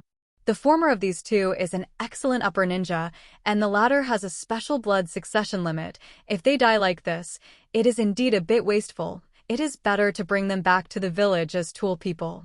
Rin took out 2 huge shackles from the storage scroll and sealed their arms, a new type of ninja tool developed by the Scientific Research Bureau, which, if brought with it, can disrupt the operation of the opponent's chakra, so that the blocked person cannot use ninjutsu or illusion. After making sure that the shackles would not be broken, Lin clapped her hands and said to the 3 students, "Okay, now let's go and finish it." The incident went very smoothly. Cardo and his forces disappeared from this world, and even though the former knelt and kowtowed to beg for mercy and vowed to give all his property to Konoha, Rin did not relent in the slightest. Dasna, with Konoha's support and the support of the islanders, replaces Kato as the leader of the island. He deliberately named the bridge 7th Bridge in honor of the 7th class. After the completion of the bridge construction project, the economy of Boise province has also greatly improved, and the people have gradually lived a happy life. But of course, these are all afterwards, and now the 7th class has returned to Konoha. At home, Naruto was lying on the sofa watching the special episode of Snow Princess on TV, pulling out a snack in one hand and pouring Fat Boy Happy Water into her mouth with the other, and then burping a long hiccup. "Naruto, it's noisy." Seiko was sitting next to Refining Chakra, affected by Naruto's burp, and glanced at the other viciously. "Seiko, you don't understand. There are only 2 things in this world, the most compatible with carbonated drinks. One is Ichiraka ramen, the other is potato chips." Saying that, Naruto stuffed her mouth full of potato chips again. "Who asked you this?" Seiko rubbed her temples, only feeling that she and Naruto were people from 2 worlds. "Speaking of where did Dad go today, why has he never seen anyone?" It seems that a new wind shadow has been born over there in Shine Village, and Dad is preparing for the awarding ceremony. The shadows of other ninja villages not only mean that they are the leader of the ninja village, but also that they have become the supreme leader of the corresponding province, whose power is above the daimyo, and are directly managed by Yokeid. And its awarding ceremony is of course performed by Yokeid.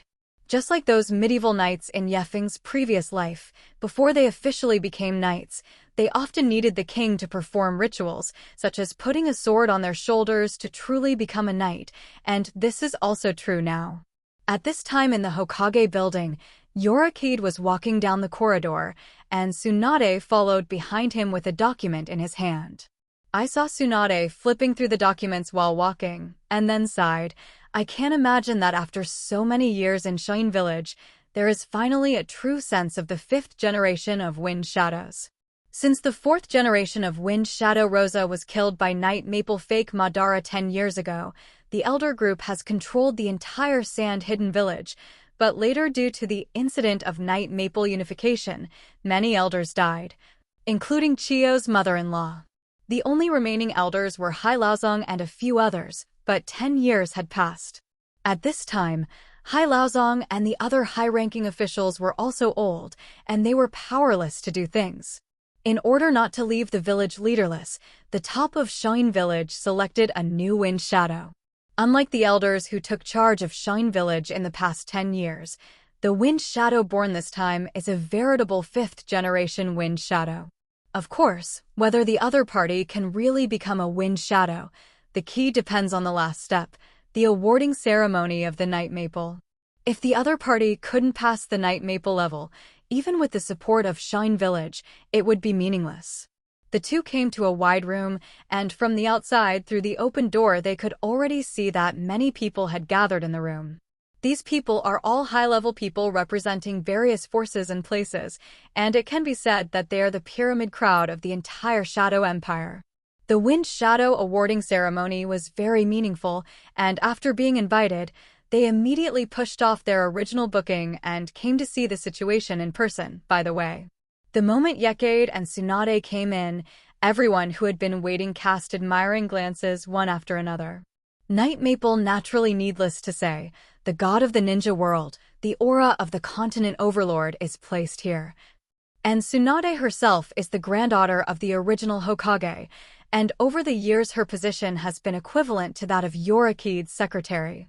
Usually, the affairs that Yukid does not want or are too lazy to deal with will be handled by Tsunade, so she also holds a considerable amount of authority in her hands, and her status is only below Yukid alone, and even faintly higher than all shadows. Yorikid-sama, Tsunade-sama. It was the red-clothed boy in front who spoke, with the word love engraved on his forehead. Under the brown-red bangs are a pair of pale green eyes, with heavy dark circles around the eye sockets, and a large yellow gourd that looks like made of sand behind him. He was accompanied by a man and a woman, who also quickly wanted to bow to them to greet them. Both looked to be teenagers, wearing black sweatshirts, purple patterns printed on their big faces, and carrying bandages wrapped in pillars. The girl has a beautiful face, her pale yellow hair is tied into braids, and her dark kimono is tightly tied up by a red belt to set off her figure. According to the data, these three are the children of the previous generation of Wind Shadow. Tsunade also whispered in Yifeng's ear, "The red-haired boy called me Ai Luo. He is the 5th generation of Wind Shadows selected by the Elder Group, inheriting Luo Sha's magnetic escape, and his ability to control sand is very strong." The other teenager is his second brother named Kankuro, and the girl is the eldest sister Tamari. Listening to what Tsunade said, Yokuid nodded. In fact, out of his prophetic nature towards Hokage, he already knew the identity of the young girls in front of him. However, what surprised him was that he had obviously changed the past things in the Hokage world to a large extent, but some things still seem to have developed according to the original development context. "Is this the end of the world line?" Yifeng thought thoughtfully. Just when Yifeng looked at me Ai Luo was also looking at Night Feng curiously. Although he had seen each other's photos on TV, computer, and mobile phone before, this was the first time he had seen Yefeng in person. Yifeng was much younger than he thought. Obviously, according to the information, the other party should be in his early 30s, but he looked like a young man who had just turned 20.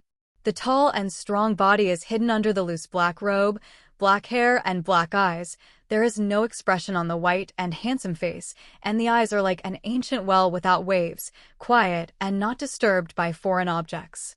It does look like it has the aura of a strong person on the outside, but I don't know what realm the real strength will reach. I thought silently to Iroh in my heart. When he was a child, he heard about Yifeng's deeds from those elders in Hailaozang, and their description of Yifeng was invincible in the world. So Ai Luo has always maintained a strong curiosity about Yifeng, how the other party cultivates, and what level of strength it has reached. Sensing my Ai Luo's gaze, Yifeng immediately sensed the other party's thoughts. The corners of his mouth lifted slightly, and said, "Young man, you seem to be very interested in my strength?" Looking at Yifeng's deep eyes that seemed to see through everything, Ai Luo was also dumbfounded for a while, not knowing what to say. Kankuro and Temari next to them were also afraid that their brother had offended the god of the ninja world, and immediately came out to help explain. "You don't need to be so nervous, I'm not a monster." Yifeng smiled, and then beckoned to my Ai Luo. "If you're interested in my realm, we can talk about it, and it can also be regarded as my assessment of you as a wind shadow." Hearing Yifeng's words, everyone present couldn't help but be surprised. Lord Yifeng was going to personally make a move? Looking at the somewhat hesitant Ai Luo, Yifeng waved his hand at him again and said with a flat face, "Let's do it. This is your assessment. If you pass, you're the real 5th generation of wind shadows." Finally, Ai Luo exhaled deeply, looked at Yifeng with a solemn expression, and said, "I understand." A chakra erupted in my arrow's body, and countless yellow sand gushed out from the mouth of the gourd behind me, condensing in midair. "If you're here, it's not quite suitable. Let's change places." With Yifeng's words, the next moment, everyone only felt that their bodies suddenly trembled, and they who were still in the room had already moved to Konoha's back mountain training ground. My Ai Luo's pupils tightened, and Yifeng's exposed hand had already shocked him to speak. "You must know that although not all of the people present are shadow-level powerhouses, they basically have a considerable degree of strength, and Yifeng not only unknowingly transferred him here in this instant, but also brought everyone over. This strength, even if it has not been handed over, I love Luo is ashamed of myself. It is worthy of being the god of the ninja world, and the strength is too terrifying, far beyond my expectations." If in the past, Ai Luo would have doubted whether people's description of Yifeng's strength was too exaggerated, then this doubt has become gone at this moment. But since I have the opportunity to fight with such a strong person, I can't waste such an opportunity in vain. With a thought in my heart, the yellow sand around my Ai Luo instantly formed dozens of sand arrows and shot towards Yifeng. Whoosh! So. The sand arrow was directly blocked by a wooden wall, and with a random wave of Yifeng's right hand, a huge wooden pillar rose from the ground and crashed into my arrow. Drink. Ai Luo jumped into the air, and a cloud of sand at his feet lifted him in the air. In the face of Yifeng, Ai Luo will not be stupid enough to keep his hand, stretching out his left hand and shaking it in the air against Yifeng below, as if he wants to hold the other party in his hand. This was followed by an overwhelming yellow sand, which permeated the air to form a layer of sand clouds, covering the sky. At the same time, the ground under Yifeng's feet also turned into sand, tightly restraining his body, as if to drag him into the ground. When the yellow sand came to the sky above the location of the night Feng, the yellow sand turned into a huge human face tens of meters. I saw that the sand face opened its mouth wide, and he rushed towards the night maple on the ground, as if he wanted to devour him. Quicksand waterfall. Ai Luo shouted that the quicksand waterfall can change the environment of an entire region, instantly turning an area into a desert, allowing enemies to be buried hundreds of meters underground under the pressure of sand. With a bang, Ai Luo controlled the yellow sand and rushed towards the night maple below. However, Yifeng did not react to this until the sand was still about 5 meters away from him, and the chakra fluctuations on Yifeng's body rose abruptly. Although his body still did not move, a powerful impact had been automatically generated on the surface of his body, bouncing the surrounding yellow sand and directly crashing into my arrow. The shock wave formed by the chakra impact dispersed the surrounding air, and the air wave visible to the naked eye spread around. Boom! The sand condensed in midair collapsed when touched, and it was immediately dispersed by the shock wave and fell towards the ground, as if it was raining yellow sand for a while. And Ailuo, who was hidden in the yellow sand, swayed in the impact and fell towards the ground. The impact caused a paralysis in his whole body, and Ailuo only felt dizzy, and just when he was about to support his body, a black shadow had appeared in front of him. Yifeng simply glanced at Ailuo, and just an understatement in his eyes had already made Ailuo realize that he could not be the opponent of the other party at all. Immediately, Ailuo clasped his hands and bowed and said, "Lord Yifeng's strength is really eye-opening." At this time, Ailuo no longer had a trace of fighting intent in his heart. Yifeng's terrifying power had crushed his idea that he could surpass the other party, and Ailuo was the first time in his life that he was so convinced of a person. This is the real strong. I love Luo looking at Yifeng with adoring eyes. My Ailuo's strength has indeed reached the level of the shadow level, and naturally it has been recognized by Yifeng, and then the ceremony is successfully completed, and Ailuo has officially become the 5th generation of Wind Shadow, and the youngest Wind Shadow in history. Snow Princess is being screened in a movie theater in the province of Fire, and just as the protagonist Snow Princess draws her sword and fights the enemy, a shout suddenly comes from the rear, causing many viewers to look back dissatisfied. "Snow Princess, come on, beat them to chaos." Naruto responded by waving her small fist in the back row. Seiko and Sakura looked at her speechlessly, feeling the disgruntled glances around them, and they both wanted to pretend that they didn't know the red-haired girl next to them. After 20 minutes, the movie finally finished, and the three came out of the movie theater and arrived at the place where they met Rin. "You see, even here is a poster board for Snow Princess." Naruto pointed to a huge board above and saw the beautiful and delicate image of Snow Princess attached to it. Naruto's eyes were glued to the movie poster, her hands supporting her chin, and she muttered, in other words, "Will there be a princess like Feng Shui in this world? Beautiful and strong, I want to be such a woman." Boring, it's just the characters created in the movie. Seiko shook her head, then again, "Why did Sister Rin want us to watch this movie before the mission?" "I don't know." Sakura shook her head, but Sister Rin came a little slowly this time. Obviously, the previous mission negotiations were quite fast.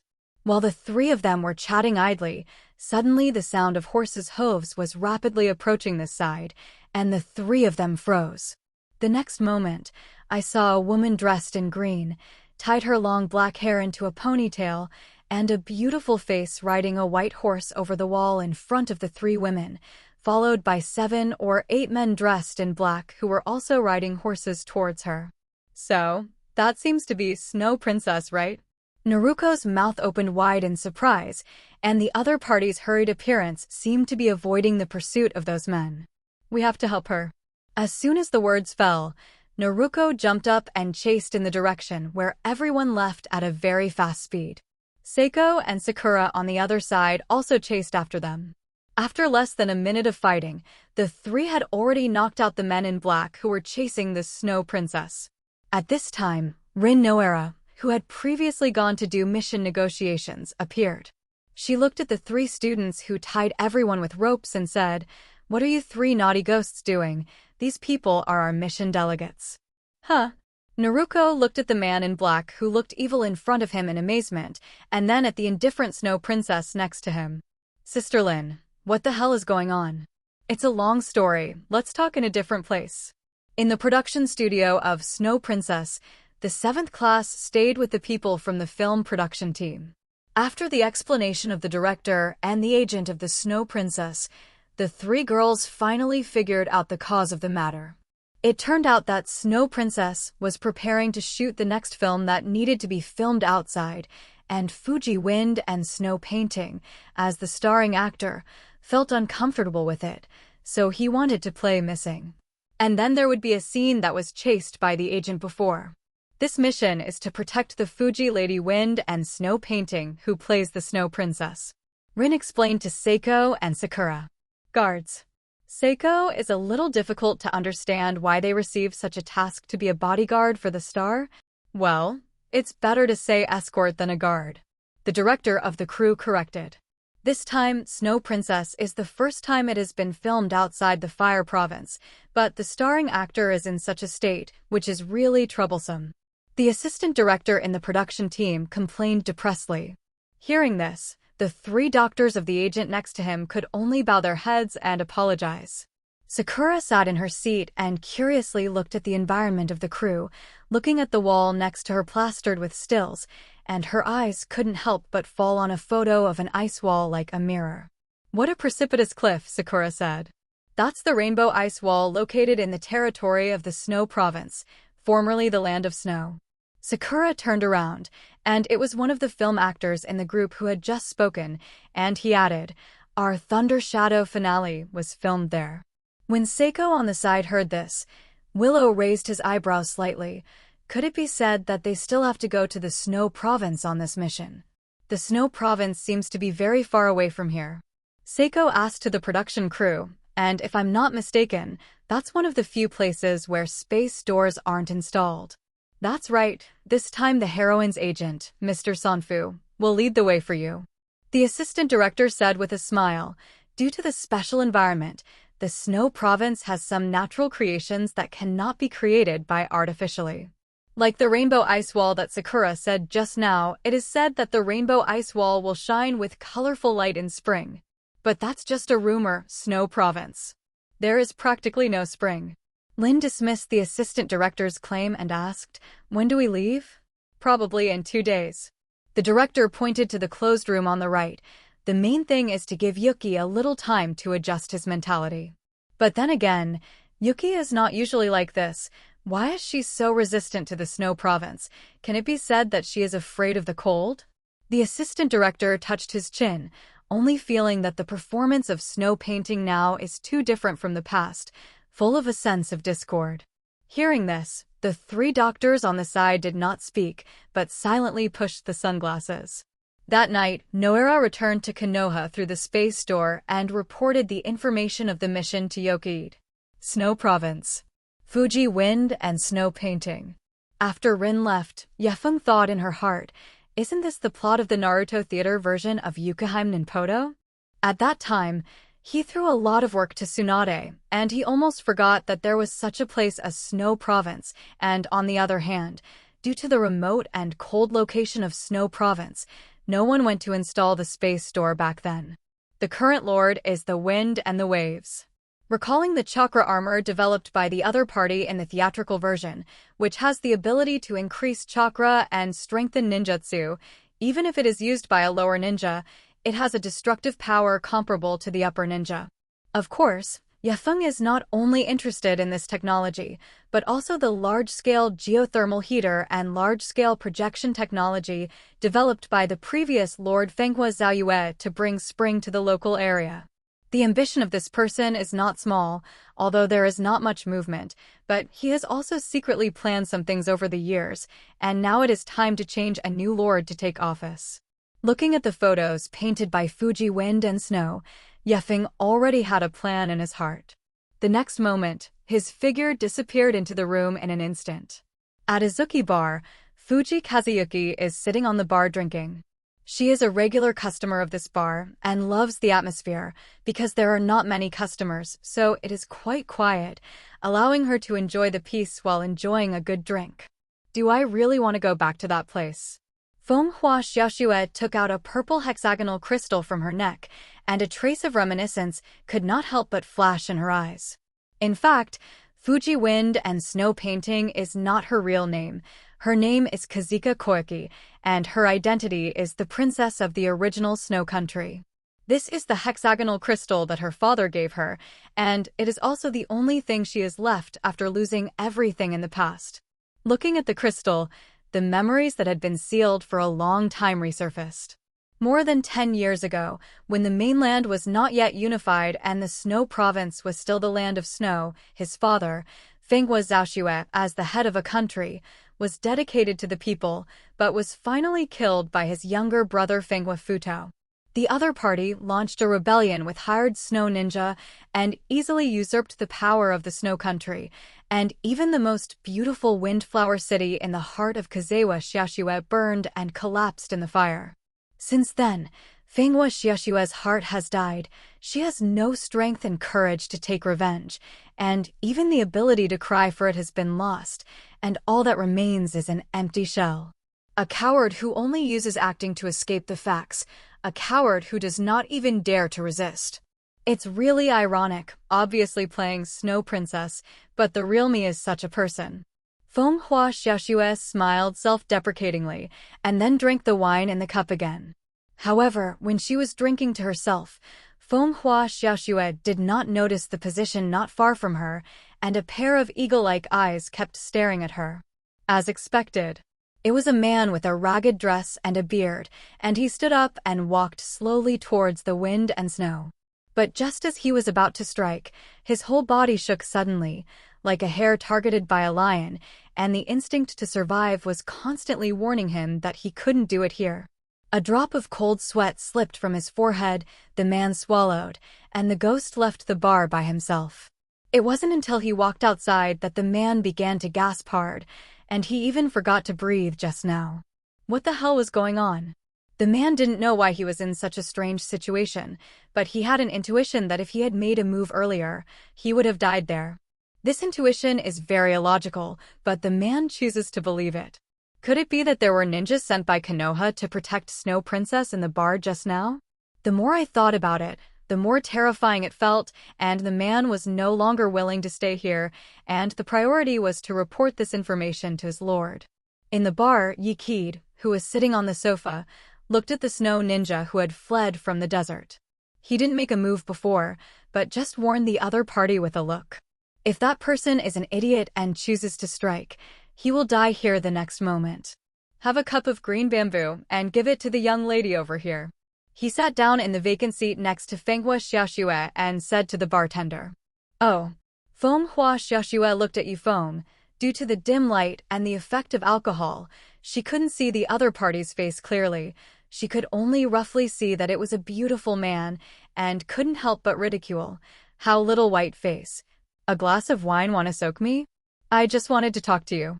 For Fenghua Xiaoxue's ridicule, Yifeng did not feel angry, and after taking a sip of wine, he said flatly, after all, escaping for so long is not a way, isn't it? Hearing this, Fenghua Xiaoxue's beautiful eyes shrank suddenly, and then looked at Yifeng with a guarded face. You, what kind of person are you? Someone who wants to help you. I don't need anyone's help. Fenghua Xiaoxue stood up and wanted to leave, but then Yifeng's words made her stop again. Wind and Flower Fury has already set eyes on you.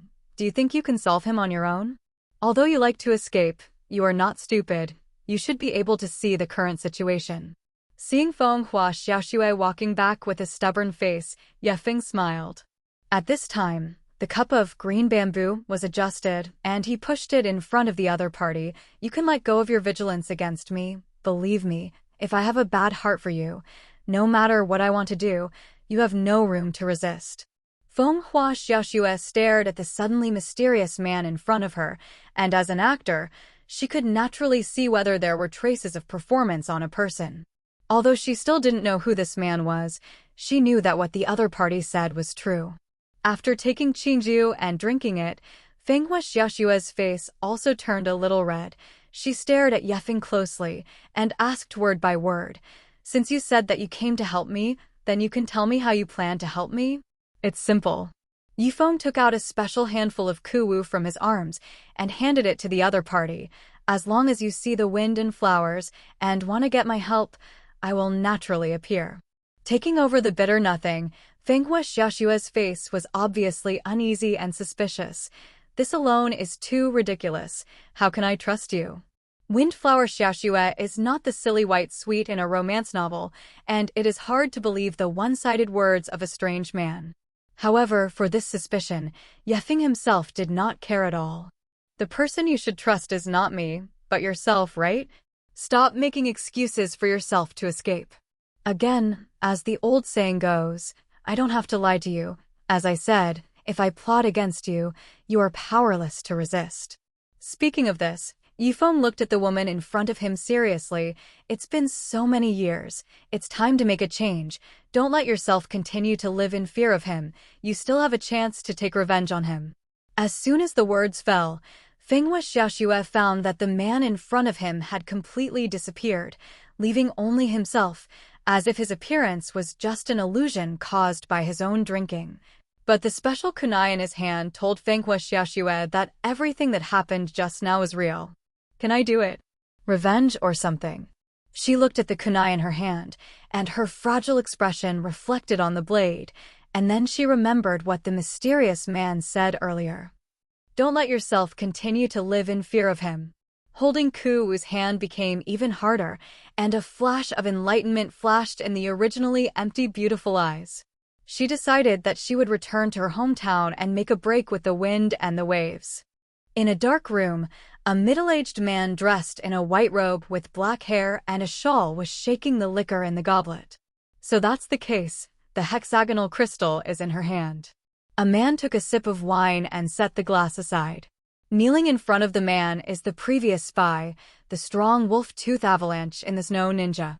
However, unlike the previous appearance disguised with the transformation technique, he is white-faced, purple-haired, and blue-eyed, wearing a white combat uniform and a strange metal device on his right arm. He knelt down on one knee and reported to his Lord Fenghua Fu Tao, Lord Nu Tao. At present, we can already confirm that Fuji wind snow painting is wind flower light snow. No wonder it took us 10 years of non-stop searching to find it. The one who spoke was a pink-haired woman, also wearing a snow ninja combat suit. Her name was Tsuruyoshi Fuyuki. Like the wolf-tooth avalanche and the winter bear freezing rain, she is a powerful general of the wind and waves. It's not difficult to deal with a single girl. A winter bear with a strong body like a wild bear freezing rain pressed his mechanical right arm, and his eyes revealed a trace of cruelty. When do we start? No hurry, no hurry. If you make a move, you will only hit the grass and startle the snake. Fenghua smiled, and then drank the liquid in the wine glass. When she comes to the border of the snow province, we will start again, and then she will not be able to escape even if she wants to. However, Rin Noara of Konoha and her squad are serving as Koiki's escort. Speaking of this, a dignified look flashed in the eyes of the wolf-tooth avalanche. As one of Yifeng's 3 major disciples, Noara Lin naturally received the attention of all forces. Although the data from the survey showed that the other party's field of expertise was actually in medical ninjutsu, Wolf-Tooth Avalanche would not be stupid enough to despise Yifeng's disciples. However, he will not despise the other party. It does not mean that others will not, but I saw that the female snow ninja named Blowing Snow lifted the corners of her mouth after hearing the 7th class and said, isn't that quite interesting? If you are only good at medical ninjutsu, how strong can even a disciple of Yifeng be? Fuyuki is right. 1 medical ninja and 3 shinobi imps. The 3 of us are enough to take them down. Winter Bear's rough face suddenly became vicious. He was wanted by Konoha many years ago for killing an innocent civilian, and he had no place to live, so he could only wander around. If it weren't for the wind and fury to take him in, Winter Bear Freezing Rain thought that he might have been killed by Konoha long ago. Over the years, he hated the Konoha ninja to the bone, and he wanted to kill them all. Looking at the 2 arrogant companions, Wolf-Tooth Avalanche couldn't help but frown, and he suddenly remembered the chi machine that locked him that night. If that's not my delusion, then our situation. In the end, the Wolf-Tooth Avalanche still didn't say the matter, and the few people stayed in the center of the snow province, waiting for the wind and snow to throw themselves into the net. A few days later, the cruise boat finally reached the border of the snow province. Before it was incorporated into the empire, the snow province was originally called the Land of Snow, but it was called the Land of Snow because of the cold winter all year round. For almost a year, the inhabitants of this place do not see sunlight from beginning to end, and all that remains is a snow-white color. At this time, the crew happened to encounter a huge iceberg in front of them on the route, and the director arranged the shooting content here on a whim.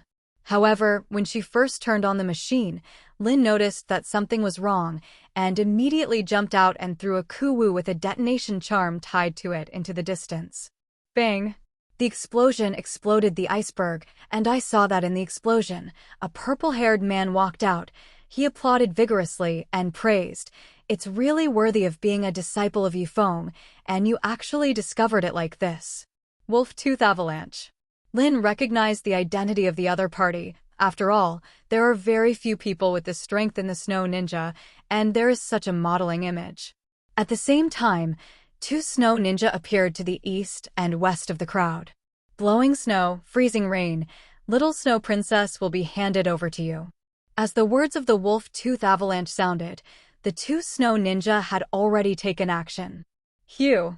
Naruto and Seiko rushed towards Winter Bear freezing rain and Tsuruyoshi blowing snow, respectively. When Naruko's fist smashed into the former, before it hit her body, she was blocked by a barrier when she was about 30 centimeters away, and a countershock force made her feel a sour numbness. What's going on? Naruko immediately took a few steps back, her little face full of doubt. Similarly, Seiko, who was not far away, also encountered the same problem, only feeling that her attack had no effect on the other party. That's a special ninja armor made in the Snow Province, called Chakra Armor.